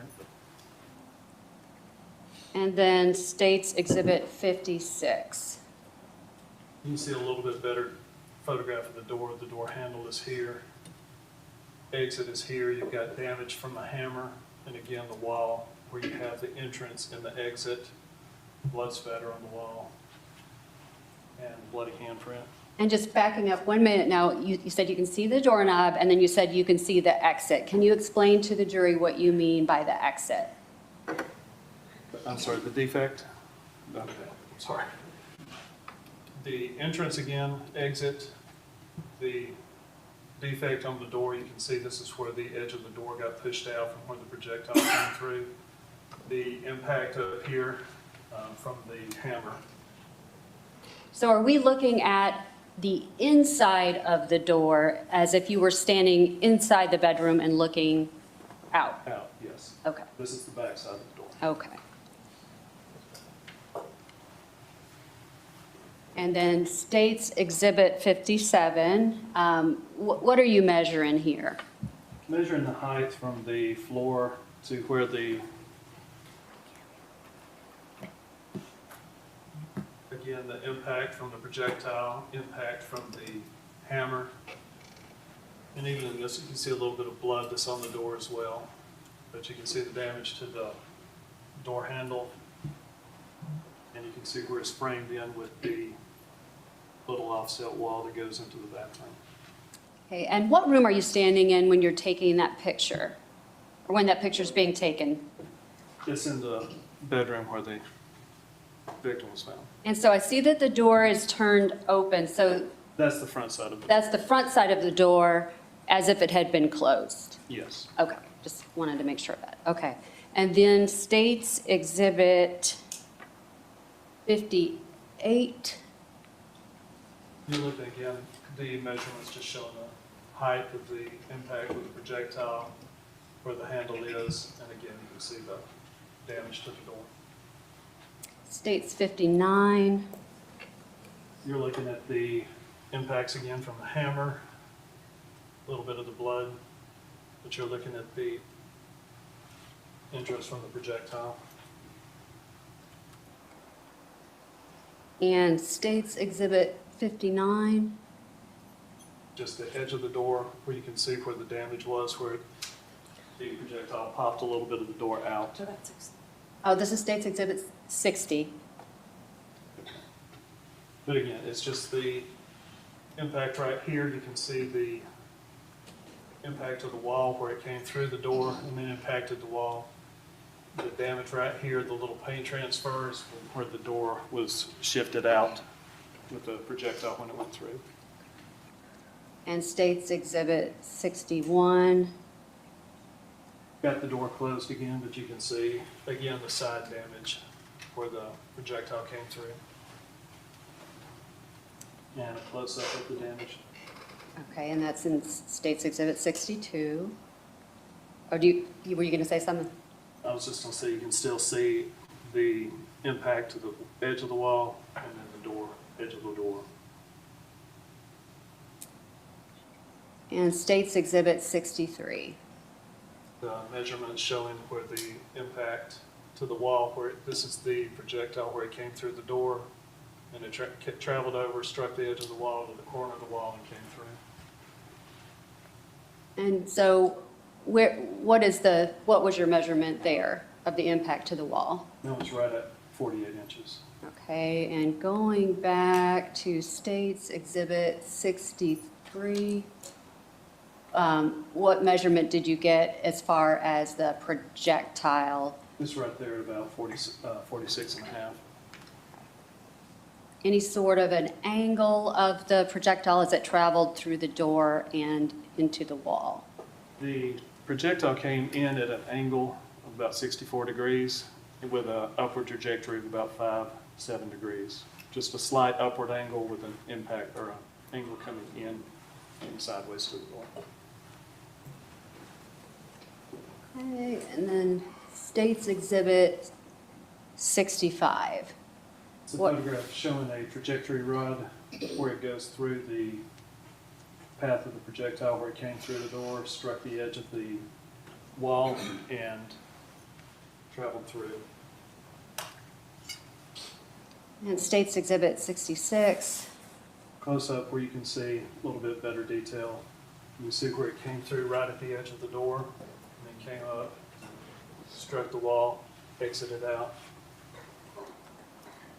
State's Exhibit 67. And this is looking back at the path that it would have taken through the edge of the wall.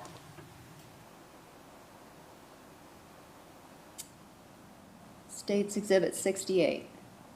The opening door is slightly ajar in this one, but you can see where the impact would have hit. This is just showing the defect or the transfer, paint transfer on the edge of the door.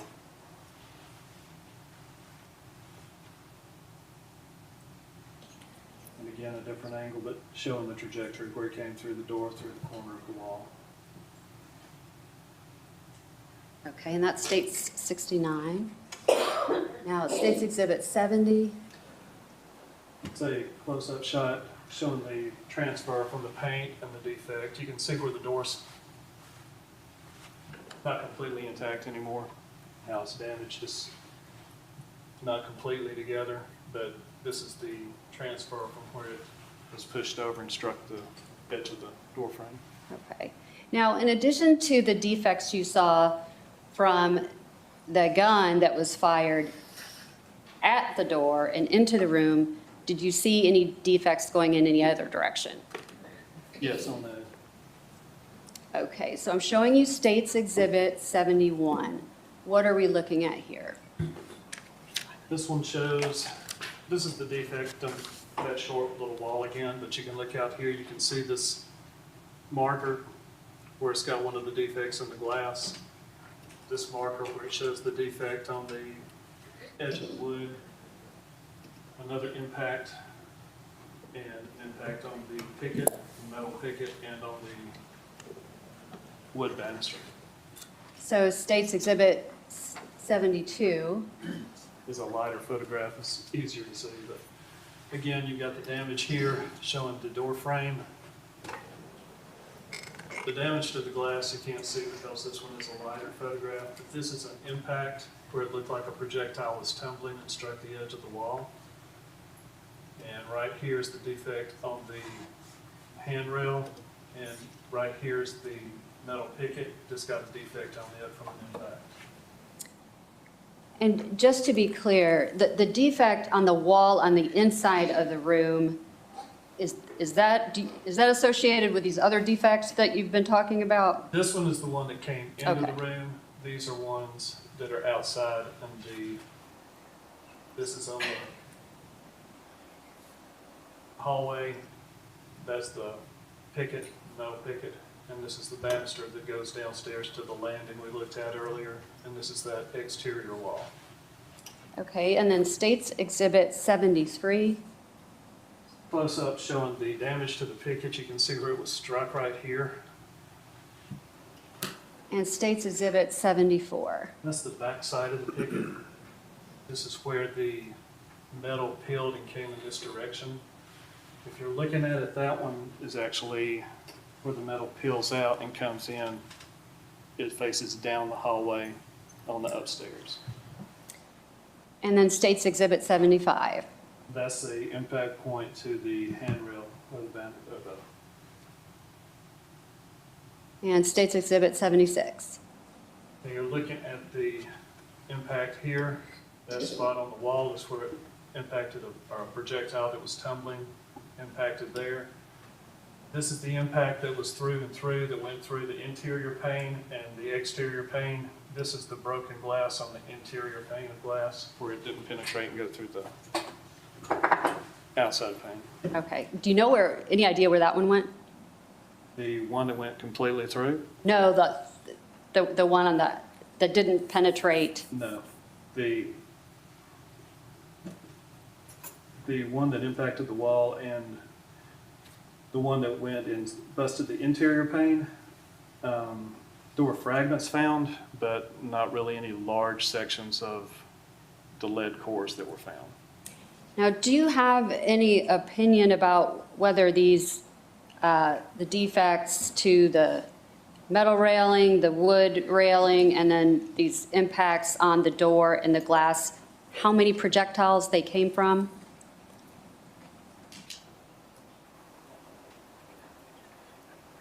I'm thinking probably 3. You've got one round that completely goes through. Okay, it goes through the glass and out somewhere in the house. The impact that you have here, and I think you have some closer shots of it, but you can actually see. Okay, this is State's Exhibit 72 for the record. It's a 77, thank you guys, my glasses are anything once. 77.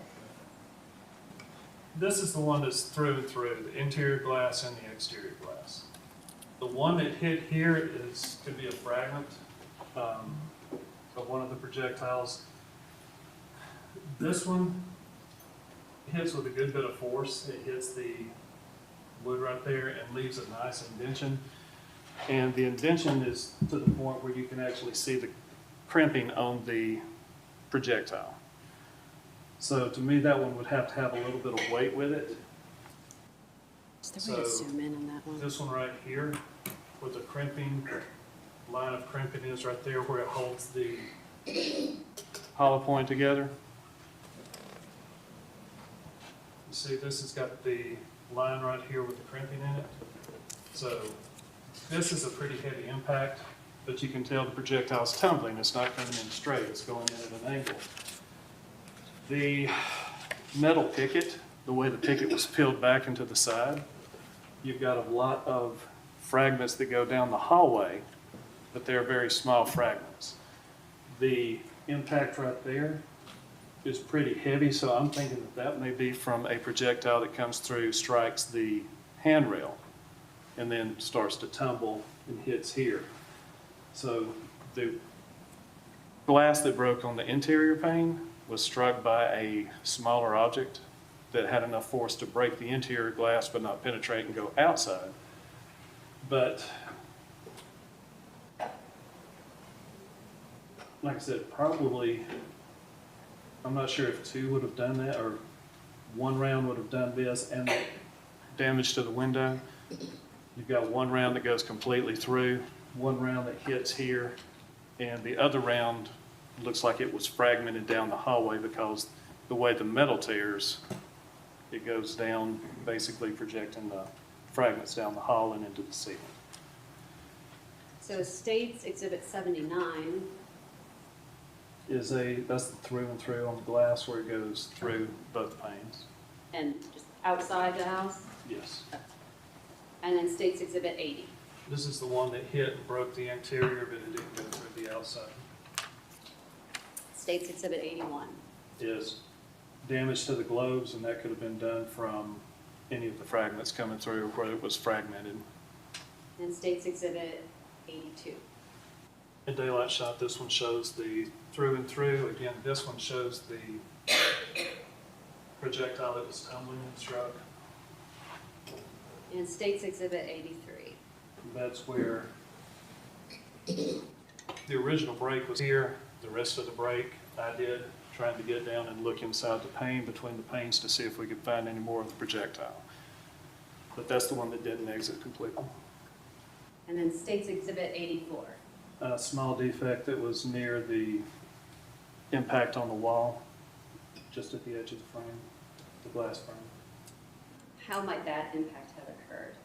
It was going to be probably from one of the projectiles, the fragmenting from the projectiles.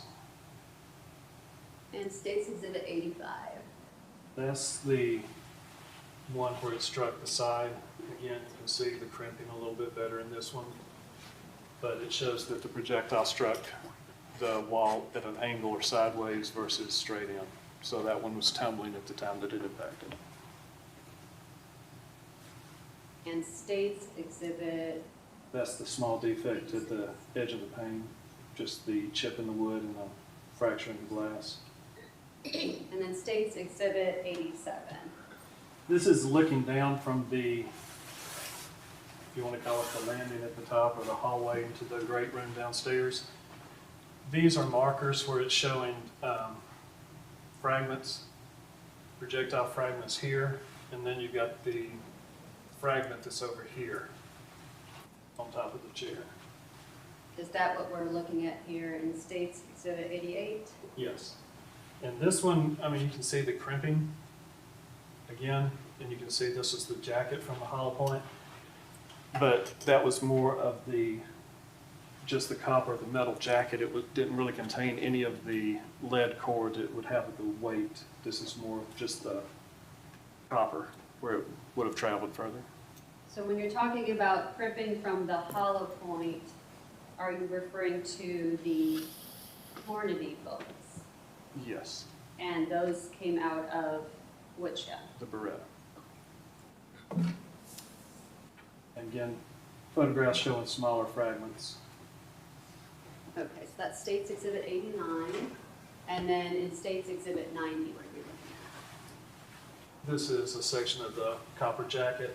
Again, another section of the copper jacket. In State's Exhibit 91, Close-up showing the jacket, State's Exhibit 92, showing both sections of the jacket there. State's Exhibit 93. Another close-up showing a portion of the jacket. Okay, is that a different, is that different from State's Exhibit 91? I think just the angle. Okay. So I'm seeing two pictures, two fragments here. Correct. Okay. And then State's Exhibit 93. Just different angle showing the fragment. And then State's Exhibit 94. This is the, if you're looking, stairwell is here, the hallway going down in front of the great room is this hallway here. This is that banister that overlooks the great room downstairs. You've got markers up on the ceiling just showing where you've got small sections of fragment that struck.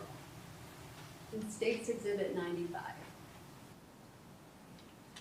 Fragments and little fragments in the wall at the far end.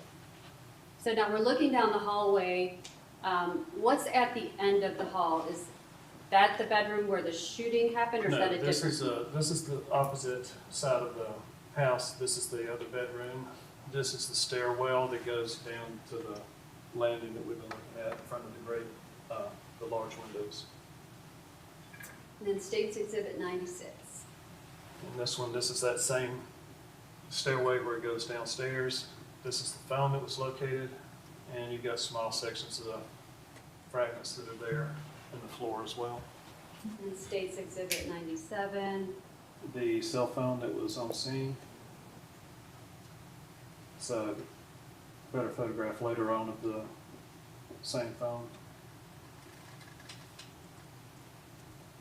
And any idea what we're looking at as far as the discoloration on? It does have blood on it. All right, and is that the That's front of the just the phone? front of the phone. Okay, that's State's Exhibit 99. State's Exhibit This is, 100. this one's going back and is showing another fragment that was located. And then State's Exhibit 101. Same fragment, another fragment that's located over here. Again, this is in the upstairs hallway overlooking the great room. Okay, and then State's Exhibit 102. That's the photograph that you saw just a second ago by the handrail. This is a section of, or a fragment of one of the projectiles. And State's Exhibit 103. Okay. The impact points, locations up in the ceiling across the hallway. And 104. Close up of one of the impact points in the ceiling. State's Exhibit 105. Closer shot, upstairs ceiling. State's Exhibit 106. Different, you see the shape of the fragment in this one versus the opposite. State's Exhibit 107. Just the locations where they're marked with the markers on the ceiling. And then State's Exhibit 109. Upstairs ceiling again, another impact point. And State's Exhibit 110. You have a fragment that's in the floor here, and another section up here where you've got a fragment that struck the wall. And is this still the far side of the hallway opposite from the room where the shooting happened? Yes. State's Exhibit 111. Another fragment from the floor. State's Exhibit 112. That's the one that was at the end of the hallway. 113. Different angle, but the fragment in the hallway. And 14. Another section of the, this looks like it's got a little bit more of the lead core in it that we were talking about versus the copper jacket. State's Exhibit 115. That's near the guardrail, but again, it looks like it's got a little bit more of the copper lead in it instead of the copper. State's Exhibit 116. Different angle, another one of the fragments that was upstairs. Right. And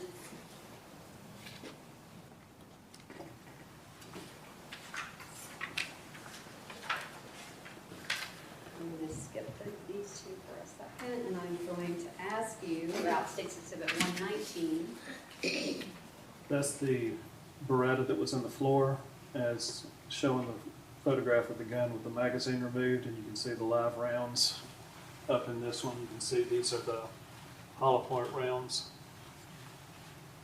And then State's Exhibit 120. That's a photograph of the shell casing that was still in the chamber of the Beretta. Is that unusual to find a spent shell casing in the chamber of a gun? It's not unusual. I mean, it happens. It just indicates the gun was not, when it was fired, you have to have resistance with a semi-automatic. The recoil has to actually function the gun, but the slide has to come back and eject the round out, or the shell casing out, for a new round to be loaded in. If you don't have a lot of pressure on it, if you're not holding it tightly, forcing it out, when the slide comes back, if your hand comes back with it, you don't get a proper function of the firearm. The slide won't come completely back and eject the round, so you still have a shell casing inside the gun. If a gun is fired properly, how is the shell casing ejected normally? The shell casing, when you have the force against it, the slide will operate and come back. The shell casing is ejected and a new round is put in.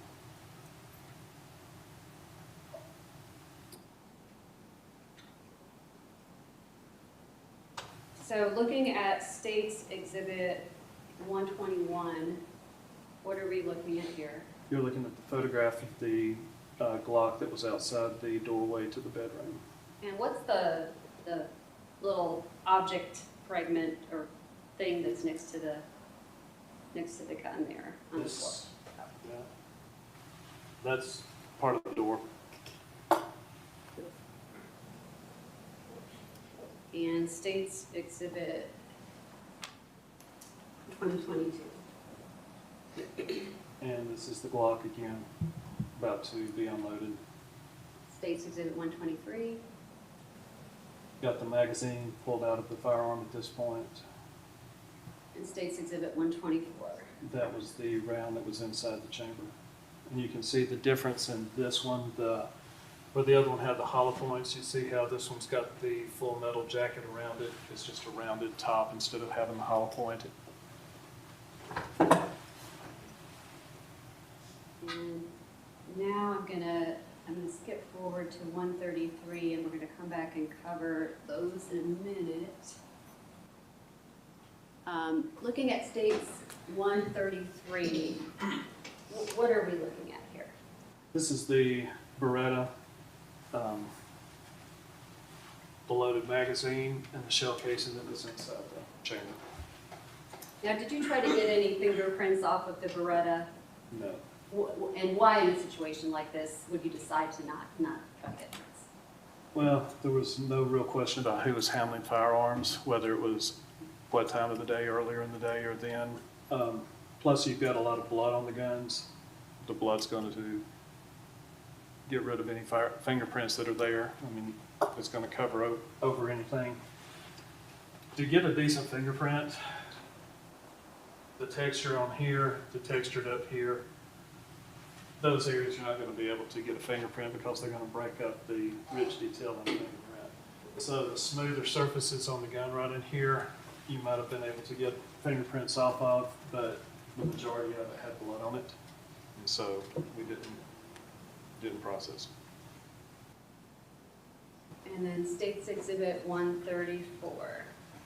So a photograph just showing the serial numbers, and it shows the safety was off when the gun was recovered.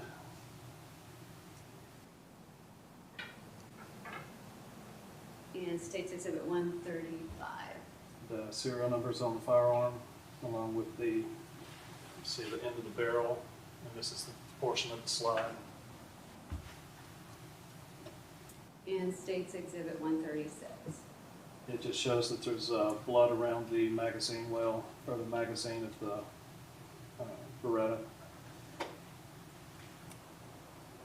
States Exhibit 137.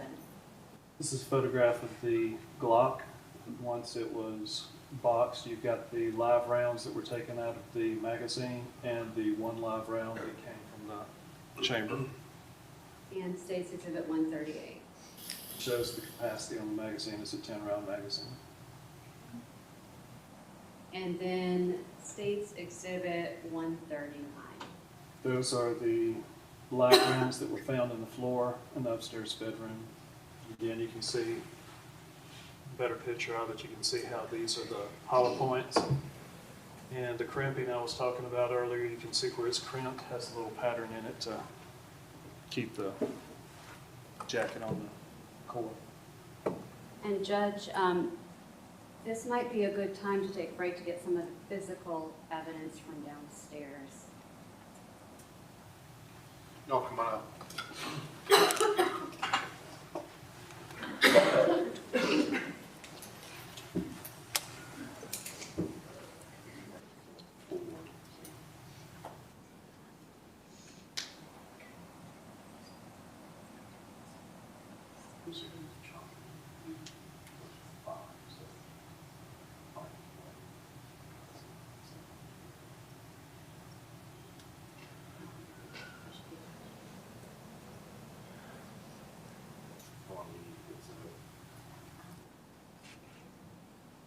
All right, we'll take a 15-minute break. Thank you.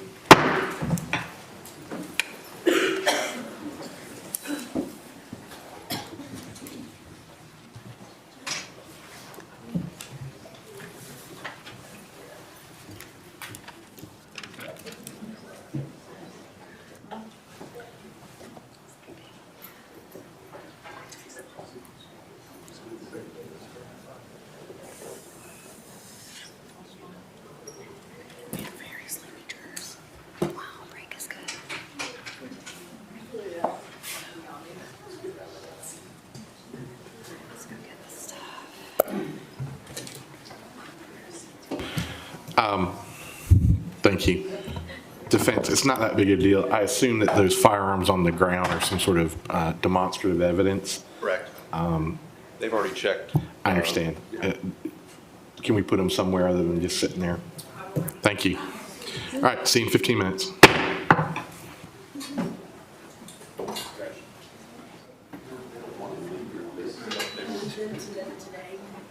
If we get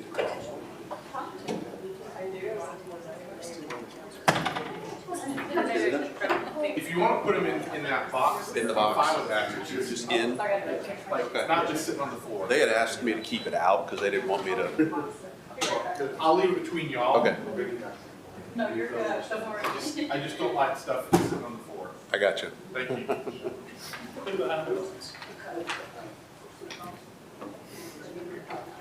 I'm going in here with it. That's fine. I'll get it from you tonight.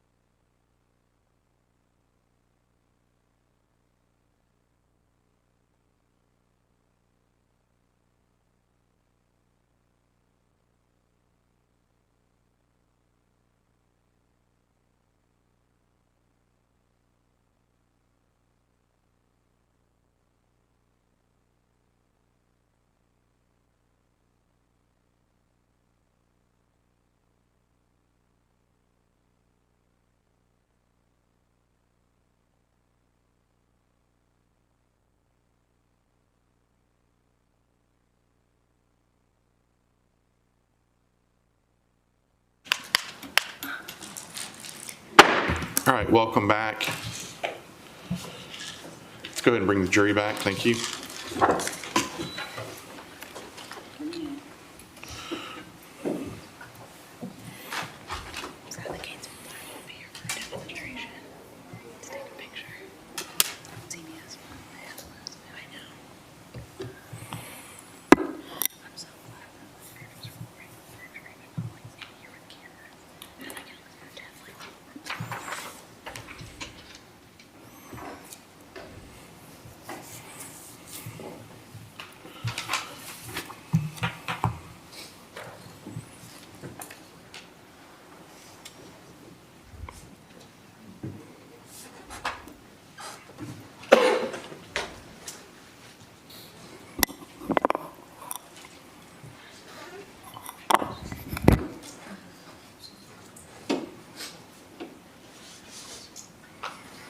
All right, welcome back. Thank you so much. Y'all can be seated. Thank you. All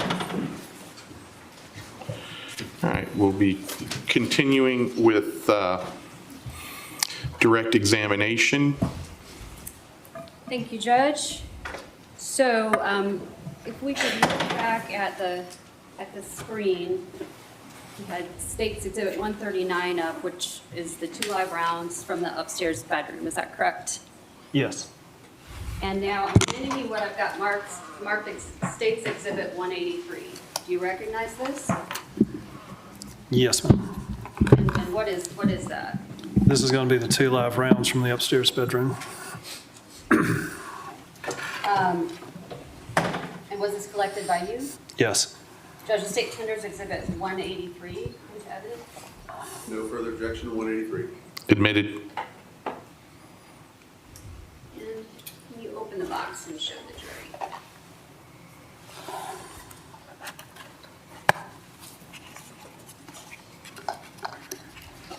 The 2 Judge, rounds. can I publish? Yes.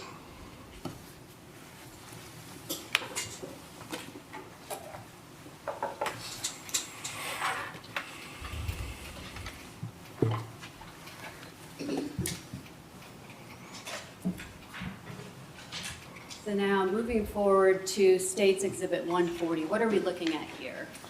You're looking at photographs of the shell casings and the live round that were located in the septic line at the residence.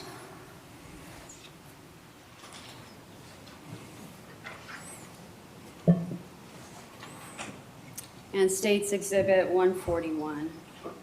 Again, it's a little bit better focus, but you can see the 2 different type rounds, or the shell casings, and then the live round, the Hornady round, a Hornady shell casing, and a JAG shell casing. Can you step down and point out for the jury which items are shell casings and which items are live rounds? The live round is right here. You can see it's not got a primer strike or a firing pin strike on the primer. And again, it says Hornady on it, Hornady round, primer strike with the firing pin, a JAG round, and the primer strike. Again, these are the shell casings, live round. And so just to make sure, just for the people that aren't super clear about guns, what's the difference between the live round and the shell casing? Live round is intact, it will fire. The shell casing, this has already been fired. The projectile is out of it, the gunpowder is out of it. It's just what's left after the trigger's pulled and the projectile is sent out the barrel. And now State's Exhibit 142. Lawyer's approach, please. Thank you.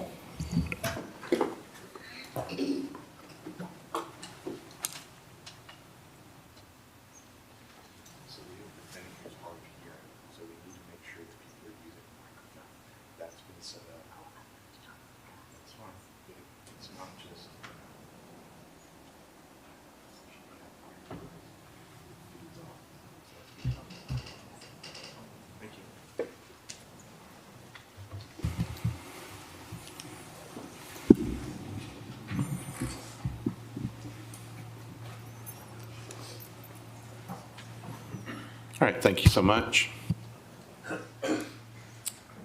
So looking at State's Exhibit 142, Where did y'all find that? This is the live round that came from the upstairs. It's the septic line that comes out of the toilet and comes through. This is above the kitchen area. It's located in that drain that was there. So this one came from upstairs where the other ones came from the septic line out of the basement, or near, in the basement. And can we flip to?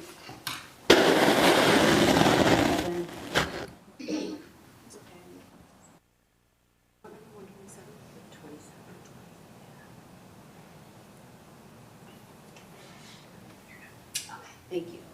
All right, so looking at State's Exhibit 27, which has been previously admitted, what is that a picture of? This is the septic, or the line that comes from the upstairs bathroom. And you can see this is where it's being cut open so we could get inside to it. This is the live round that was in the pipe that was still upstairs in the, out of the bathroom from the. And why is the location of this live round in this pipe significant to you?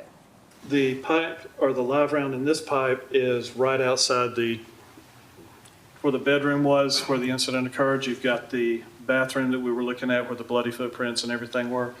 This is the line that directly fed to that toilet. This is coming out of that bathroom above the kitchen before it drops down into the rest of the system.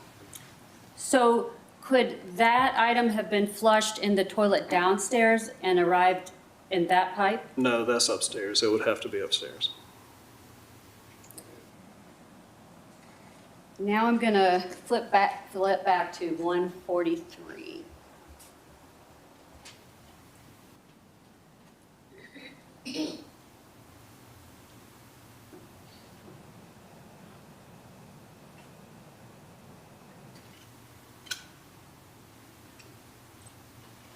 All right, I think you said these are.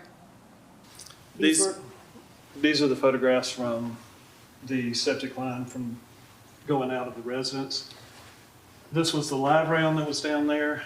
This is the Hornady spent round or shell casing, and this is the Jag shell casing or spent round. So when you say they were found from the line going outside of the residence, is that a different location than State's Exhibit 27 that we were looking at earlier? These were found at the basement level coming out versus the upstairs. The first, or the one we just looked at that was inside the pipe, that was upstairs coming out of the bathroom from that same bedroom where the incident occurred, just before it dropped down into the rest of the septic system. And then State's Exhibit 144. That is the photograph of the live round. That one's in focus. The spent shell casings are out of focus, but you can see that one's the Hornady spent shell casing, and the one that we just looked at was the live round. This is the Jag spent shell casing. That was the full metal jacket. Okay, and just for the record, we just flipped from 145 to 146. And then State's Exhibit 147. That's the live round that came out of the system above the kitchen, right out of the upstairs bathroom. So that's the round that came out of the pipe that we saw earlier. Yes. And then State's Exhibit 148. Just a photograph showing the Hornady on it. That is the full metal, or the hollow point instead of full metal jacket. Okay, and now I'm going to go back to State's Exhibit 129.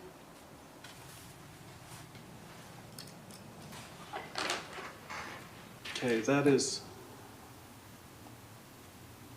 that's a photograph showing the clothing from the defendant that was left there at the scene. And 130, The jacket or the clothing from the defendant again. 131, Clothing from the defendant, just a different angle of the jacket or hoodie. and 132. the bottom of the shoes that were located outside the bedroom upstairs. Did you locate any blood on the bottom of their shoes?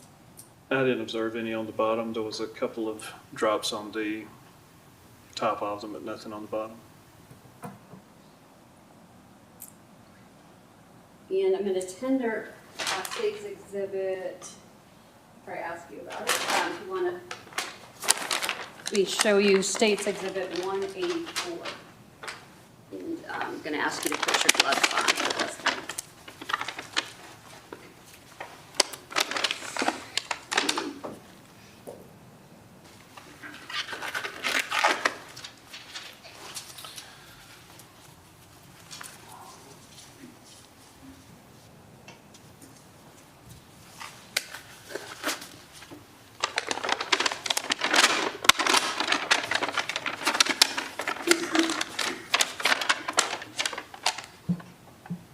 These are the clothes from that you just saw in the photograph. And Judge, the state tenders Exhibit 184. Did you say where he got them from? Oh, where did you get them from? These were there at the residence. And are your initials on that bag? Yes, they are. Okay. No further objection. Maybe publish them to the jury. I'm sorry, what number are we at? 184, Judge. 184 is in, and you may publish.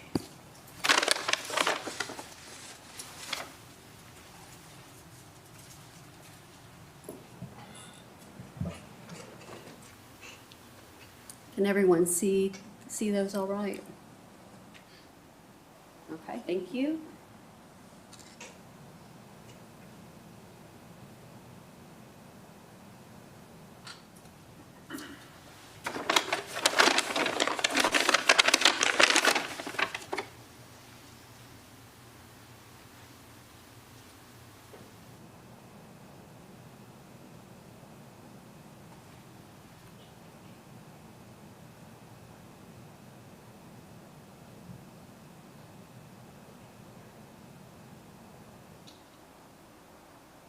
All right, and can you hold up that first sleeve and tell us if you see anything on that sleeve?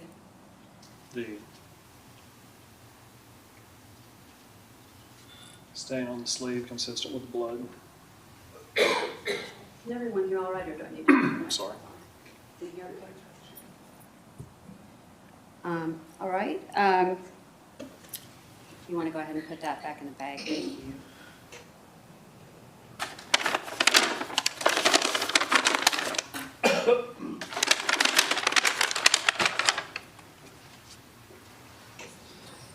All right, now we're going to go to the photograph, which is State's Exhibit 125.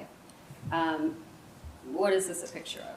That's the black nylon holster that was on top of the bed. And then 126. Close-up shot that just gives a little bit more detail of the holster. And 127.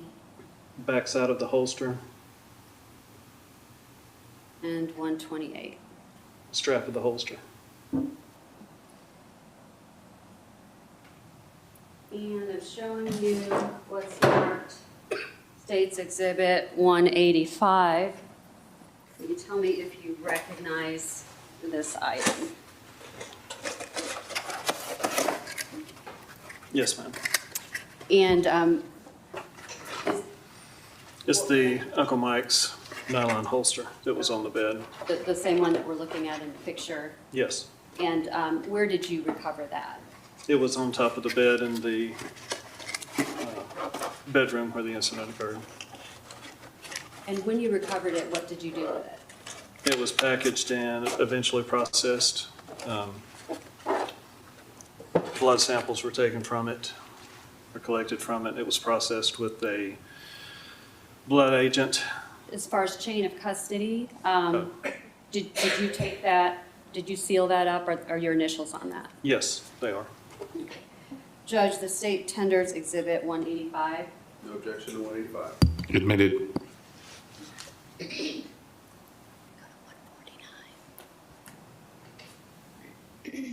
Now we're going to skip to Exhibit 149. Now, regarding the holster, did you perform any tests on it at a later time after you took it into evidence? There were presumptive tests that we did on it, yes, for blood. And then later on, we did a treatment where we sprayed it with a blood reagent called Blue Star. You can see small areas on the holster when we were looking at it that appeared to be blood. But with the Blue Star, you're able to see the blood on the darker surfaces. Okay, before we talk about the Blue Star, let me ask you, you said you took some swabs? Yes. And tell us what the purpose of taking the swabs, what was the purpose for that? The swabs are just taken to show the blood on it to confirm whether it is blood, or also to have typing done on it if we need to have that done. Okay. And how do you take the swab and what do you do with it? It's a sterile swab. You collect it using distilled water to dampen the swab. If you've got what you think is the blood sample, you're going to swab that area down, get your blood sample on the swab, and then you're going to seal it and send it in for testing. Okay. And so I'm going to show you what I've got marked States Exhibit 196. Do you recognize this?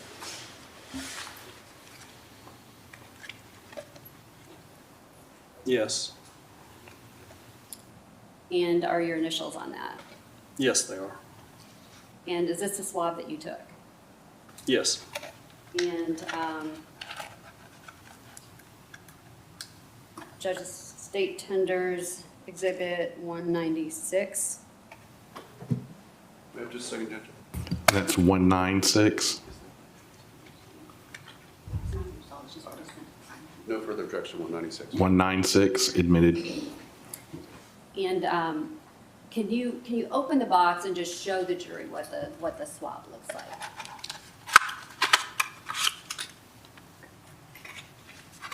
You got the swabs that are protected with a little plastic cap. Once you take your sample, you just push that into place and lock it in to help preserve it. And now, after you took the swab, then what did you do with it? They were turned into property and evidence in case we needed to have them tested. Okay, and did you send them to the crime lab for testing? I believe we did send them in.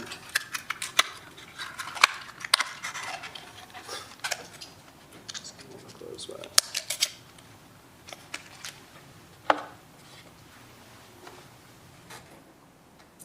And since we're talking about swabs, I'm going to show you what I've got marked as States Exhibit 197.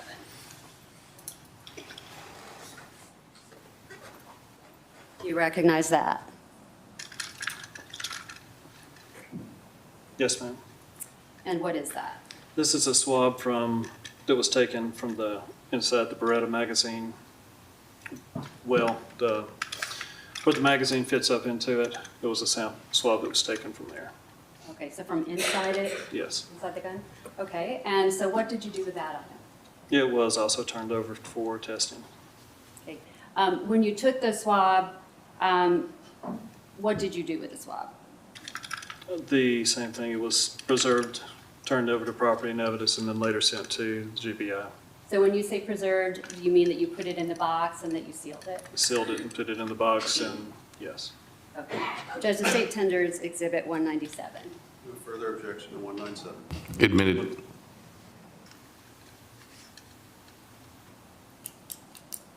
Now I want to ask you some more about the holster. So flipping back to 149 and then going to States Exhibit 150, what are we looking at here? What you're looking at is the photograph before and after it was treated with Blue Star, before it was sprayed with the blood reagent. Okay, so 149 is That's before? just before it was sprayed, and this is it after it was sprayed. So how does the Blue Star work? What you're going to do is you're going to turn off the lights. The Blue Star or the chemical reagent is going to react with the blood that's on the object that you're trying to look at. In this case, it's the holster. Where you've got the blue lighting up, that's where you're going to have the blood that you can't really see. It's hard to see because it's on the dark surface or because it's gotten into the fabric. So once you treat it with the blue star reacts with the blood and you get the chemical luminescence where you get the blue reaction. So what you're looking at where the blue areas are, that's the blood. Okay. And then State's Exhibit 151.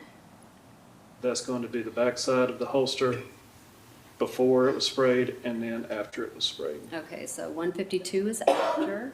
And so what does that indicate to you?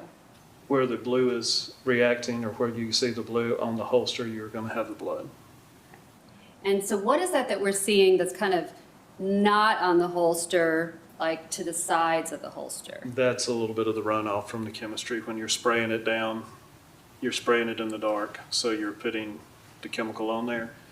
And that's a little bit of the overspray where you have it running off of the item that you're examining. And so looking at State's Exhibit 153 and then comparing it with State's Exhibit 154, what are we seeing here in this photo?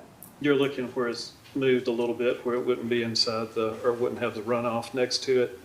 You're looking at the same area, the blood reaction. And what can you tell us in regard to the snap area? The snap area did have the blood on the, if you go back to the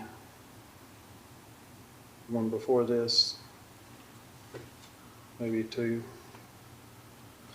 The snap, the little buckle area right through here, you can see that's the outside of it where it's going to have blood on the outside of the snap. And can you, you have 185, the holster up there? Yes. Okay, can you take that out of the case, please?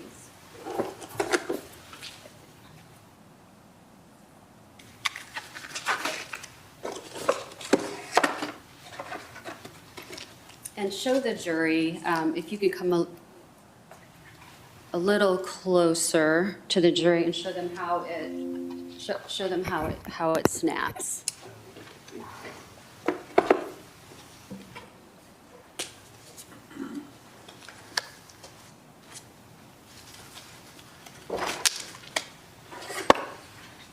It's just a nylon holster. You're going to have the belt area where it attaches into the belt if you carry it on a belt. The weapon is going to fit down inside the holster, and the safety snap on it is just going to come in and snap into place. If I can get the glove out. But when it's in place like this, keeps the gun in place, and then to pop it, just unstrap it, pull the gun out. All right, and so then looking at picture, let's see, 152, what's the significance of there being blood on the inside of the snap? You've got just where you've reached in and where you have to pop the snap on it, you've got blood on the inside as well.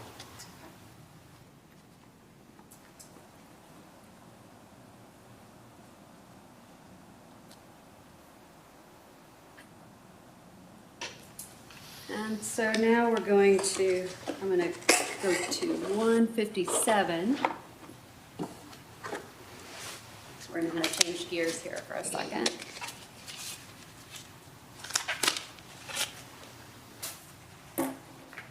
Show us what we're looking at in State's Exhibit 157. It's a overall photograph showing the doorway that goes into the bedroom. What you've got is a trajectory rod. This is the impact point that we looked at earlier that's on the metal picket itself. This is the impact point that's on the handrail coming down the stairs. The trajectory rod is lined up there to show both of those are almost on the same level or pretty close to the same level. And it just shows the height coming out of the master bedroom area where the projectiles would have been traveling from. So when you have that one rod coming through like that, are you trying to say that's from one projectile, or could it be from more than one projectile? It could be from more than one. I'm not saying that that's exactly the same one. It just shows the level is similar coming out of the room. This is the one where, remember, you've got the metal where it peels off and actually looks like it goes, points in the direction down the hallway. And then this is the one that impacted, and you can see a little bit of the twist in the impact point on the handrail. And then looking at State's Exhibit 158, what does that?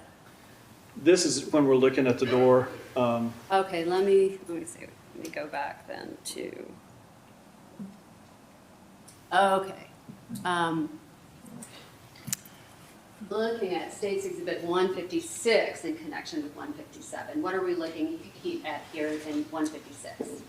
You're looking at the same dowel rod through the impact or at the impact points.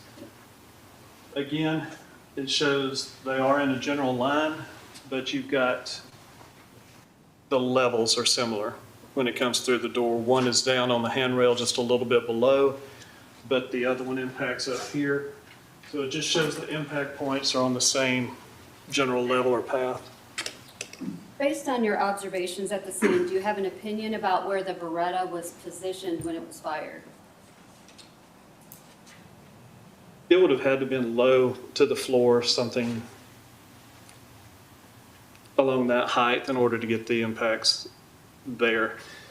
If you say that that was made by the same projectile, the same round, then you can see how close it is, how level it is. If this one was made by one round and this was made by a separate round, it just shows that they are coming across the same general height. You've only got one impact point with each if you're looking at them as individual rounds. So at least one round was as low as you're showing there in that round, or in that photo with that rod. One impact hit, I think it was 14 inches or so off the ground. Hit the metal picket at approximately 14 inches. And if you continue along that path, this is in the same general height coming out of the bedroom. So are you estimating that the Beretta was about 14 inches off the ground when it was fired, or something else? It would be, I would say, roughly 14 inches off.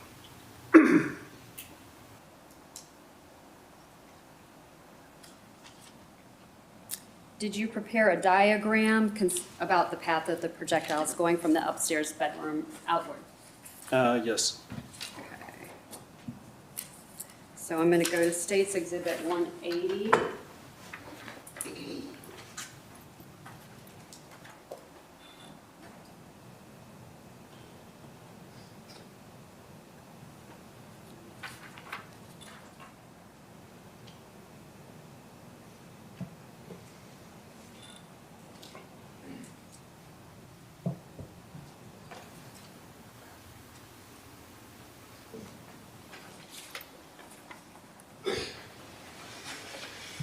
I'm going to go ahead and hand you both of these, but I'm only going to ask you about 180 right now.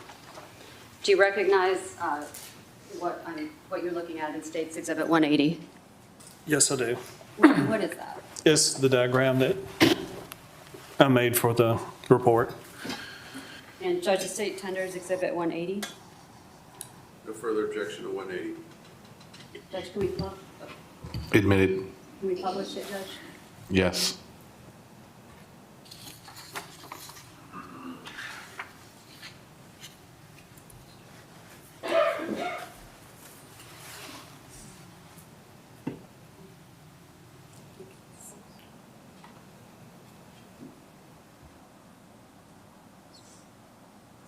It's in the evidence folder under diagrams. Okay. So look at the first one. There we go. Thank you. That's perfect.